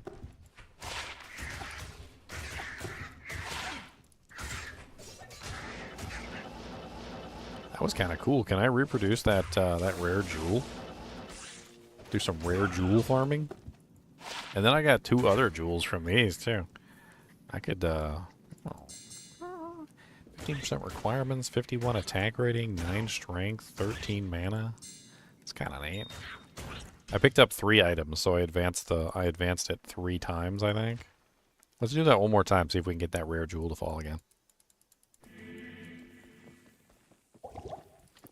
You guys are having fun with advanced manipulation.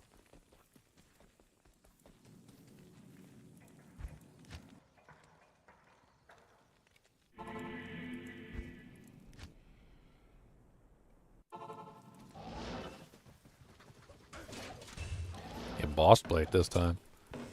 It's probably because I was playing around with stuff.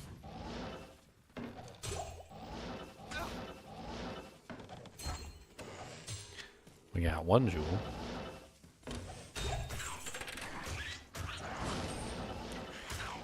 Yeah, I definitely changed something there. That was kind of crazy. I think because I went by bought potions, right? But let's try it again without the buying of the potions.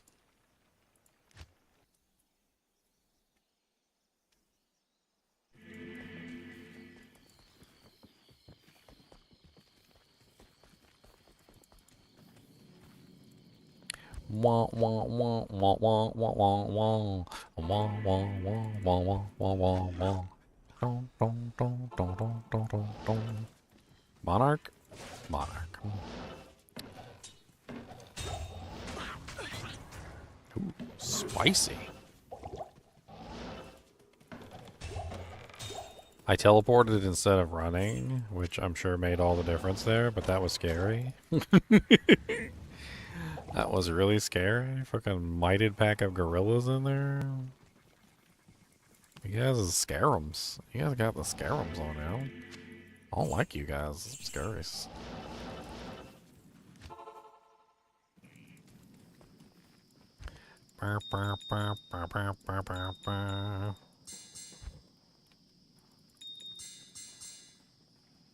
Oh, that was not identified. 5 min, 15% enhance, or negative requirements. That's really good.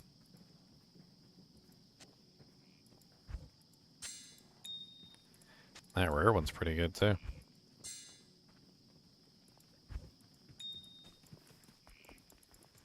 Greetings. Enough playing around.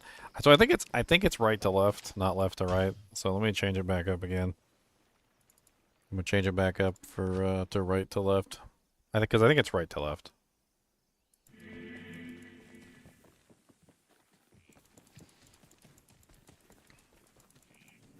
All right, so dry hills,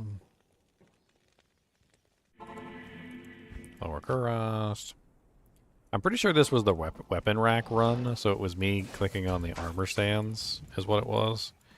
And then I click here, and then I clicked here, and then here, and then... No, still not it. Failure. Failure.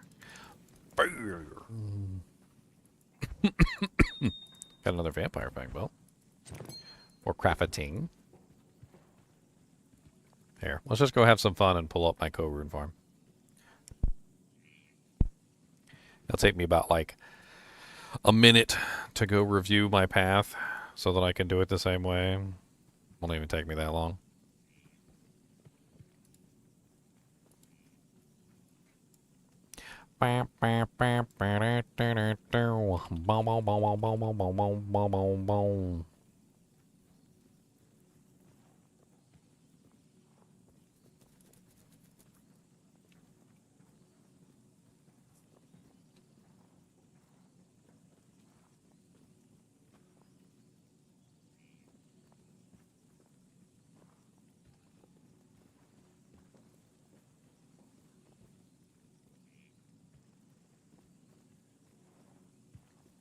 Okay, so here we go.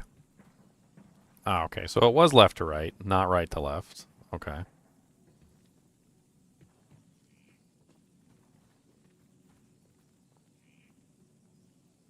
Okay, so left to right, not right to left. Alright. And what was the player count set to? Is it, it says that in the chat, right, when you join the game? 7. Okay, so it was P7 left to right. That's why I'm messing up. So it's not P3, it's P7. My bad.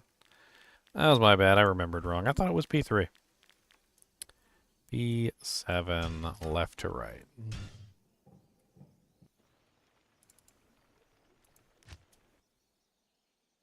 No cursing, said Coach. I don't curse anyway.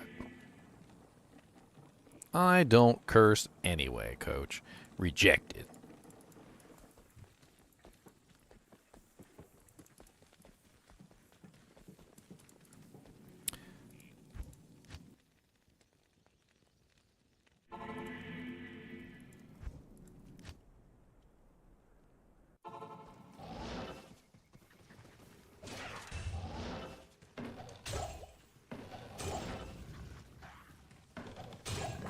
Go, Rune. Dang, my Merc got bodied. Oh, man. He got bodied.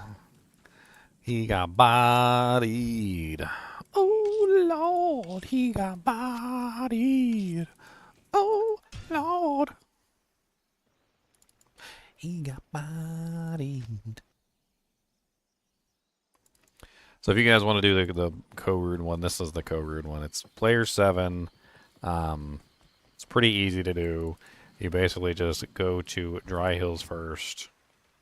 You go to Lower Kurast second. Then you teleport over this, or you can run over this. I don't think you have to teleport over that, but I am using teleport for this. And then I teleport in here, I click on this chest, and then this chest, and then I teleport out, and I click on this chest, and then I get the co-rune. It is spicy, though, as you can clearly see. There was a lot of spice involved, but it's basically unlimited co-runes, so, I mean, complain at your own peril. Co-runes, of course, upgrade into Foul runes. Foul runes upgrade into Lem runes. Lem runes upgrade into runes? I don't even remember. I don't even remember. You think that's cheating, Darkado? Check out these that I was able to get earlier. Really? I got 3 of them. And I also got 3 of these.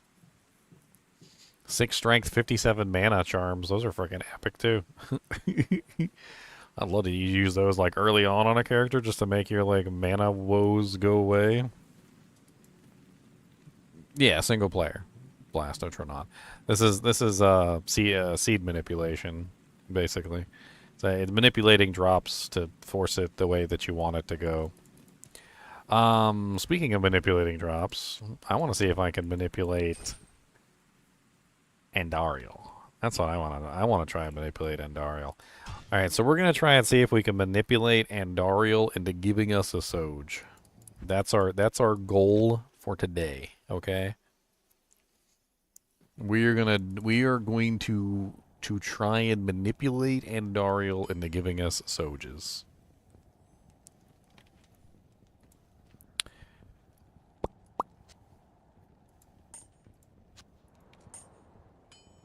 We need some SoJs. Yeah, yeah. We need some SoJs. Yeah, yeah. I need some SoJ. I need a SoJ. I need a frickin' frackin' SoJ. I need some SoJs. Yeah, yeah. I need some SoJs. Yeah, yeah. I need a couple SoJs, and that's what I need. I need some SoJs for some SoJs, and we'll give some SoJs, please. We need some SoJs.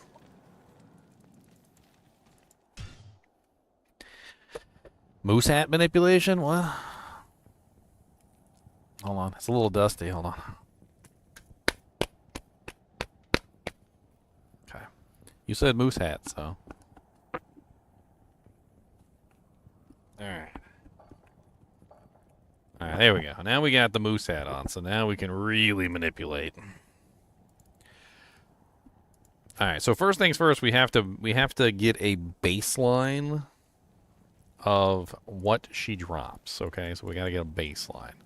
So we're gonna go find her first. We gotta find her. I need to get like the same pathway every single time, so first let's just find her. Not enough mana.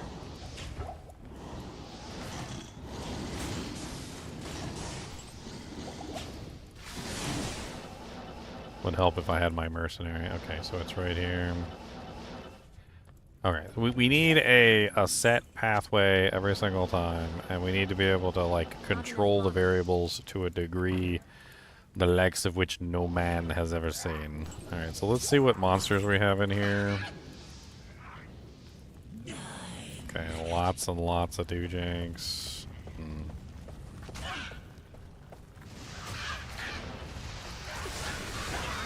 I mean, we might as well kill her since we're here.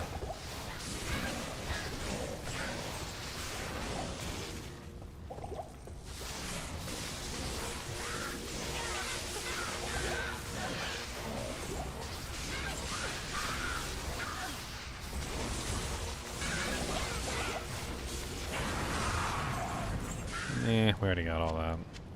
Oh well.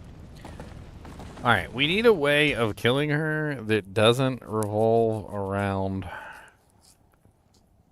like, killing anything else. Because the order in which you kill the monsters matters. Let me see if I can show you this. So for instance, we have zombies here, right?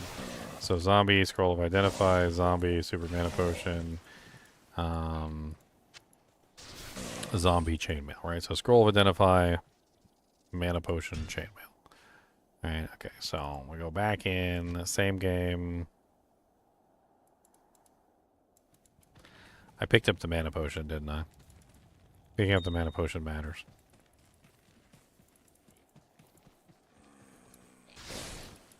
So scroll of identify, razor bow, thawing potion. See, I changed the order, right? But the first one was the same, so I got the same scroll of identify. But because I changed the order, I got different items, right? So the order in which you kill the monsters matter. So we kind of have to like not kill anything else besides Andariel if we're trying to manipulate this the way that we want to, because it's gonna I'm trying to think exactly how we can manipulate this to our advantage.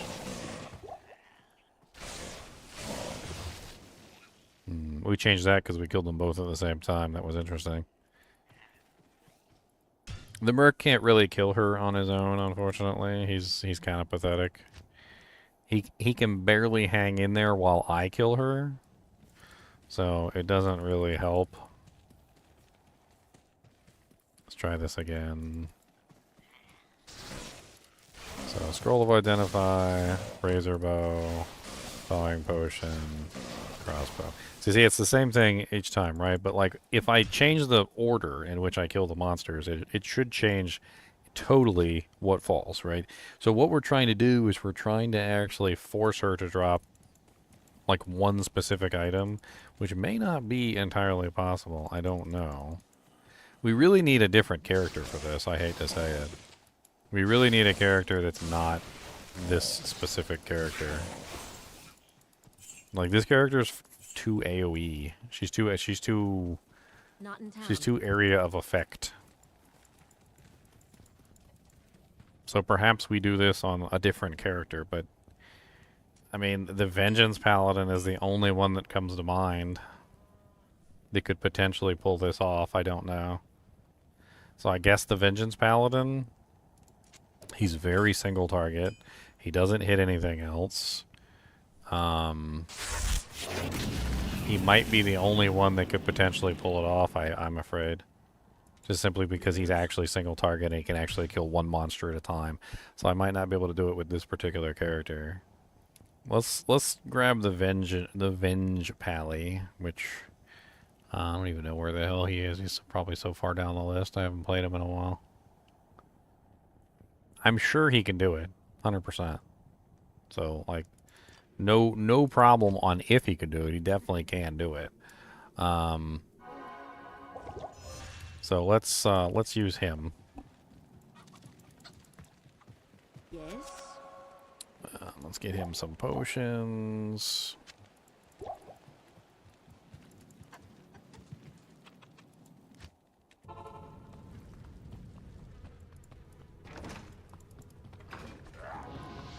I might need to get my Merc killed too, because my Merc's probably going to kill whatever he wants to kill as well.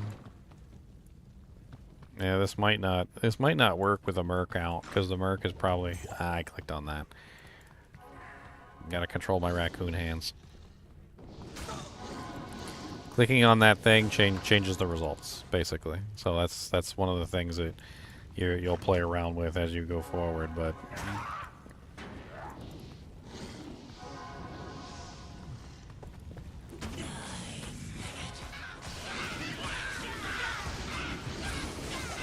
Merc's over there just killing everything that he can possibly kill. Completely invalidating the results. Hey, a cutlass. I think we're going to have to let the Merc die.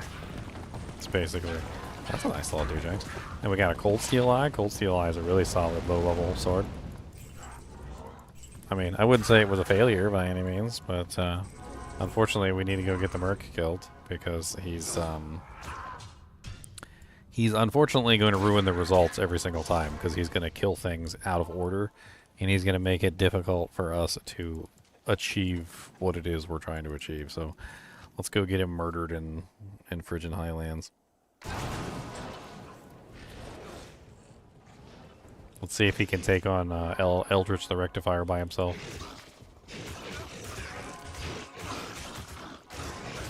Actually, this is Nightmare. He probably is going to just, like, wreck Eldritch the Rectifier.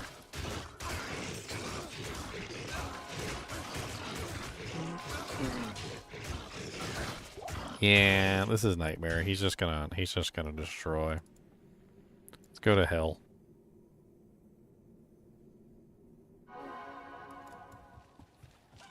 God, it's too hot for the moose hat. I'm sweating over here. I'm sweating. The moose hat is very comfy and warm, and it is too hot for me to be wearing comfy and warm.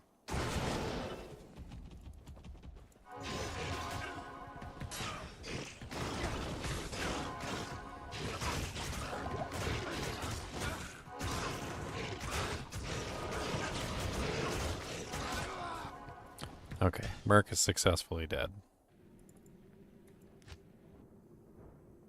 Alright, so back to Nightmare. Let's change the player count down too. Since we're manipulating, I don't think we need to go for like high player count with this. I think we could probably go with one play at P1. So let's just start by going directly to her, killing nothing on the way. So this is the important part. We got to make sure that we're not killing anything. Then we're going to start adding variables. We're going to make sure that she's the only one that dies. Nothing else. And we'll, I think we might have to repeat each one like 3 times to make sure that we're getting like the same result each time. Because we need to take the same pathway each time, and we need to not kill any monsters on the way. It would be nice if I had an enigma at this point.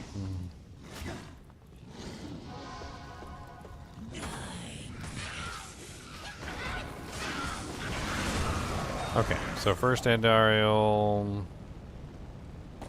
nothing too special, right? So Broad Axe, Dacian Falx, Gothic Blade, Bone Shield, and a Gladius. Let's run that one more time, the same exact way. Try and run the same exact pathway. And let's see if we also get the same exact drops.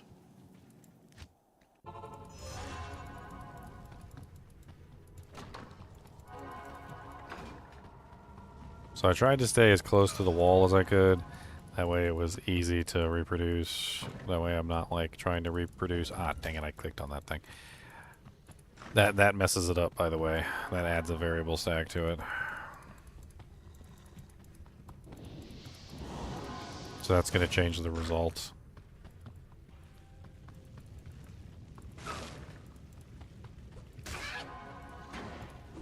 Oh, that changes the result too. Just one-shot that monster in the face. Light Blade, Fushina. Okay. I have 50 burrs. Make an enigma. You're forcing my hand here. You're forcing my... Why are you forcing my hand? Forcing my... I don't want an enigma. But you're forcing my hand. See, you're calling me out. Why you gotta call me out like that? It's rude. Just call people... Why you gotta call people out like that?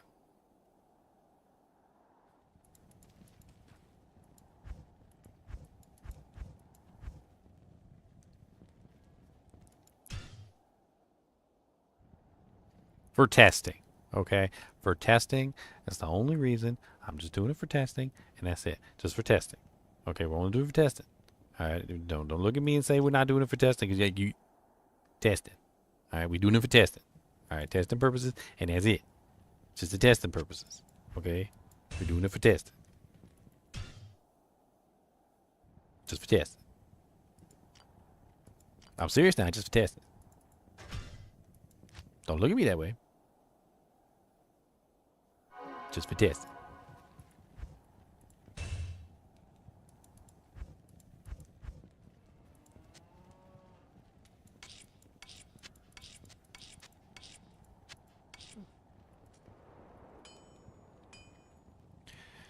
Off-topic question: why are the AI for the summons of the druids so bad? They're worse than the necromages.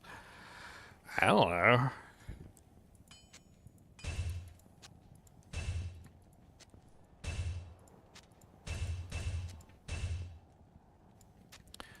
Ba-la-la-la-la.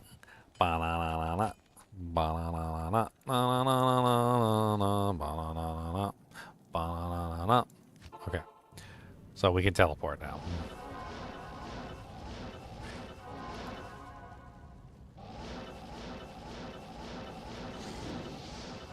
Not enough mana.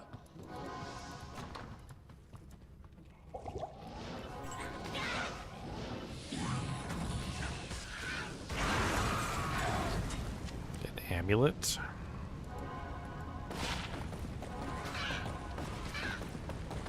$19 all res, 50 fire, 26% life, 26 life. It's actually kind of nice.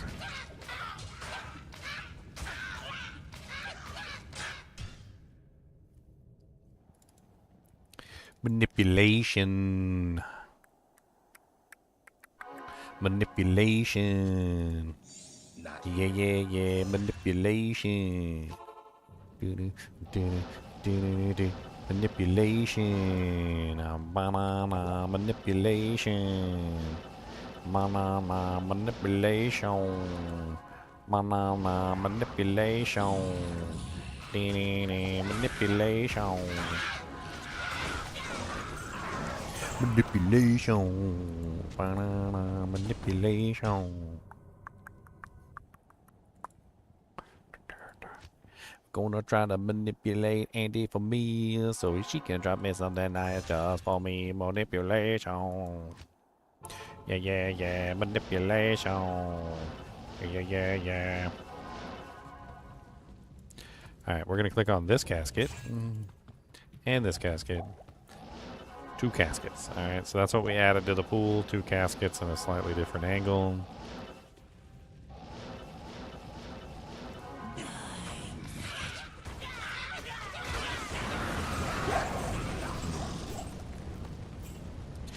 Mana potion. I need the mana potion. I do not have enough mana for my potion.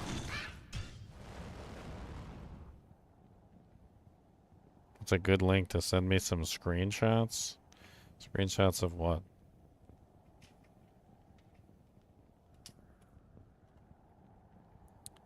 Of the bear running around? I mean, I've played plenty of summon druids. I know how terrible the summon druids are. Or the minions are. Not enough mana.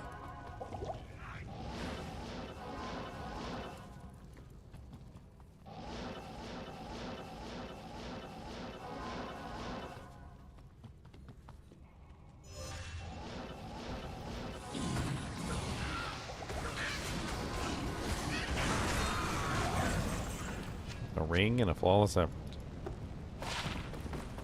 We got a ring. It's a rare ring. But we got a ring. That was a straight run. We changed a couple variables here and there. We picked up an item, like potions. I think the number of items we have in our inventory also matters, if I remember correctly. Which is unfortunate for this test because we're picking up items and that's messing with the total number. We also have the potions, which we need to stay alive, which is messing with our total number. Ugh. There's a lot of things here to consider when it comes to what's going on. Like how do we mess with this without messing with this? How do we play with the numbers? All right, let's start adding in. Let's do cold plains and then let's do catacombs.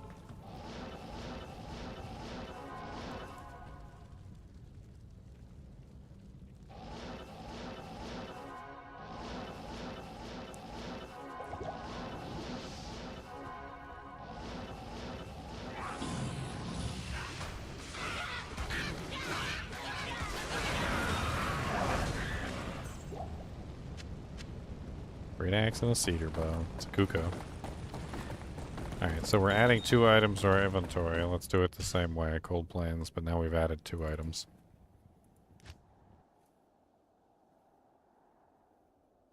Does opening doors affect drops? That's a good question. I don't know. Haven't tested that.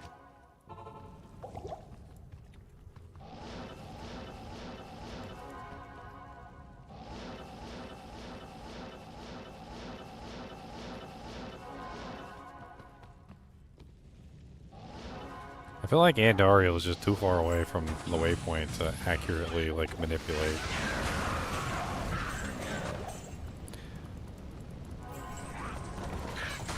I feel like it would be easier to just, like...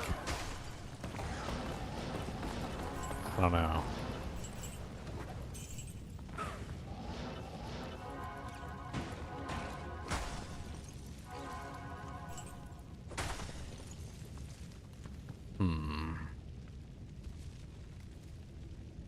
I'm trying to think of a better monster to do this with.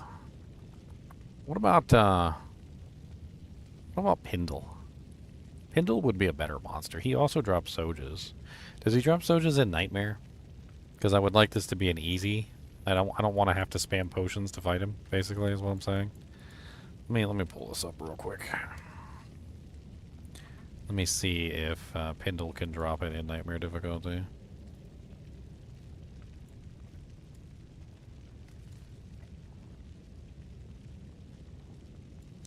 The Stone of Jordan.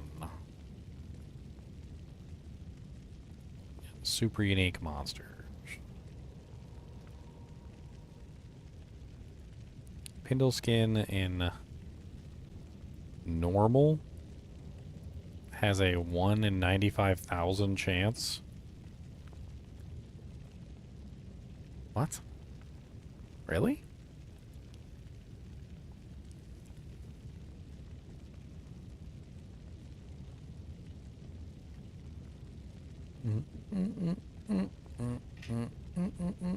Normal is actually higher for SoJ on Pindle skin than Nightmare. Okay, well that's super testable. And we could definitely try and manipulate normal Pindle skin, and we're basically invincible when we fight normal Pindle skin.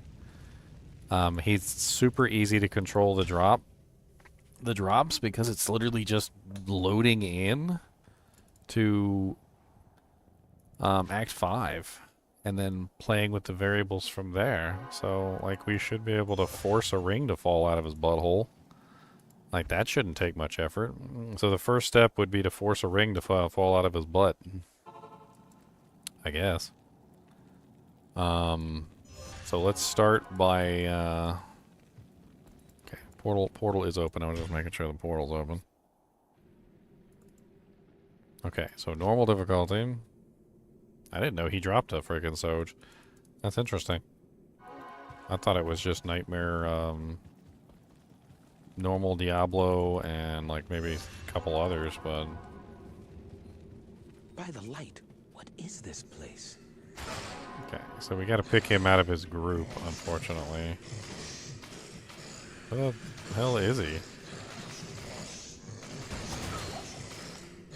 Okay, and he dropped a ring on the first try. Okay, a ring and a cestus. A ring and a cestus. Ring and a cestus. Let's see if he drops a ring and a cestus again.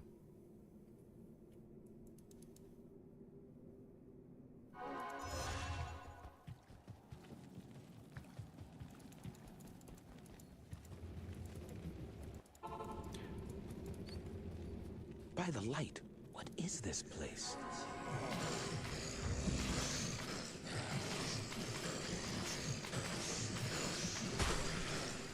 Dang it. Oh, I'll ring and assess this again. Okay. I think this might be an opportunity. Okay, so what we've got to do is we've got to add magic find to this total. And this is going to be a pain in the butt because we need to add large amounts of magic find to try and find the percentage that turns the rare ring into a unique. I know, it's kind of weird. We're probably going to have to hop over onto my sorceress real quick and steal some of her magic find equipment.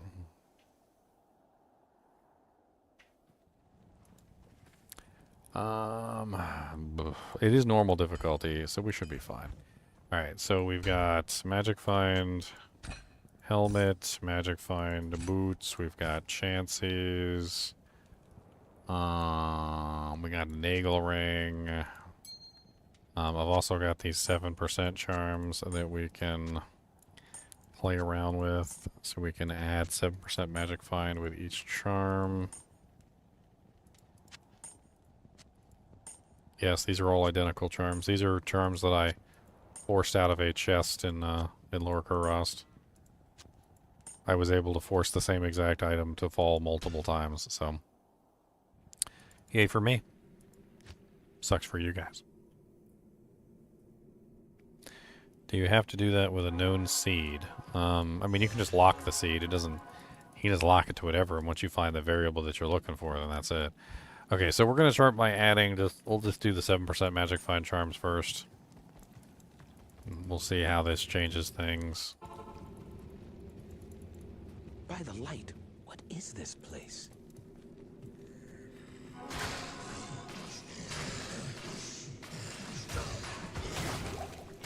Short battle bow. So I messed it up somehow, or did I? Let's do it again.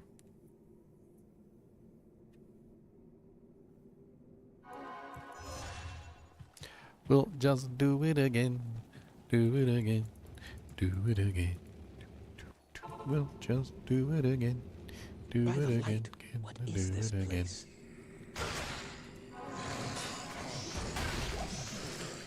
Full helm class door.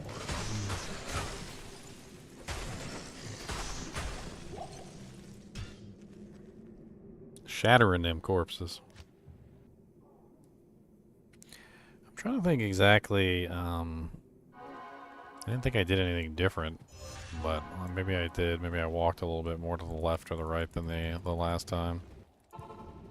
There's also all the monsters attacking me constantly, and I'm not sure if that messes up the equation as well. See, now I'm getting the full helm and the clasp orb, so I messed something up. I was thinking maybe, because that won't work either, because if I kill the monsters, I'll never be able to kill them in the same order every single time, so that's not useful. He seems to always be in the back of his pack. Perhaps I could teleport back to him? By the light, what is this place?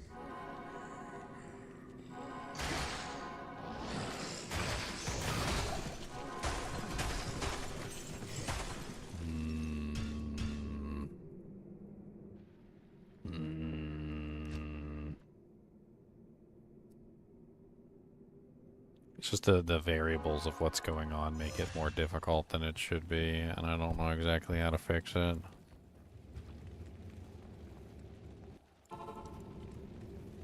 I think every time that they're attacking me, they're changing the variables. I think that's what's going on. So like each attack equals a new variable. So it's changing. Take off the 7% magic find? Sure. We'll test it. Empirical data.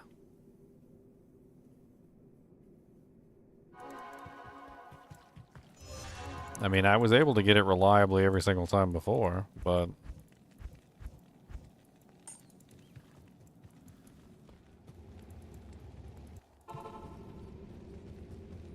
By the light, what is this place? Double brandy stocks. Brandy stock, brandy stock. Now, I think what it is, and it's something that I've noticed, is that, like when you get hit or when the monsters go to make an attack roll on you, I think when they go to make an attack roll on you, it's adding like a stack to the variable or something.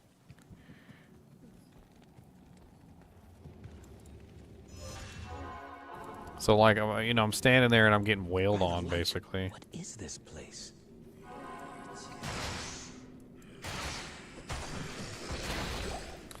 Maiden Pike Bone Helm. I mean, it doesn't have to be a super unique, but I figure the super uniques always drop an item, so it could be better to do the super uniques, but maybe there's a better choice than Pindle, I don't know.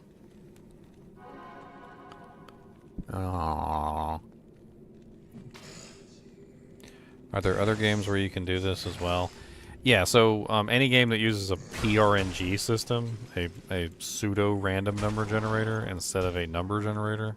So random number generators are different than pseudo-random number generators. Pseudo-random number generators usually use a defined set of variables which can lead to similar results depending on what's going on. They're basically not really random, but they are pseudo-random. This game is pseudo-random. Most of the games from the 2000s are all pseudo-random too.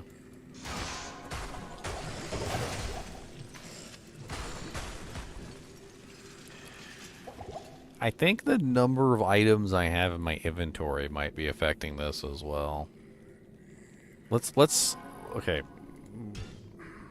I hate to say this, but I'm gonna have to empty my belt. It's the tempting. It's too tempting to want to click on and drink the potions. So, like, I think I'm in a position where if the number of items is affecting this, then I'm kind of screwed.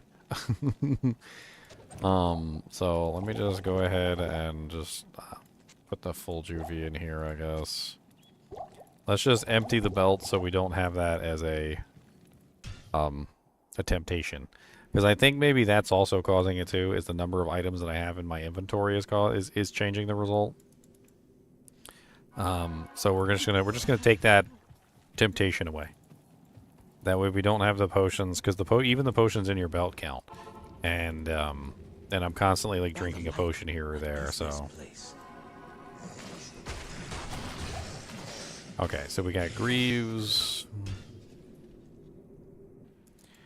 Let's do this again.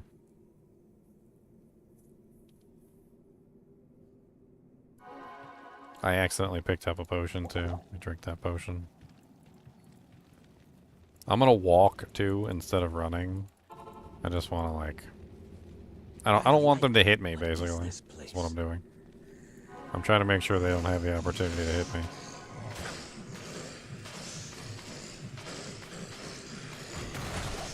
Okay, Flange Mace, Shamshir, that was just me hitting him, nothing else. Okay, so no, I didn't kill anything else first, I only killed him.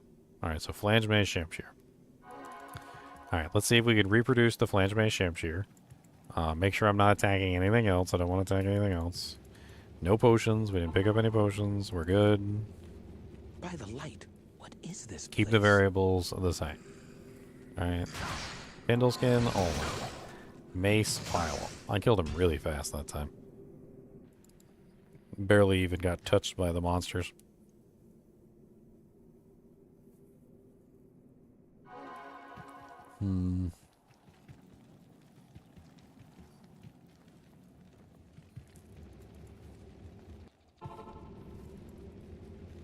By the light, what is this place?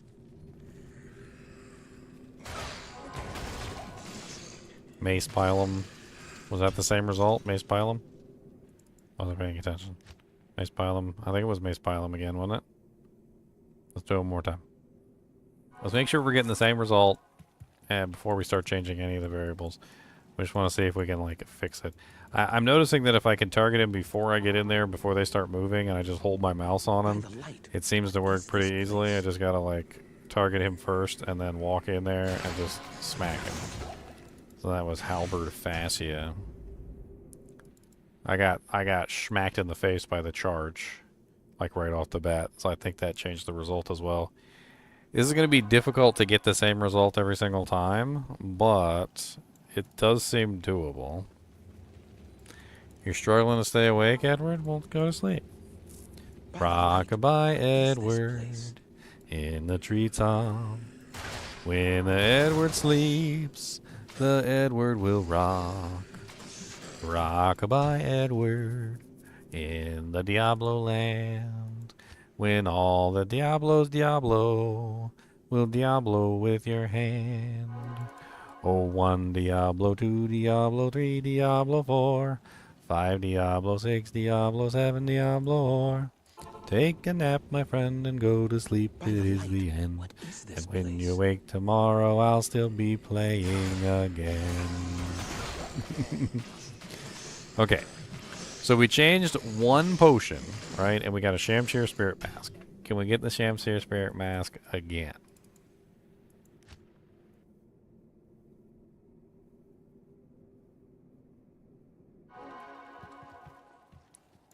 Because if this is a functioning theory, then we're good.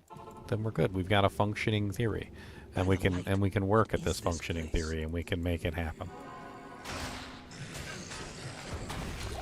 Spirit Mass Shamshire. So it does work. Okay, so adding another potion to the belt. We're going to add another potion. And so what we're doing here is we're going to keep adding items until we get a ring is what we're looking for. So we're going to keep adding items until we get a ring. That's right, live streamers all the way. How do you think I make all my money?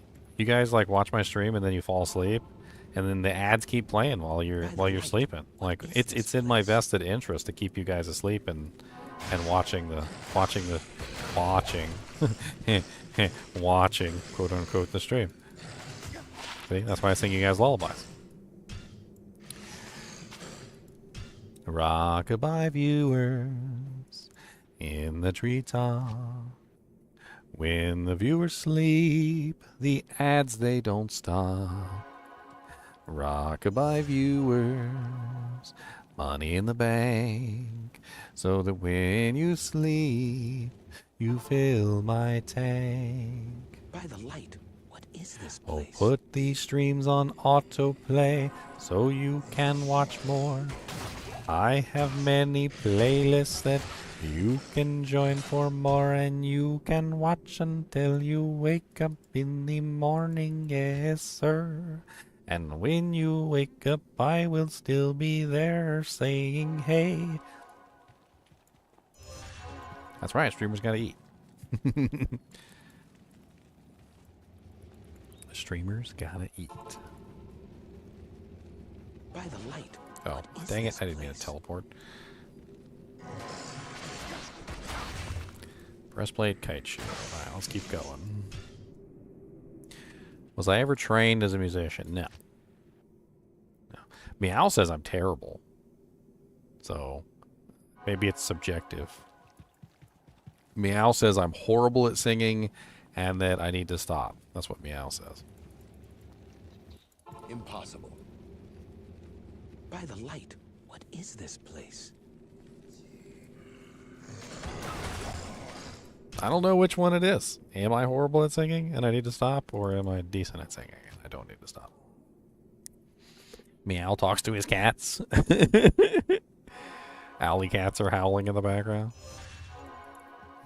Kubus is yowling in the background. Impossible. By the light, what is this place? Right, another potion. Let's just keep on going with the potions. We're going to keep on stacking up items until we get to a ring. We're just going to keep on doing this until we find the ring. That's the goal. That's the first goal, is to find the number of items that we need to cause a ring to fall out of Pindleskin's butt. And then once we get the ring to fall out of Pindleskin's butt, then we're going to try manipulating the magic find percentage, see if we can force the ring to become a SoJ. What is this place?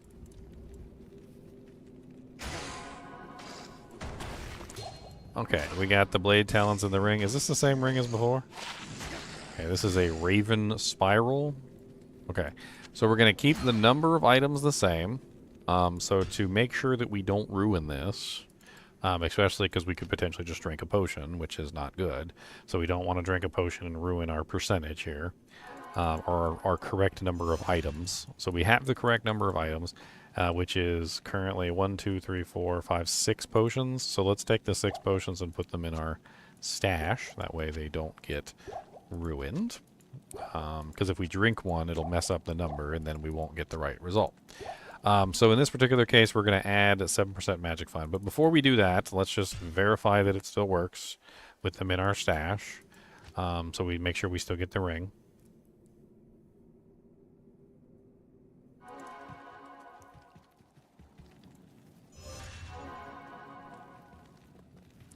You guys want me to sing you songs? Because I can sing you songs. I mean, I will sit here and sing songs. By the light. We can do Itsy bitsy spider went up the water spout. Down came the rain and washed the spider out. Up Came the sun and dried up all the rain, and the itsy bitsy spider went up the spout again. That's a horror story, by the way.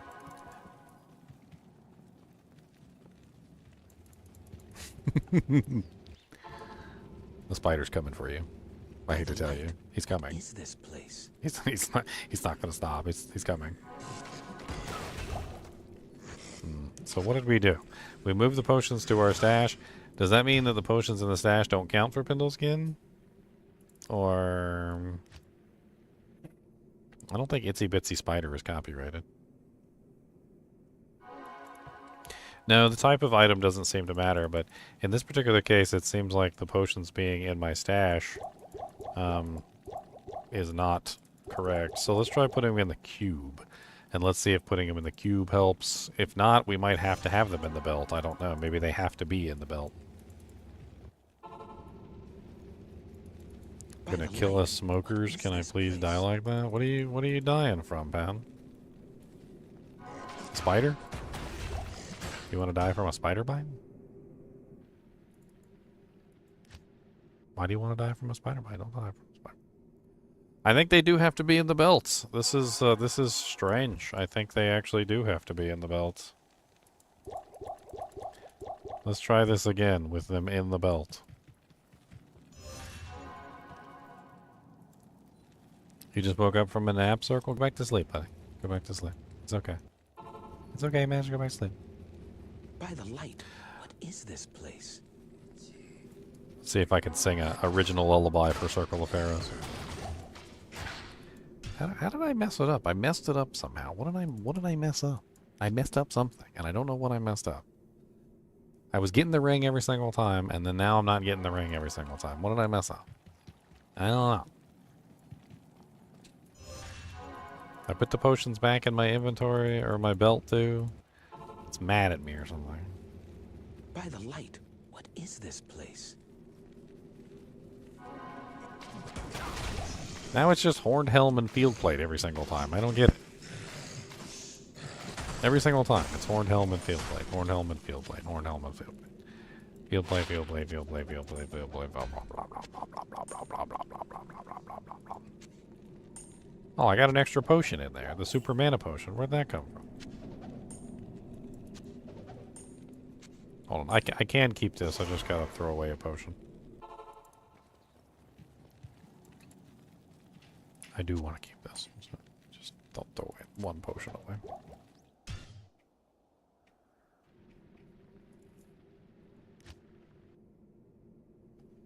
I don't think it's that specific. I think something else is going on. We'll figure it out. It's just going to take a little bit of time and a little bit of trial and error. Maybe I'm one item too high. Maybe I picked up something by accident. I might have picked up something by accident. I don't know. Because that's the full helm speedum. I remember that. So the full helm speedum was before the ring. Yes. So let's try adding one more item into the mix. I mean, we can just buy a potion. It doesn't literally. You know, let's just where it again? Keys. Let's just buy one potion. There we go. One potion. Now, gold doesn't matter. We tested that a while back. It didn't seem to have any effect.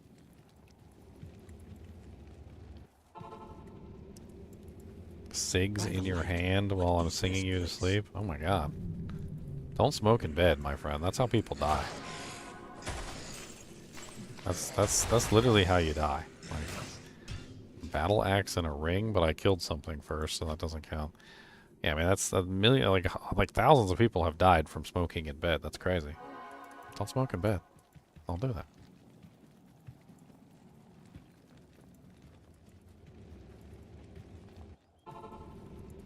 I mean, smoking will kill you eventually anyway, but smoking in bed will kill you faster.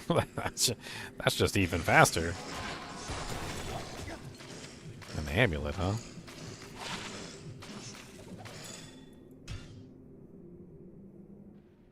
I mean, you can vape in bed. That's like, okay, I guess.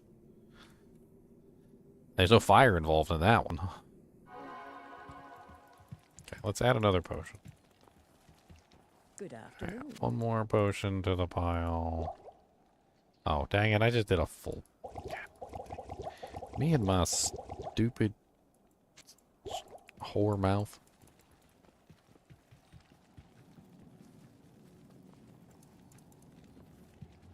Yeah, those, they got like smoker stands.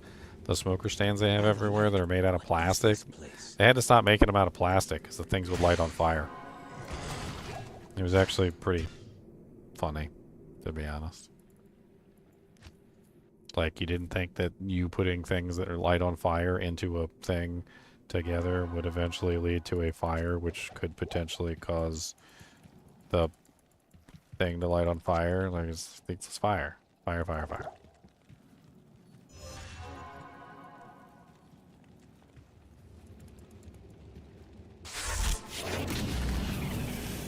By the light, what is this place?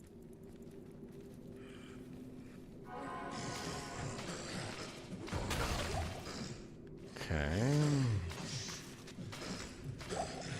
I don't know what I did. I'm gonna drop a potion. I feel like I passed it or something. Like I picked up something and I didn't realize it. Put it in my inventory because I had it dead on. I was getting the ring every single time. And then like... Then I think I don't know. I must have picked up something. Put it in my stash or something. I don't know. Try dropping some potions. By the light, what is this place?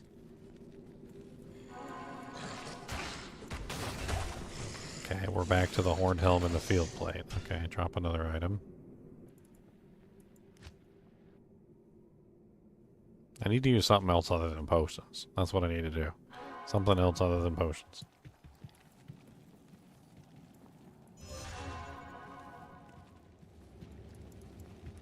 I'll be the first person to have a SoJ farm. By the light, what is this place?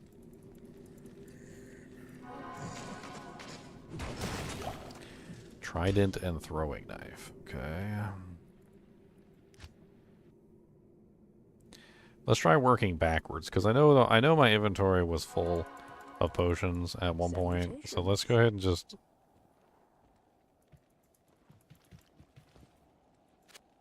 Hey, Mala didn't have nothing in her shop. That was weird.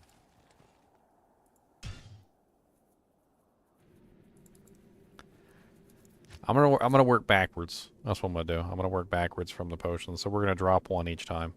So every time I kill him, if he doesn't drop me a ring, I'm gonna drop a potion. So we got full potions at the moment, and then we'll work backwards from there. Good morning. By the light, what is this place? Okay, so pile him heavy belt, drop a potion.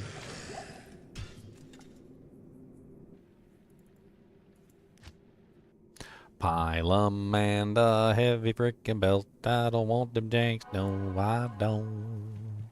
A pile 'em and a frickin' belt. It's a frickin' heavy belt. I don't. By the light, what is this place?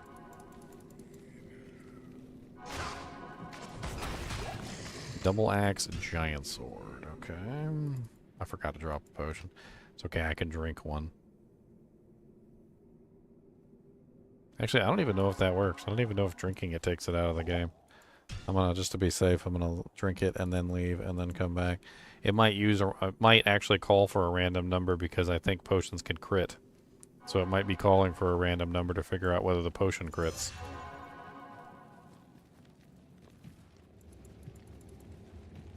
You like peelums? Peelums are your favorite type? By the light, what is this place?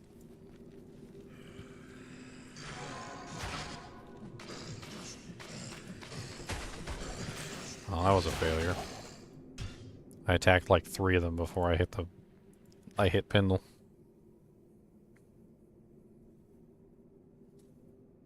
Pindle bo bindle banana fana fo findle bo bindle bo bindle.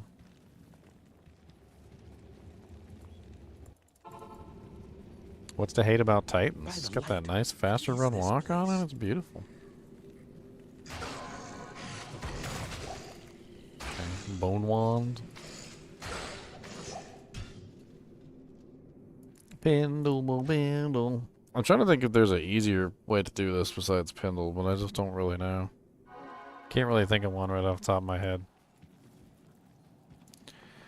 I mean, there's some corpses that I could potentially try and make a ring drop from. That could be an interesting challenge.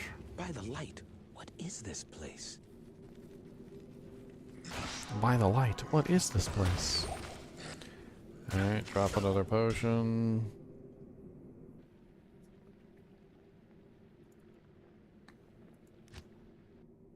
Slower than a pylum? I mean, you just add some increased attack speed on. Mat Javs are -10. They're actually pretty darn fast. I can't imagine the pylum is faster than a Mat Jav. That doesn't make much sense to me, actually. I have to pull it up and take a look. Unless you got like a 40% increased attack speed pylum, that's a different story.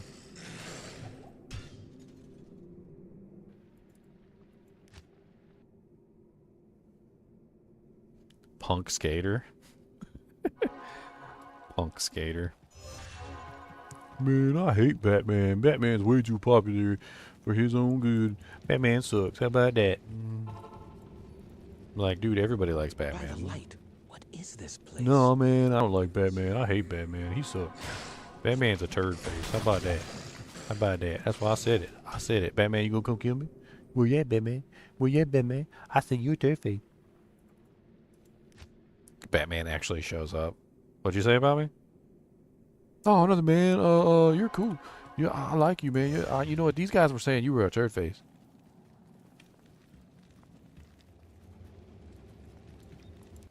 The pre-buffs don't seem to do anything. By the light, I tested the pre-buffs to see if they did anything, and they didn't seem to do anything. Light gauntlets breastplate.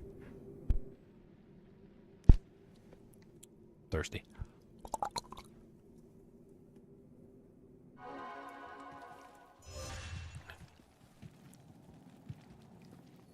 So, I think what it is that some things require a random number call, and so they stack, and other things don't require a random number call, and they don't stack. I think is what it is. Dang it! I hit the wrong monster. I got to do that again because I hit the wrong monster. The order matters. So when you kill a monster, I don't think it's the actual act of killing the monster.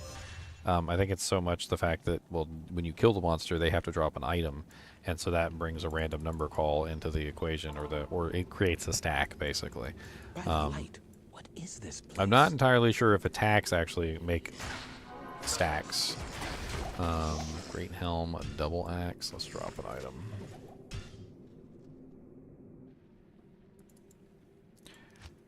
I'm not really a big fan of throwing fast on the Javazon. Honestly, Astronomic, I think fast throwing is actually bad. I know a lot of people seem to like to throw fast, but throwing fast just burns more mana.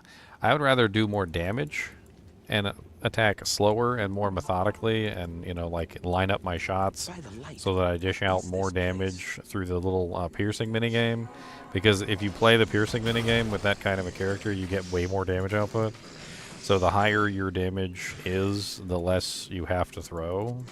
I'm not a big fan of just holding down the javelin button and just going like shung shung shung shung shung shung shung shung shung shung shung shung shung shung shung shung shung shung shung. Like I don't think that's a very optimal way to play that character.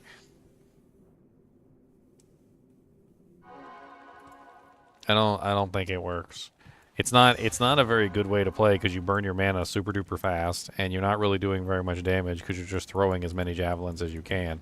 You're not being tactical with them, and when you're tactical with the javelins, you do way more damage than when you're not tactical with them.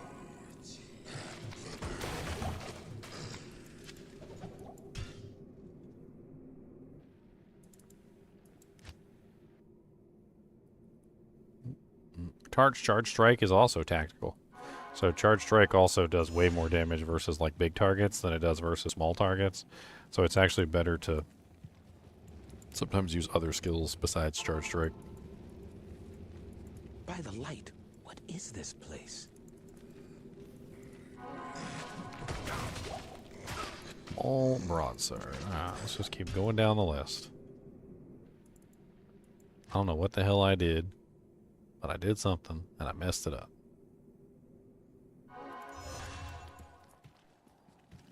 I'm about to go to a different thing. Oh, it's ridiculously more damage. By the light, Ridiculously what more is damage. this place?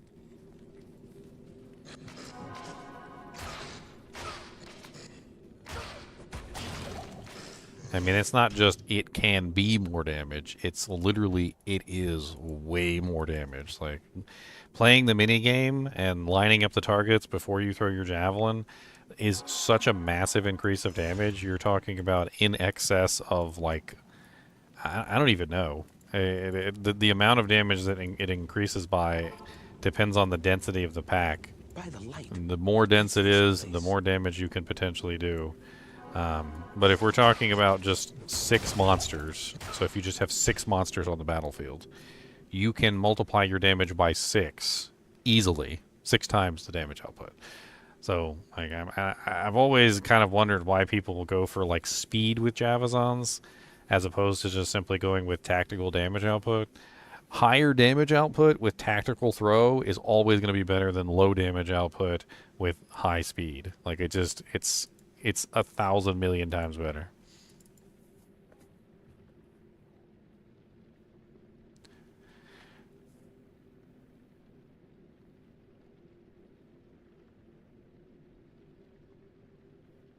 I'm back where I was 15 minutes ago. Well, good.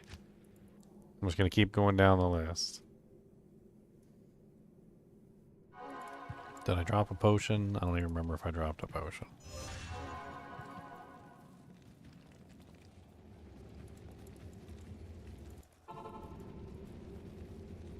By the light, what is this place? Okay. Drop a potion.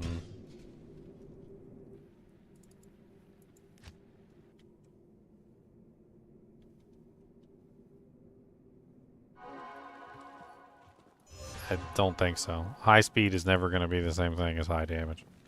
They're two, like, mutually exclusive concepts. By the light, what is this place?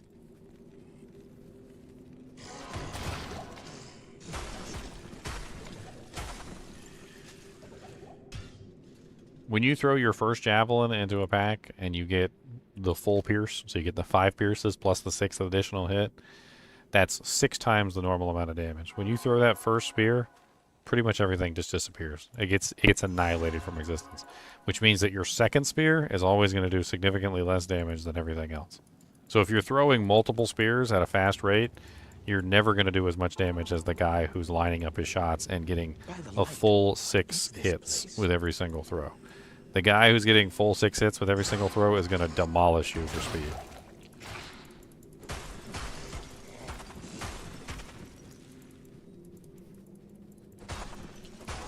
You would have to throw, and this is just simple math. You would have to throw 6 javelins in the same period of time that he throws 1 to equal up to the same amount of damage as him lining up his shots. So if I throw 1 javelin, line up for 6, and then I move a little bit and throw another javelin, line up for 6, and I move and line up for 6 again and throw another javelin and move for 6, you have to throw 6 times 4 in that same time period to equal up to the same amount of damage that I'm dishing.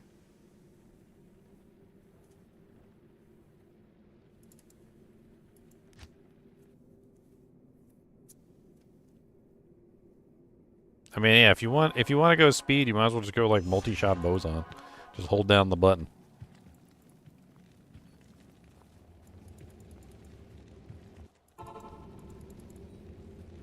By the light, what is this place? There's nothing tactical about the multi-shot boson. There is not a single tactical thing about that character. You pretty much just hold down the button and everything dies. You don't gotta line up shots. You don't gotta do nothing. You just hold down the button. You get the multi-shot high enough, it literally covers the entire screen. Like, I mean, there might be a little bit of like playing around with like the distance at which you shoot the multi-shot to change the spread, but like you can't hit a target more than one time with multi-shot anyway, so changing the spread doesn't really do anything.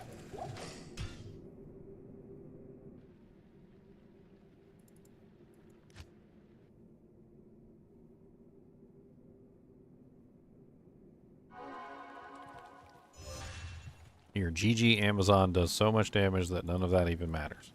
All right, so let's analyze this from a perspective. All right, so let's say you got a GG Amazon setup. All right, and you're set up for speed as opposed to, you know, just simply playing the game and, like, you know, doing the rotation, right? So playing the mini game, right? So you're set up for speed. So you're going to be firing off more shots, which means you're going to be wasting more mana, and you're going to be wasting more javelins. Right? So in general, when you set up for speed, you're firing off more projectiles, right? In general, right?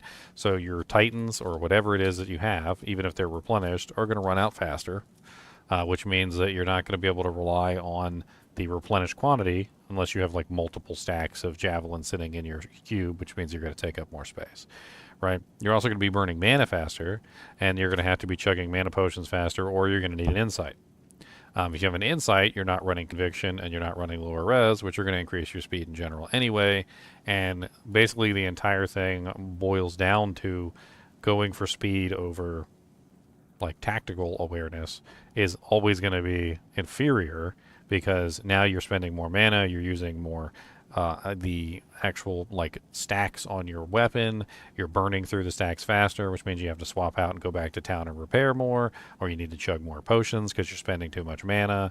It just inevitably ends up a inferior build to the person who's just simply firing off the tactical ability that she has. In fact, if you run up and you use one lightning strike before you throw your javelins, you can also reduce the number of javelins that you have to throw tremendously, which means you'll have way more. You won't have to go back to town to repair pretty much ever. You don't have to have an extra set in your cube to swap to, and you generally don't run out of mana very often. So you don't have to go back to town to get more mana potions, or you don't need to use an insight bow. And Phoenix is just another meh option. Redemption is nice as long as you have corpses. It sucks if you don't have corpses. So if you're going for a speed setup and you end up with a monster that is particularly difficult to kill, like a lightning immune monster or something that takes a large number of javelins, you're just going to run out of mana. And what are you sucking up? There's nothing dead. Like, everything that gets sucked up is already gone, and you're sitting there throwing as many javelins as you can, and you're not dishing out any damage to that thing. Like, having a reliable mana consumption like policy in place so that you're not constantly running out of mana and javelins is better.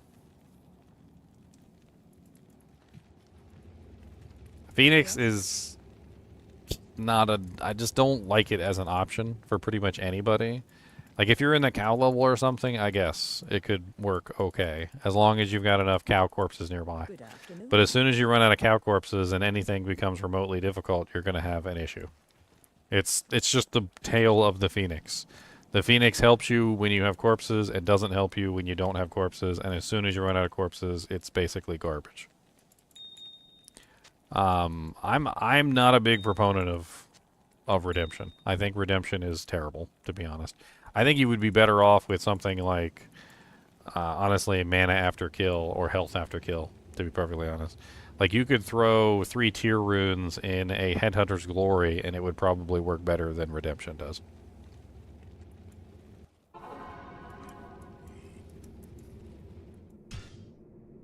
I've actually played with many Javazons that do that, because Headhunter's Glory has life after kill as well as mana after kill, and so, like, it functions pretty much identically to the way that Phoenix does, except it's a fraction of the cost, and it actually works better.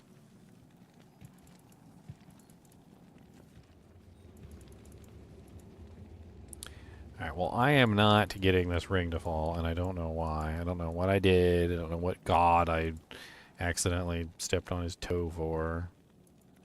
What did I do? What did I do? I stepped on a god's toe or something. I don't know.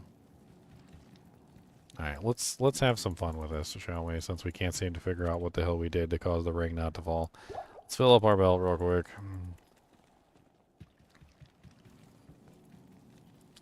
And we're going to put these in here.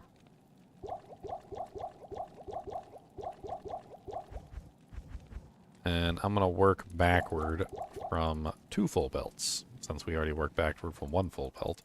And let's see how that works.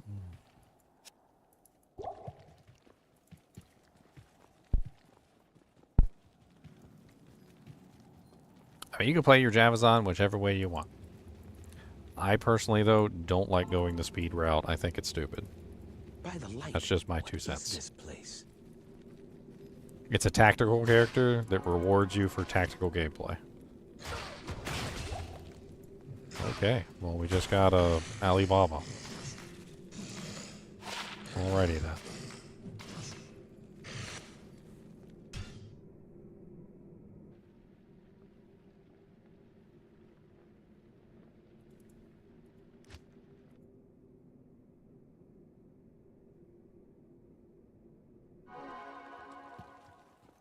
Yeah, insight is a crutch, Joy. It's a. I hate to say it because I know people love insights, but it's a crutch. It's what I consider a crutch-like object. It's good for a little while when you're leveling up and you don't have your character set up correctly, but eventually, when you get your character set up correctly, you're going to want to actually have something that's not insight. You want something better than insight. Insight is very rarely, if ever, the best in slot piece of equipment that you want on your character. It is something that you use as a crutch until you fix things. Like, for instance, once you get a plague or you get an infinity for like Javazon, it's obviously going to be better because you're going to get way more damage out of it. By the light, what is this place? Personally, I think Plague is better than Infinity, especially for a Javazon, because of the way that Infinity doesn't really go very far. It only goes like 13 yards, whereas your Lightning Fury is going like 1,000,000 miles away. But in the cow level, I think Infinity still wins because there's no range damage. But wherever there's range damage, the Plague wins, because the monsters will cause the lower resistance aura to cast on them no matter where they are, which is far more effective than the little 13-yard radius. Sicketh. On top of that, you can also get the Cleansing Aura, which is really nice. Cleansing Aura is amazing, by the way. Love me some Cleansing Aura. By the light, what is this place? Serpenstein skin armor.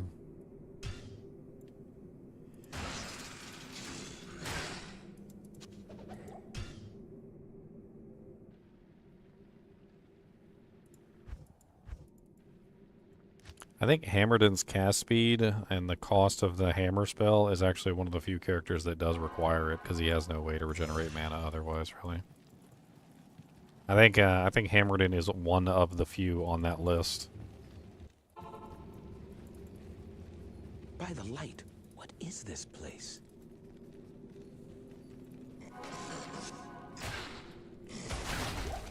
Spiked Club. Well, if nothing else, this was a successful endeavor since we got a Blade of Alibaba Tulwar. So, not exactly a bad compromise there. By the light, what is this place?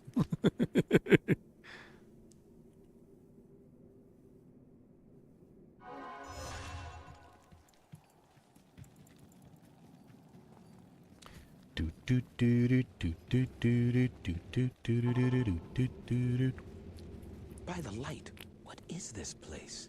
It's a fart place. It's a place of farts. Crystal Sword.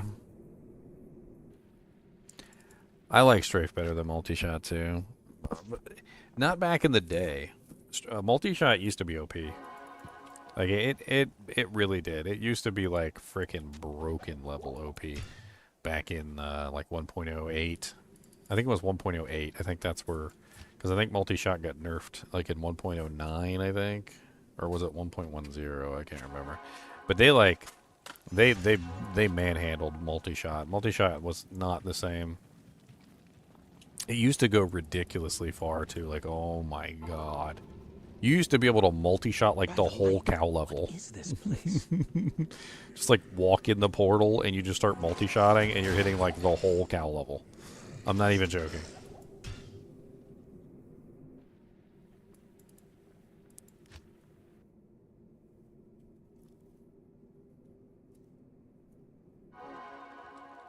So frozen arrow, you don't need you do not need insight for. I've actually done a frozen arrow source. Some frozen arrow sorcerers. That would be fun though. A frozen arrow Amazon all the way to level 99, and once you get enough mana steel, you do not need insight.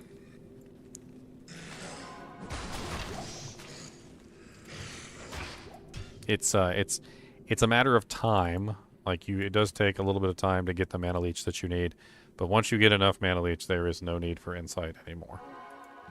And honestly, at that point, you are better off because now you can utilize something to decrease the resistances like Infinity or Plague. And at that point, your build really starts to take off because then your negative resistance goes up even higher and you dish out even more damage.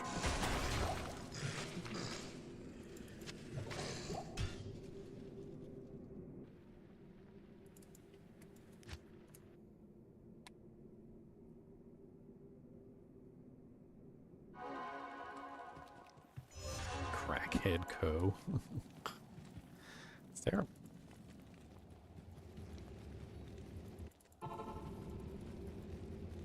By the light, what is this place? A war hat.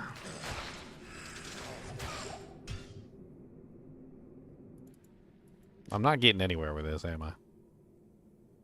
I feel it. I feel it in the water. I feel it in the air. I feel it in the earth. I'm making no progress. What is this place? Fascia and a split mail. A fascist and a split mail. Crackmart. Ugh.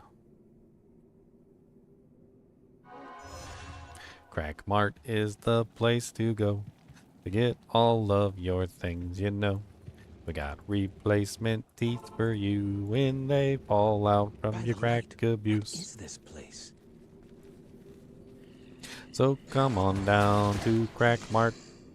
We got crack for you. All the things that you could need, like rusty broken spoons.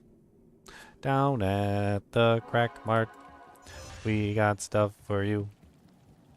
Come on down and get some of this booze at $1.92. By the light, what is this place? Oh, Crackmart, the place to be.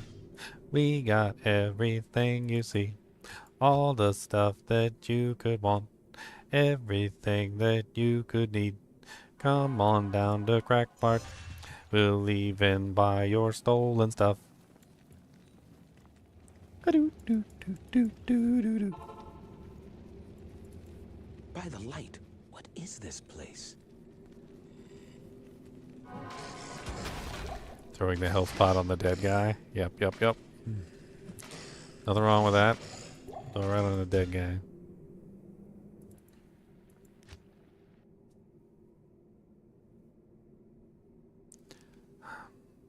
I've seen worse than that, radioactive goat man. I've seen people take an Easter basket with a bunch of Easter eggs in it and put it next to a dead bunny rabbit on the side of the road. By the light, what is this place? Morbid sense of humor some of these people got.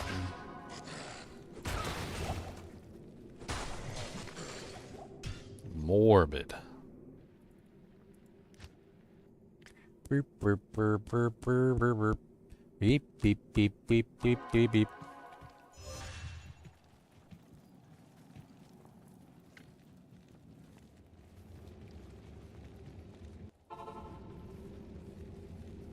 By the light, What is this place? I mean, it's all fun and games until you realize that you know, little kids are seeing that. Like, little kids who believe in the Easter Bunny, they're driving by and they see the basket and they see the little bunny on the dead on the side of the road, and they start crying.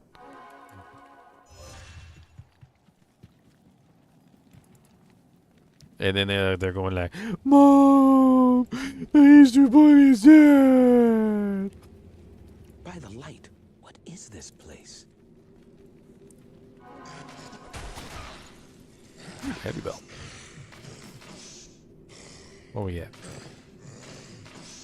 I ain't got ID scrolls.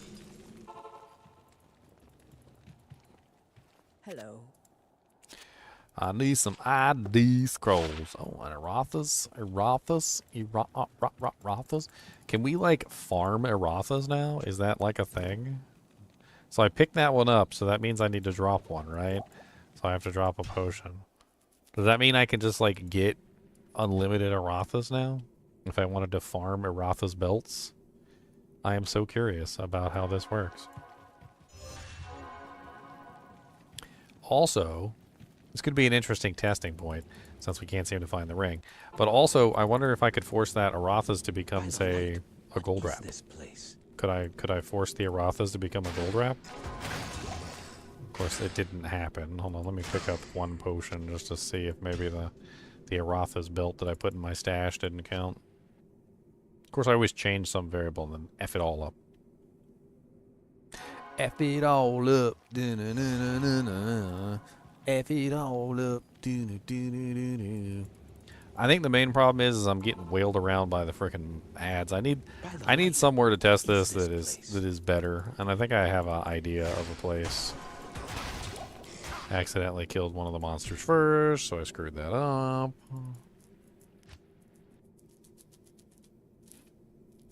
I don't think it matters what potion type it is, Joy. I've tested that before. It doesn't seem to matter what the item is or where the item is or anything. So I don't think that's a variable. I don't think super or greater or regular healing potions have any change on it. The size of the item doesn't seem to matter. I think it's just them hitting me. I think it's just them hitting me. I think them hitting me is causing it. So it's causing a change in the variables because they're beating the crap out of me is basically what's going on. I need them to stop beating the crap out of me. That's what I need them to do.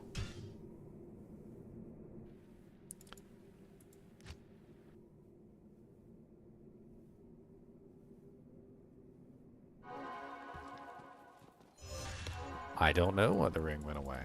Probably because I picked items up. That could be a part of it. I'm going to go ahead and off-mule these gems real quick and also reduce my number of items real quick because I know that it's a factor. I've already tested this many times. So we're going to go ahead and I'm going to dump everything I've got onto the mules real quick, and then we're going to try this one more time. So let's grab our sapphires. It needs to be single target and close to the waypoint. Like, that's also like a big factor. So it needs to be close to the waypoint as well.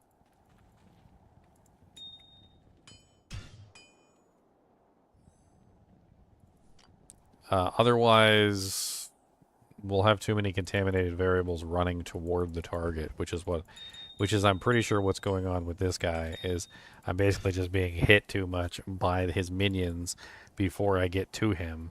And so I think what's happening is each minion that hits me is burning a variable, and so it's causing the variables to change constantly. So like if I manage to kill him quickly enough, it works just fine. I mean, if like I had like a ranged character, I think it would work better. Something that I could just go in there and just like, you know, pick him off specifically and not have to worry about the rest. Bone Ash has way too many monsters around him, unfortunately. The Frigid Waypoint, he's surrounded by monsters. I would have to wade through all of his little minions to be able to do anything, unfortunately. And also, yes, it does need to be able to drop a SoJ. It also needs to be not too difficult, otherwise I'm going to be, like, struggling to kill him, which could also potentially change the result. I need to be able to basically one-shot the guy for the most part, which is why I picked him in the first place.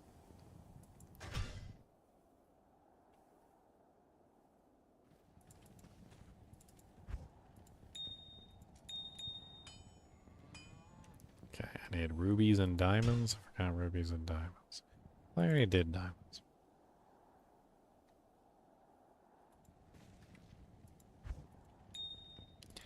I know, the chippies don't belong on there.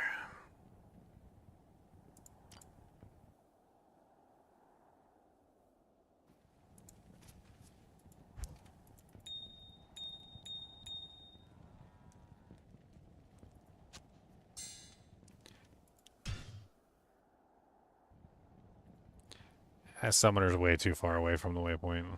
It's too much. It's too much variables involved, and he also has monsters around him too. He always has monsters around him. Let's take a look on Silo's Pin real quick.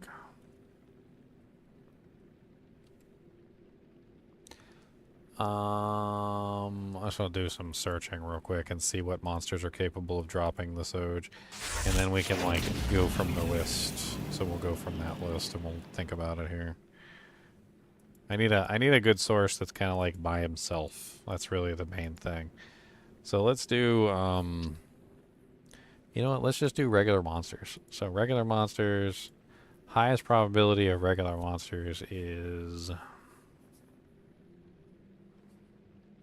looks like a lot of nightmare difficulty monsters. Are there any normal difficulty monsters on this list? I know the probability is going to be really high, but it doesn't really matter because we're going to be manipulating the probability, so I'm not really worried about that.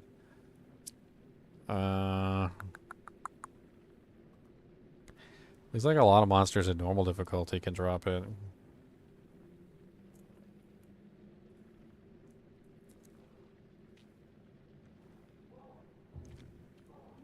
Oh yeah, Nightmare Andariel is definitely one of the best places for SoJ farming. That's not what we're doing though, PKAJ9. We're doing something else. I'm trying to manipulate the game. That's what I'm trying to do. Game manipulation. Okay, so Neil Attack does, but he's too hard to get to. Random Countess, these are all way too hard to get to. Rosenstein, Pindleskin, Thrash Socket.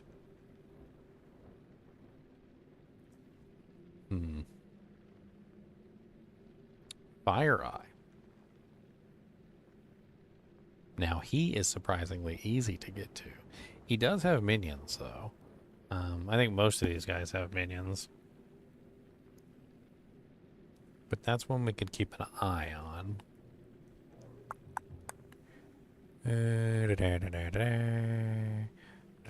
Rakanishu, he's always in the same place.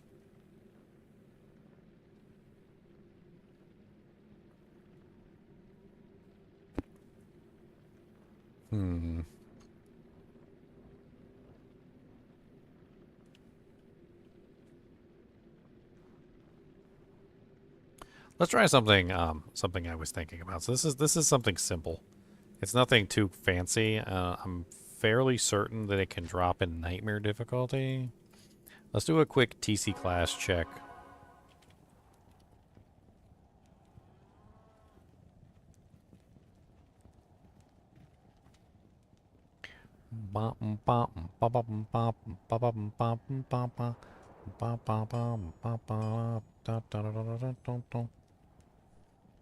I'm trying to figure out exactly what item level or we can get this from. So let's just look up Pindleskin D2R. So Pindleskin's level. We need Pindleskin's level. So Pindleskin in normal difficulty is a monster level 45. Okay. Then we're gonna look up Diablo area levels. And we need to find out the area level of one specific area in particular. Inner Cloister. So Inner Cloister is not high enough level to drop a SoJ in Nightmare. So it's got to be Hell. That's unfortunate, because that means that we could potentially force any of the other rings to fall, which is not what I want. Yuck.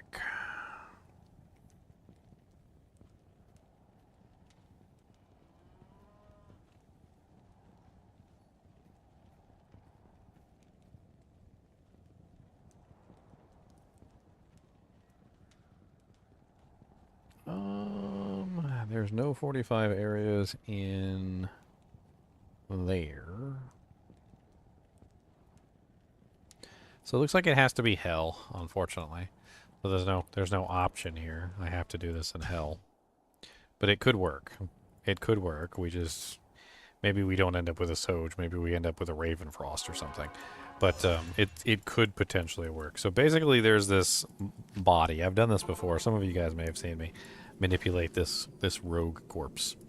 Alright, so we're going to deliberately manipulate this rogue corpse in Hell difficulty, and we're going to play around with this. Alright, so options. We're going to go to players 8. I want to go to players 8 on this. We want the highest probability of anything dropping from this. So Inner Cloister, click. Okay, so we got Talrune, we got gold, and a longsword. Alright. We should get the same thing every single time, as long as we don't change the results. Or change the variables, basically. Alright, so Inner Cloister, make sure we're getting the same thing. Okay, so we get the same thing. Alright, so now we're going to change the variables, and we're going to try and see if we can force different items to fall from the body until maybe we can get a ring. Alright, then once we get a ring, then we're going to mess with it even further. So first off, we're going to try adding a potion. Hello. Let's see if adding one potion to our belt changes the results. Of course, we might need to reset this, but we'll check it again. So 636 gold. Let's verify that that's the same results. And your cloister.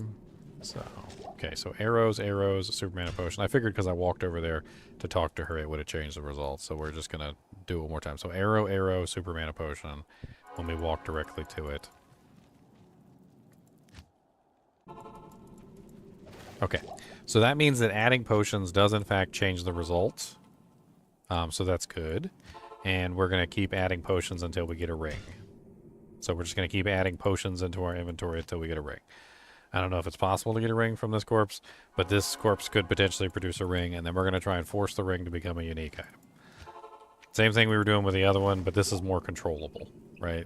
So we got another healing potion, so there we go. We're going to add the healing potion. If the one drops from the corpse, we'll just use that one. If it doesn't, we'll have to buy one from the shop, but one way or another, we'll have to add one item to our inventory. So that time we got a Grand Charm. There's a Greater Healing Potion. Okay, so we're now at 4 potions.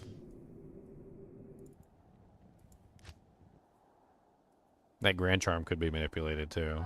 We could have messed around with the Grand Charm, but I'm not going to do that right this second. Alright, so not what I'm looking for. Keep on rolling. We gotta keep on rolling. Keep on rolling. Keep on rolling down the river. No, the number of scrolls in the book doesn't seem to matter.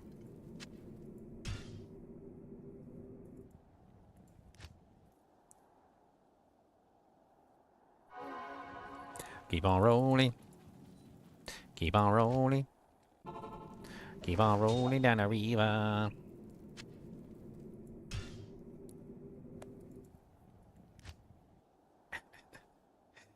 Who knows if I'll ever be able to get this, like, all completely under control so I can do whatever the hell I want to. But one day, if I do, I'm going to be like a wizard at this game. I'll be like, oh yeah, you just do this, this, this, and this, and this, and this. And then you just, and that's it. And then you just look, see SoJ pops out of this guy's butthole. And you're like, oh, well that seems Rude. Making a SoJ pop out of that guy's butt. I can make as many as I want pop out of his butt. That's not a big deal. He doesn't care. See, watch. Boop, boop, boop, boop, boop, boop, boop. What am I trying to do? I'm trying to spawn a SoJ directly from this corpse. That's what I'm trying to do. I'm trying to deliberately make a SoJ pop out of a corpse. Greetings. I'm gonna will it with my mind. I'm gonna will the SoJ to pop out of the corpse with my mind.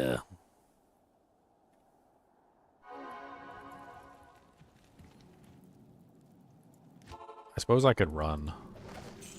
I don't see any reason why not. I don't think running matters here. I was walking before, so I didn't get punched in the face, but I don't think I need to worry about that anymore. Man, I need a bot to do this for me. It's like an AI program to run these variables for me and figure everything out.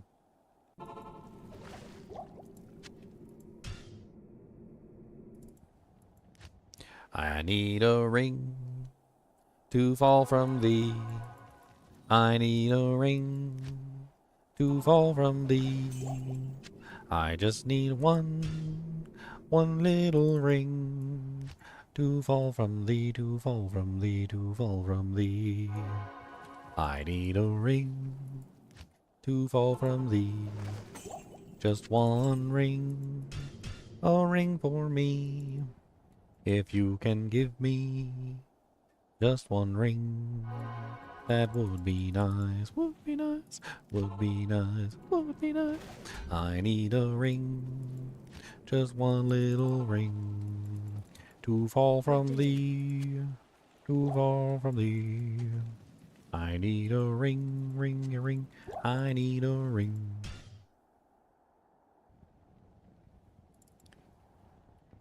It's getting obvious that you really want your SoJ now. You can tell. I need a ring, ringy ring. I need a ring, ringy ring. You get out of the way, you stupid little wolf. Don't howl at me. I don't think it's impossible. I think it's difficult. I think it's time consuming. I think it would take a lot of time, and I think it would take a lot of effort. I'm not really sure it would be worth it. In the long run. I feel like the amount of time and effort it would take to achieve it would completely invalidate doing it. I don't think it's impossible. I think it's just time consuming. You would have to literally map out like every single drop from every single seed, and it would take a really long time. Like, it would take a really long time to map out all the drops from all the seeds. Nobody's doing it. It's like it's a job for a robot. It's a job for like an AI program.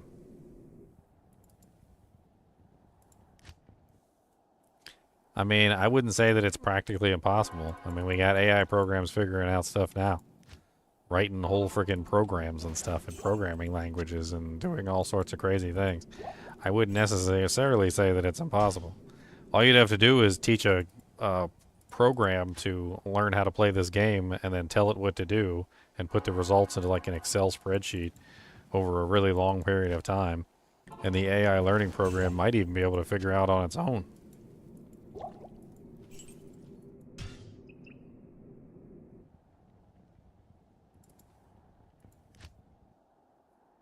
Ask ChatGPT how to get a SoJ from a body. ChatGPT, I need you to play Diablo 2 Resurrected for as many hours as it takes until you're able to reliably get a SoJ from this body right here. And then ChatGPT just plays the game for like 10 years. I get a message like 10 years later. I've done it. I've managed to get a SoJ every single time. And there's like some super complicated path that I have to follow, and I'm like, oh, man, yeah. He's like, all right. ChatGPT's like, all right. First, you need to go to Endurance of Hate. Then you need to go to River of Flame. Then you need to click on this shrine. Then you need to go to Worldstone Keep. And then you need to go to Dry Hills. And then you need to go to Far Oasis. And then you need to go to Stony Field. And then you need to go to and it's like oh my god, where am I going? It's like a 352 like sequence do jank, and then at the 352 mark, and then go to Inner Cloister, and then click on Corpse. And SoJ! Yay! We did it! And you're like, oh my god. 352 steps? Like, can't you find a shorter route? 10 more years later.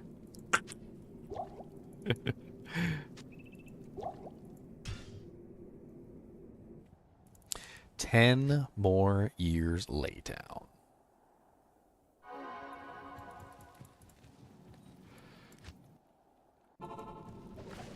Cracked feral axe. Pooh.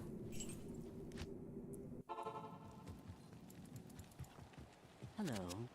With just these simple steps, you too can obtain a SoJ. You too can obtain a SoJ. You can obtain a freaking SoJ.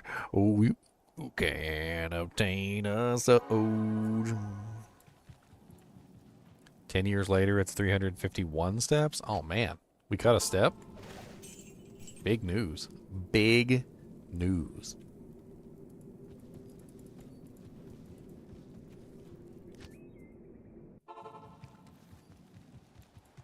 Good day.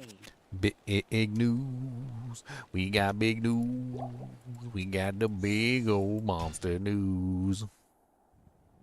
We got the big old monster news.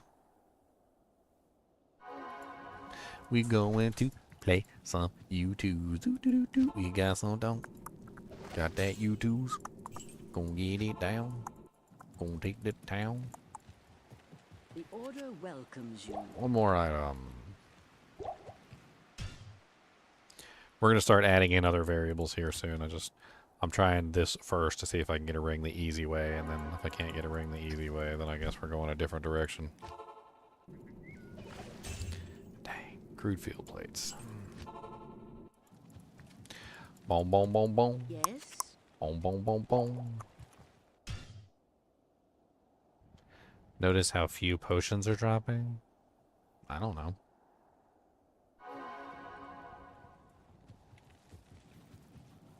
I noticed that I still don't have a ring.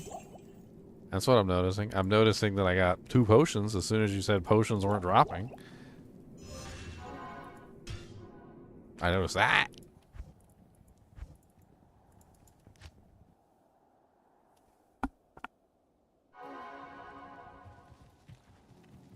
I'm getting hungry.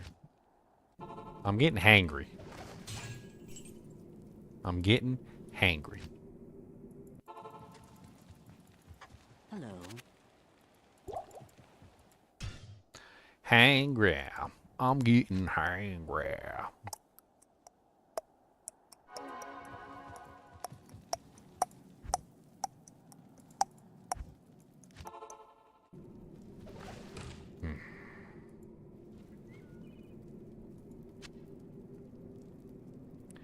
Boom, boom, boom, boom, boom, boom, boom, boom, boom, boom.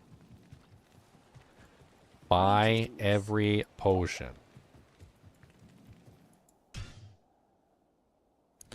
I have my cart full of snacks? Not really. I mean, I got some Cheetos here, I guess. Oh yeah, I do have that candy bar. Where's that? Is it even a candy bar? I don't even know what it is. It's something. I'm gonna try it. Kinda got melty in my pocket, though. I put it in the refrigerator because it was melty. It's not a candy bar. It's got like almonds and stuff in it.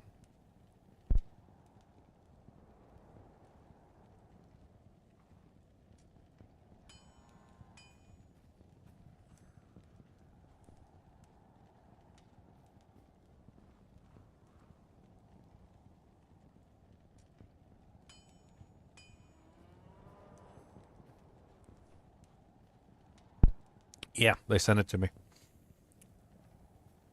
It's by Andaseat. There's a link that goes in chat all the time. Surprised you didn't see it unless you block Nightbot. That's pretty good. I like this.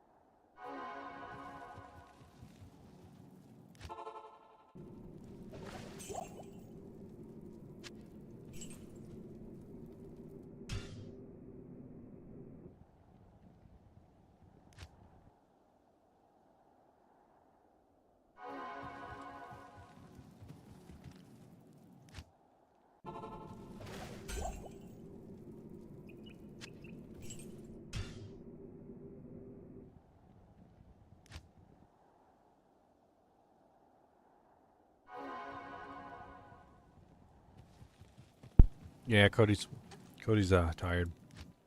He's laying in his bed right now. He's probably mad at me too. He's probably a little mad at me. He wants to go downstairs. I understand. He'd rather sleep in the bed instead of his bed. Sorry, that candy bar was delicious. Congrats on the Rune and the Sir Rune, Jove. Nice. And what's up, last Bulbasaur? 11 months. Freaking ridiculous. Ridiculous. I've tested about as far as I'm going to go on P8. Let's change it down to P6. And let's work backwards. So we're going to work backwards from P6. So instead of picking up a potion, I'm going to drop one.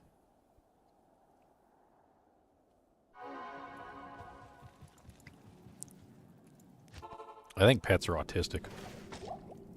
I mean that in the nicest way possible. So, like, I've noticed that autistic kids, or rather autistic adults even, tend to have like a very set pattern that they like to follow.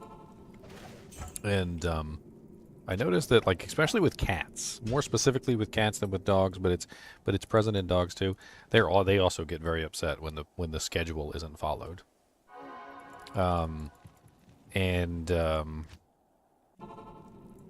Cats are really bad with it. I'm not sure if you've ever like had a cat before, but cats get really upset when things change, or when like their schedule or their routine gets broken. Like if you say you have a stool and they always jump on this stool and then they jump up on top of the window, but they can get up on the window just fine without the stool. And then you move the stool, they'll get upset because you move the stool. Like they will 100% get upset because you move the stool. And it takes them a while to reestablish their new routine. Cats in particular take a while, actually, to establish a new routine. They get so upset, they'll pee on stuff. Like, for like 2 or 3 days, they'll just be upset and they'll start peeing on things and like being just a total jerk. They're like, oh, you moved my bed 5 inches to the left? Well, pee on your shoe. How about that?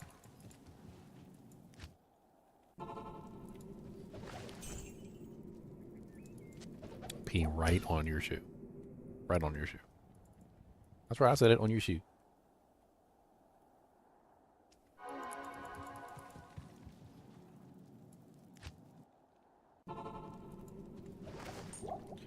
A small charm. I'm 7% MF small charm. Okay.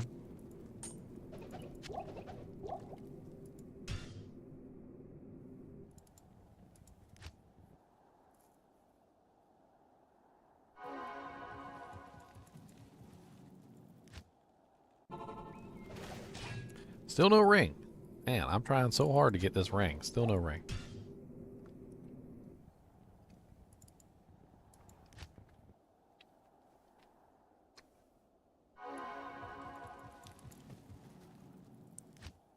Oh, let's just keep going. A ring is bound to drop eventually.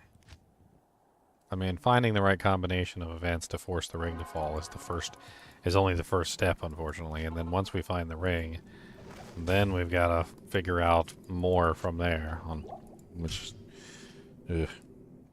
And we got to change variables to try and force the ring to become something else that it's not.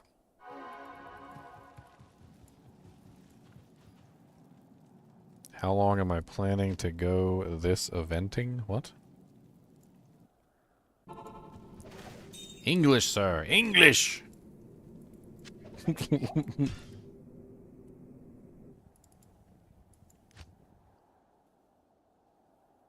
Well, I already streamed Horror Saturday earlier. If you guys missed it, you should go check out Horror Saturday. It was pretty good. So I've been going for, I don't know what it's been, like 3 plus 5, so 5, 6, 7, 8. I've been already going for like 8.5 hours, so I don't know how much longer. It's already like 4:20 at night here. 4:20 a.m. in the morning. And I'm starving, so I might have to go get something to eat.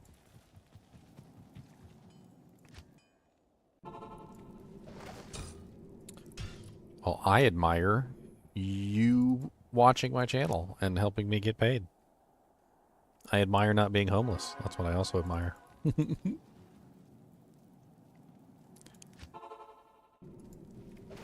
Things have definitely been a little tough for me over the past couple months. Situations change, you know. It's not always sunshine and roses. My channel's doing very well on the positive side. Like, I don't think my channel has ever really done poorly. I do have months that are, you know, less than others. But for the most part, you know, my channel's actually remained pretty stable. And the income from the channel has been pretty stable. But my life has not been stable, which is part of the issue. Oh, an ancient armor. Huh. I'm tempted to stop sometimes and play with these variables when I find them. I can stream while homeless. I wish I could stream while homeless. You need a good internet connection. You need somewhere to plug in. Like, it's not easy. It's not. It would not be easy to stream while homeless. I don't think that would be really easy to do. I mean, I would try anyway because, you know, maybe I could get the word out there that I'm homeless.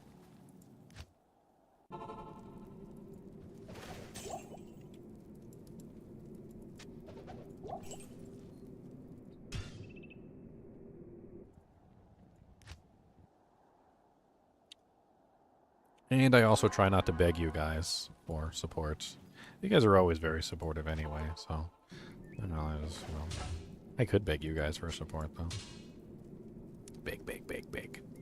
I was actually thinking about making a post about because I know some people had offered. I had a couple people, maybe not you guys that are in here right now, but I had a couple people that had offered to donate cryptocurrency, like of various types. I mean, I guess one form of currency is as good as another form of currency.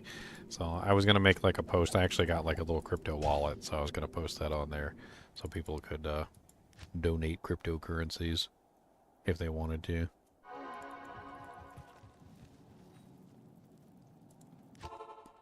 Don't worry about it. It's totally not necessary for you guys to donate. It's up to me to make my own money, right? The majority of my money actually comes from ad revenue. So, you know, you guys watching the ads is actually a lot of it. I mean, I'm totally not supposed to say this, by the way, but, like, if you guys are, say, you know, like, leaving for work or something, and you pop my stream on, and it happens to stay on all day long, you know, that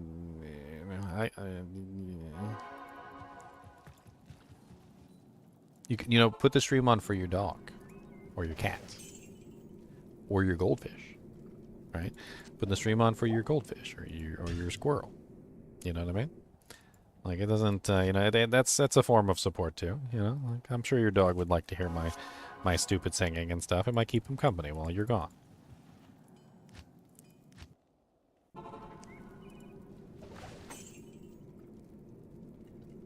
Your hamster, yes, your hamster might like it. You know, maybe your pets need companionship. Maybe your goldfish needs to be scared because I can scare your goldfish. Allegedly, yes, allegedly.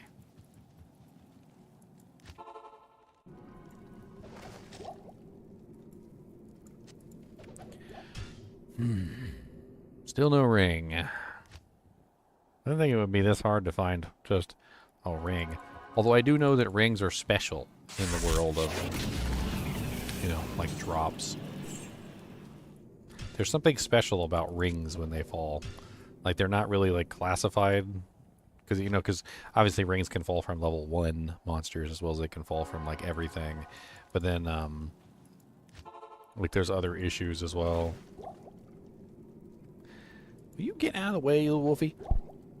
You love to hang out over here by my potions. Get out the way, you big fat wolfie.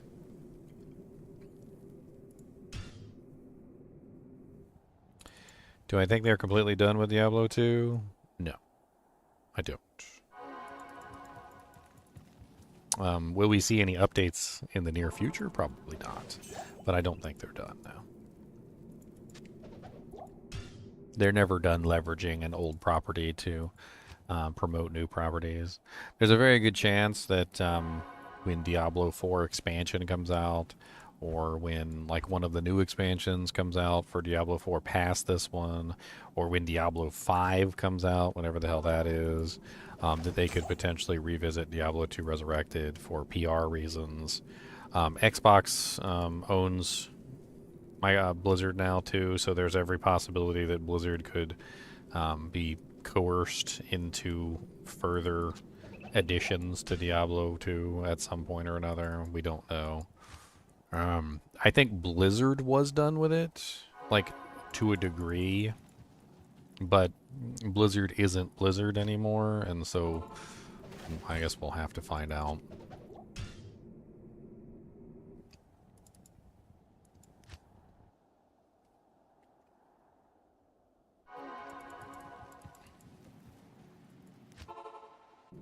I mean, the first thing Microsoft did was fire a bunch of people, Joy. So, and that's not really the move of a person who's looking to leverage properties at this particular moment. What's with the potion sacrificing? So it changes the drops. I'm deliberately forcing the drops to change. So you see it's 535 gold and arrows. So if I don't drop a potion, the number of potions in my inventory is affecting the drop in this particular case. So what actually falls on the ground. So each item in your inventory counts toward a total, and the number of total items equals the items that fall on the ground. So in this particular case, you see I get 535 gold and a set of arrows every single time. I can repeat that as many times as I want to because the number of items in my inventory and the variables are staying the same. If I change the variables, then I can change the item that falls from the corpse. So what I'm doing right now is I'm trying to deliberately force the corpse to drop an item that I want as opposed to dropping the item that it wants. The potions is just one of the ways that you can change the variables. There's other ways that you can change the variables too. Like for instance, if you go to outer cloister first and then you go to inner cloister and then you click on the corpse, you'll see that it drops a different item. This is because going to a different area also changes the variable. So in this particular case, I'm just doing the easy way, which is I'm dropping potions because it's easier than going to a whole bunch of different waypoints, although I may have to eventually do that as well. There's tons of different ways that you can manipulate the game in certain directions. Offline specifically is vulnerable to a lot of these manipulations because you can lock the seed code. So in online, the problem with this, and the reason why you can't do this in online game modes, is because the seed changes every single time, and with it, the map changes every single time. And so what happens is you're not actually, like, you could go to that same corpse, and you could click on it 1,000 times, and you might never see the same loot drop, because every single time you make a game, the seed changes. And so in the next seed code, the items that are dropped from that corpse are going to be different. But in offline, you can lock the seed code so that you don't have to have a different seed code every time you log in. And then you can actually test stuff like this, where you can manipulate the corpses, the items that drop, cause burr runes to fall infinitely, co-runes to drop infinitely, things like that. Even manipulate grand charms and stuff to have specific stats on them, so that you can have like multiple of a specific charm, which is actually really easy to do as well. Something I've already done several times. Earlier, when we were manipulating the grand charms, I was able to force a 15 all-res, 22% extra gold from monsters shimmering charm to drop. Then I duplicated it, and then I duplicated it again. So now I have 3 15 all-res, 22% extra gold from monster charms. I also had a 6 strength, 57 mana charm drop, and then I duplicated it, and then duplicated it again. This is not duping, per se. Duping is where you take an item and you deliberately cause a duplicate to form. What I'm doing is controlling the variables of the game so that an item falls, and then identically doing the same variables so the same item falls again. It's not really the same thing as duping items. It's something different completely.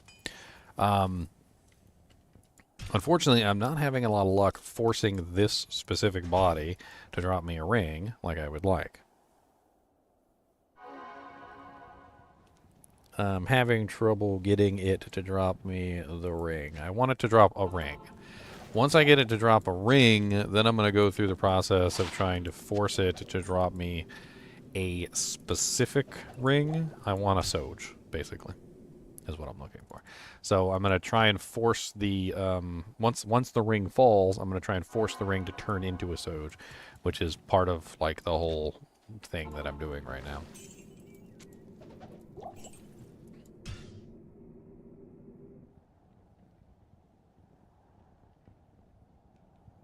When I duplicated those items, did I stream it? Yeah, of course I did.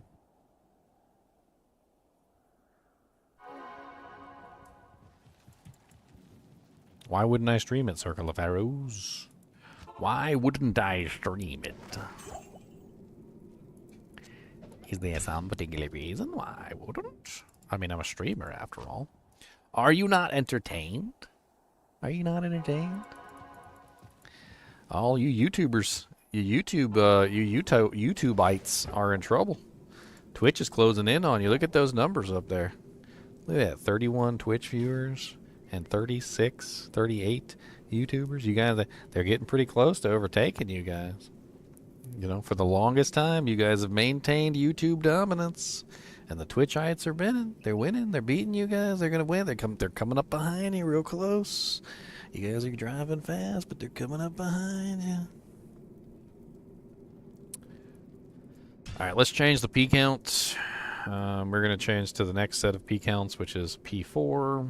P3 and P4 is a different set of P counts, and we're gonna start collecting potions this time. Actually, it might be easier just to do it the other way, because it's easier to drop them than it is to pick them up, so let's just do it that way instead.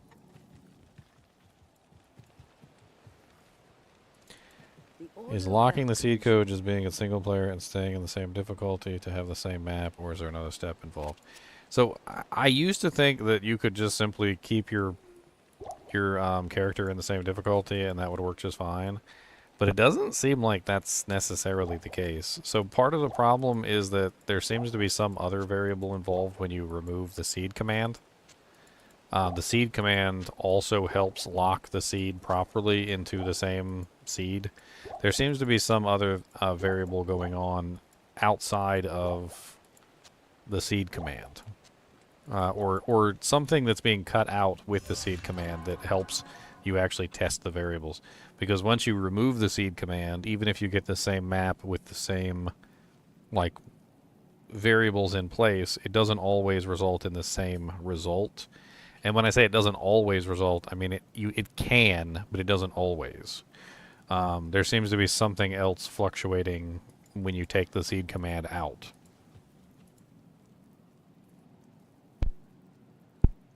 Do I get more from YouTube or Twitch?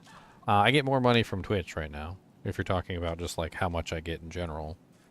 Twitch, I think, I mean, it's okay. It's not bad. But the problem with Twitch is nothing is permanent there. I mean, I like streaming on Twitch because I like additional exposure. But the main problem with Twitch is that since nothing is permanent, my videos disappear off there relatively quickly. And once my videos are gone, they no longer make any revenue. So there's only like a cycle basically of content on Twitch. The YouTube content stays up there forever and continues to make content as long as it's up on my channel. So it's actually quite useful. All right, Sequence, you have a good night. I'll probably be going to bed soon anyway.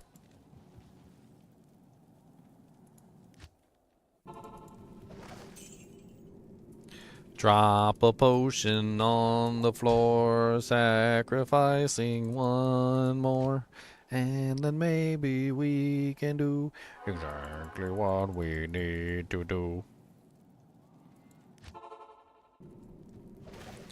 A smell, chammy, chammy, chammy, chammy, cham, cham, cham, cham, cham, chammy, chammy, cham, cham, cham.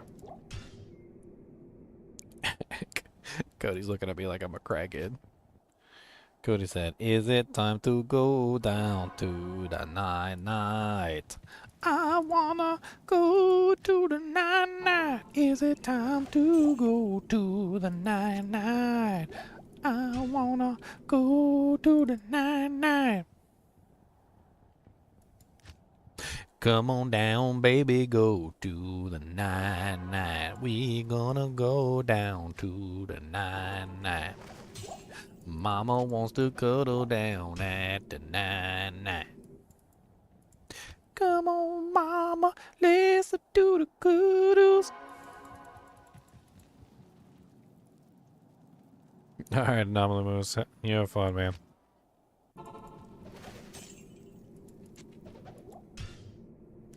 Six plus Annie's. I hope you got a 20-20-10.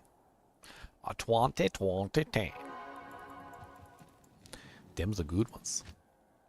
Them's good. A grand chamber. Oop-a-doo. Good luck. On my souls, we got a good luck. On my souls, we got a good luck. On my souls. Good luck, baby, gonna give me a soul. Hey, if I do figure out a SoJ pattern, if I do, there's gonna be a video. I'm gonna be like, "It's raining SoJ. Hallelujah, it's raining SoJ. It's raining SoJ. Hallelujah, it's raining SoJ."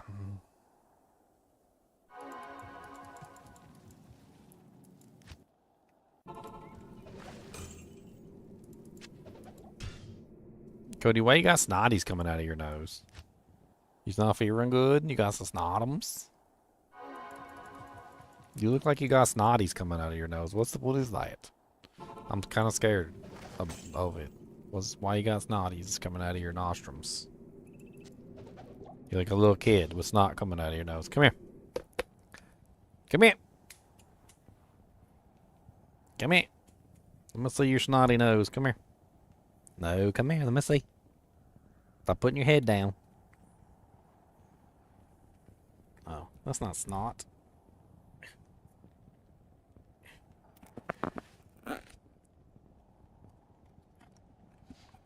Cody, stop being weird. I was just trying to get the thing off your nose, weirdo.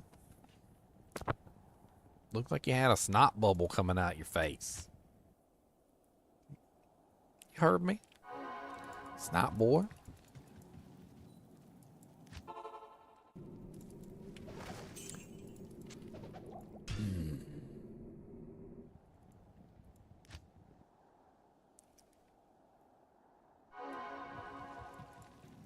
What can I do with the SoJ? I just want a ring. Give me a ring. I just want a ring, just one little ring. Give me a ring, not a superior or X. I just need a ring, one little ring. It's okay, just one little ring. I need a little tiny ring, just a little bitty ring, just a little bitty ring. It's okay, just a little tiny ring. Just give me one, a little ring. I don't need the gold, just give me a ring. Give me a ring. I need a one little, yeah, a little ring. I need a little bit, a bitty ring.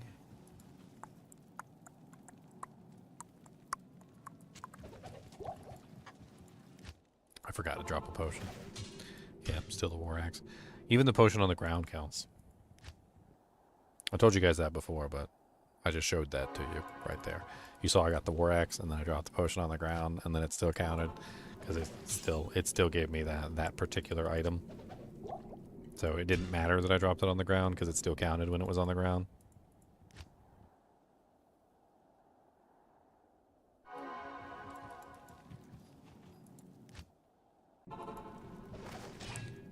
Boop boop boop. Boop boop boop boop boop boop boop boop doo doo doo doo. A key.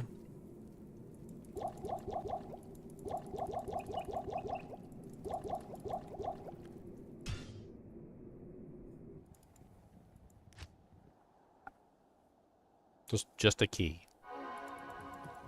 Just a key.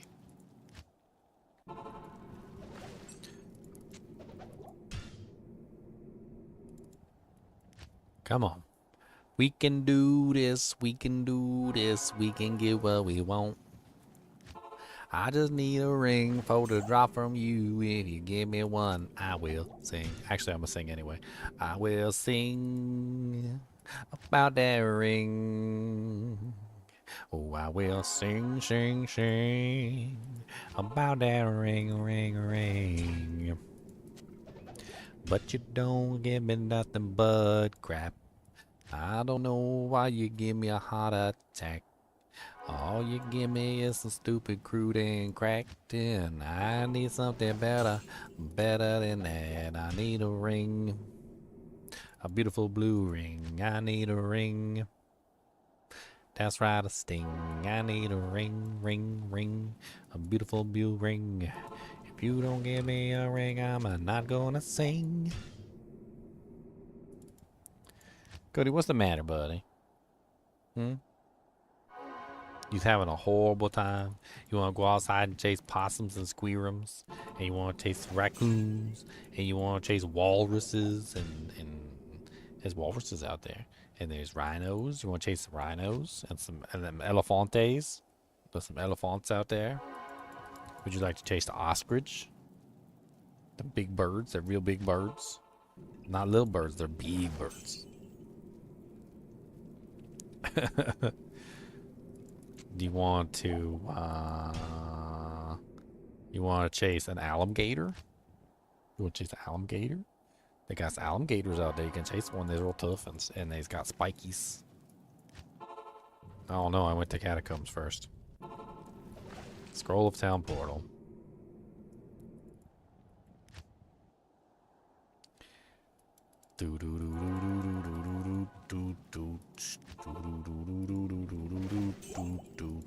I can't find what I need. I don't know what to say. It's alright. I can go. Just need a ring from you today.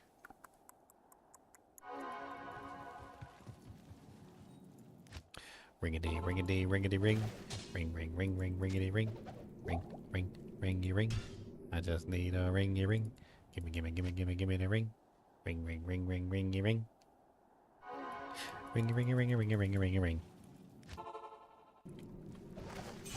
No, no. Gothic sword. I feel like it's given me everything except for jewelry. I haven't seen an amulet either. No amulet, no ring. Right? Like no amulet, no rings so far. Not even like a Cathin's ring or something. Just nothing. Just nothing so far, right? Plenty of weapons. Plenty of potions. Lots of weapons, actually. It seems like weapons drop from this thing almost exclusively. Armors and weapons galore.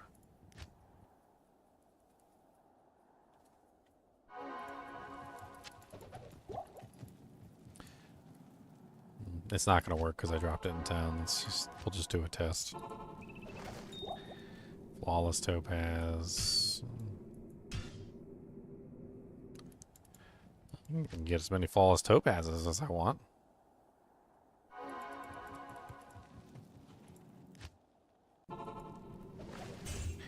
Iron shield and a studded leather armor. Okay. So we've exhausted this one for now, unless I want to go further. So let's go to P2. So P2 is the last set. Good day. If I don't find a ring with this one, I don't know. I'm just gonna... I don't know what to do.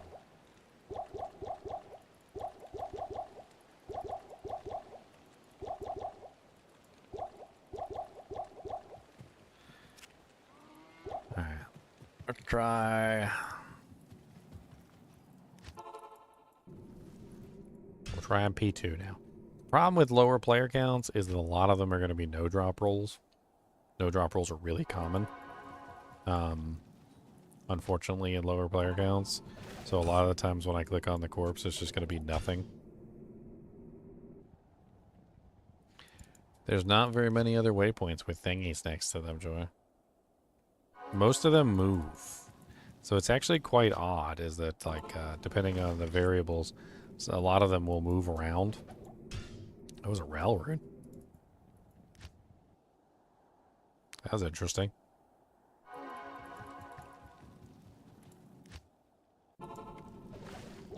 Super hot. Dang it, I forgot to drop the potion. Let's try drinking it. Let's see if that works. No, it didn't. I don't know why drinking it didn't work. That's interesting.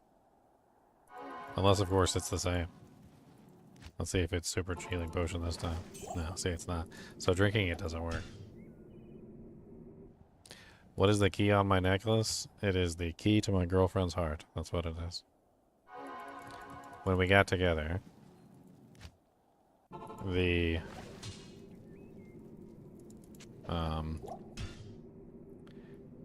and she fell in love with me, and I fell in love with her. And the birds and the bees. Now that she gave me a key. She said that she had found it when she was a little kid, a long butt time ago. I really don't know. Like,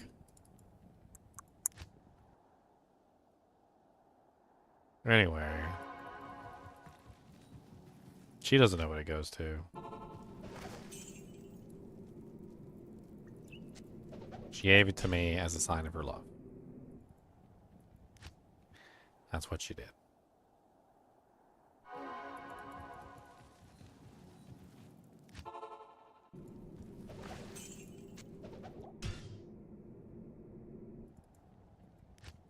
What the hell is a chastity belt supposed to do? Never really understood that one.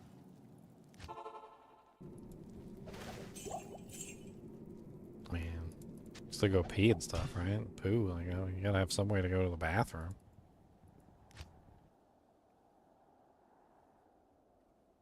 If you got some way to go to the bathroom, then something can still get in there.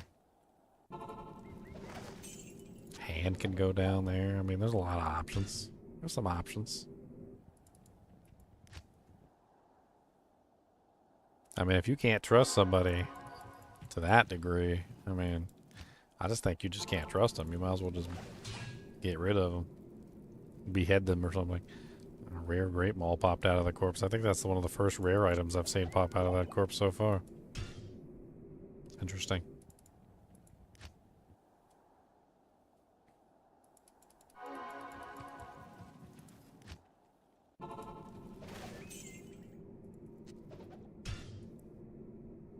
grave robber? Yes.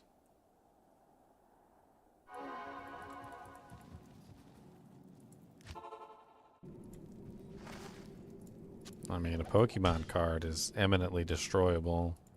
Sounds like something that probably won't last very long. Not unless it's in one of those nice, hard shell plastic cases. But you know girls are going to find a way to destroy it anyway. You know that, right? Girls have always cracked me up. I've always been like a little weirded out by girls' ability to destroy everything that the person who they love gave them because they don't like them at that particular moment. Like, I don't know if you guys have noticed, but like there's this propensity for women to let's see if I can get that one again. There's a propensity for women to like just like if you get in a fight with them and they're angry at you for whatever reason, they'll just take everything that you ever gave them and just like destroy it or throw it in the trash or like burn it or something. And it seems to be like almost like a thing that they can do, that they do, and I've noticed this across like many different women. Some sort of like evil vendetta thing of like the I hate you. It's actually not a bad amulet either. Dual leech, 2 reses, and min damage. I mean, it's not bad. I don't need 2 of them, but it's not bad. Could be interesting to see if we could turn this amulet into a unique amulet, though. That could be an interesting opportunity. So let's see if we can turn the rare amulet into a unique amulet. So first, we're just going to put on like all of our magic find gear. So let's just put like every piece of magic find gear we have on. And a nagel. Wait, no, that's magic find. There you go. And a nagel. So we got every single piece of magic find gear that we have on. Currently have 309% magic find. Let's see if that changes the rare into a unique.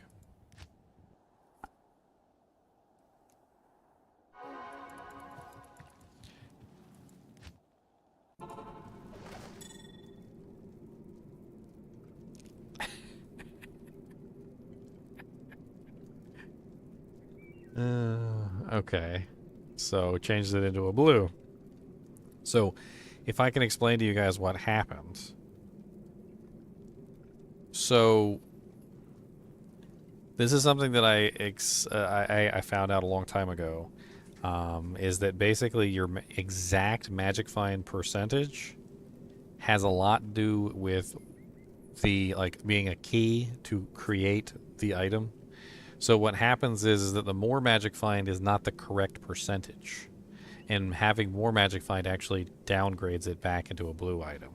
So more magic find actually causes it to be worse, not better, because it's not about having a like large amount of magic find. It's actually about having the right amount of magic find, which is silly. Let's try some different magic find percentages. So we're going to take one magic find charm out. We're going to try it again. Another blue amulet. Okay.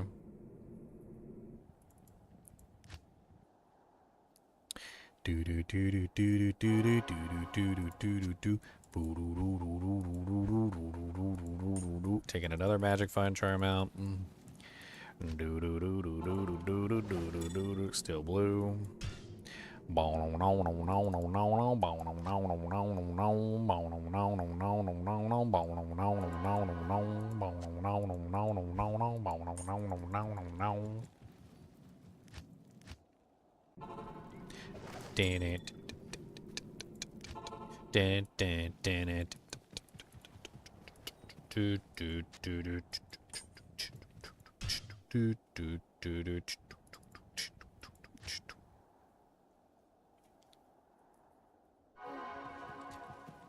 I don't know if I can actually turn it into a unique item, to be perfectly honest, because if it was already a blue that was turned into a rare, it might not be able to turn into a unique. one of the things I found out when I was messing around with the magic find is that finding the correct percentage to turn the blue into a rare was like the only thing that worked. I could never turn like a blue into a unique if it already turned into a rare. So like if it already went from blue to rare, it would never go from blue to unique or blue to set. It was really weird. I actually already have a Marazon. I found one earlier, the other day. It's a 225. Boom boom boom boom boom boom boom boom boom boom no no no no boom boom boom no no no no no boom boom boom no no no no banana no no no no no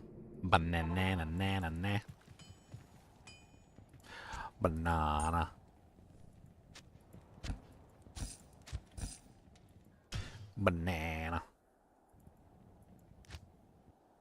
na na banana banana.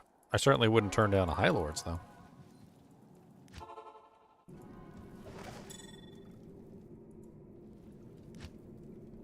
So I wonder what this is in a different difficulty. Is it still an amulet in a different difficulty? Like, what if we just change the difficulty? Let's go back to our previous gear. Hold on. So let's go back to our bulwark, our gloves, re-put our ring back on, and I think that's pretty. Oh no, we took. That's right. We had this one, and this one. That's right, because we took that charm out. That's right. Oh yeah, we need to put this charm in our inventory. This thing's freaking great. Great. I gotta find somewhere. 116 can go.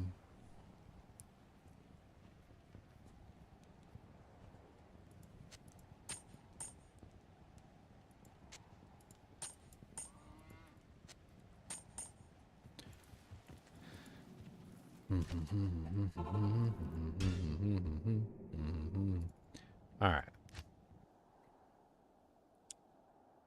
So let's have some fun with this. So going back to our original equipment, goes back to a rare amulet, and it's still the same rare amulet, right? The same dual leech. Yeah, still the same rare amulet. Alright, so now that we have this exact combination, let's change to players 4 and see if what it changes to, if any. Is it still rare? When we're asking a bunch of questions here, but it's still fun to ask the questions and see what the answer is.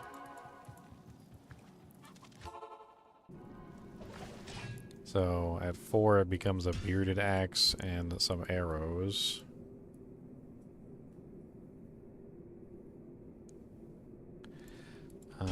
At 6, let's try 6. I'm specifically going by 2s because I know that the combinations work that way. Super mana potion and bolts. And then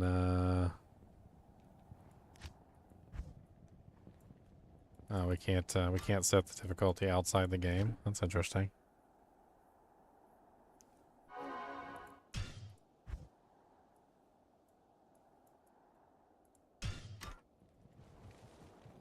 Boom, boom, boom, boom, boom, boom, boom, boom, boom, boom, boom, boom, boom, boom. Greater healing potion and a key.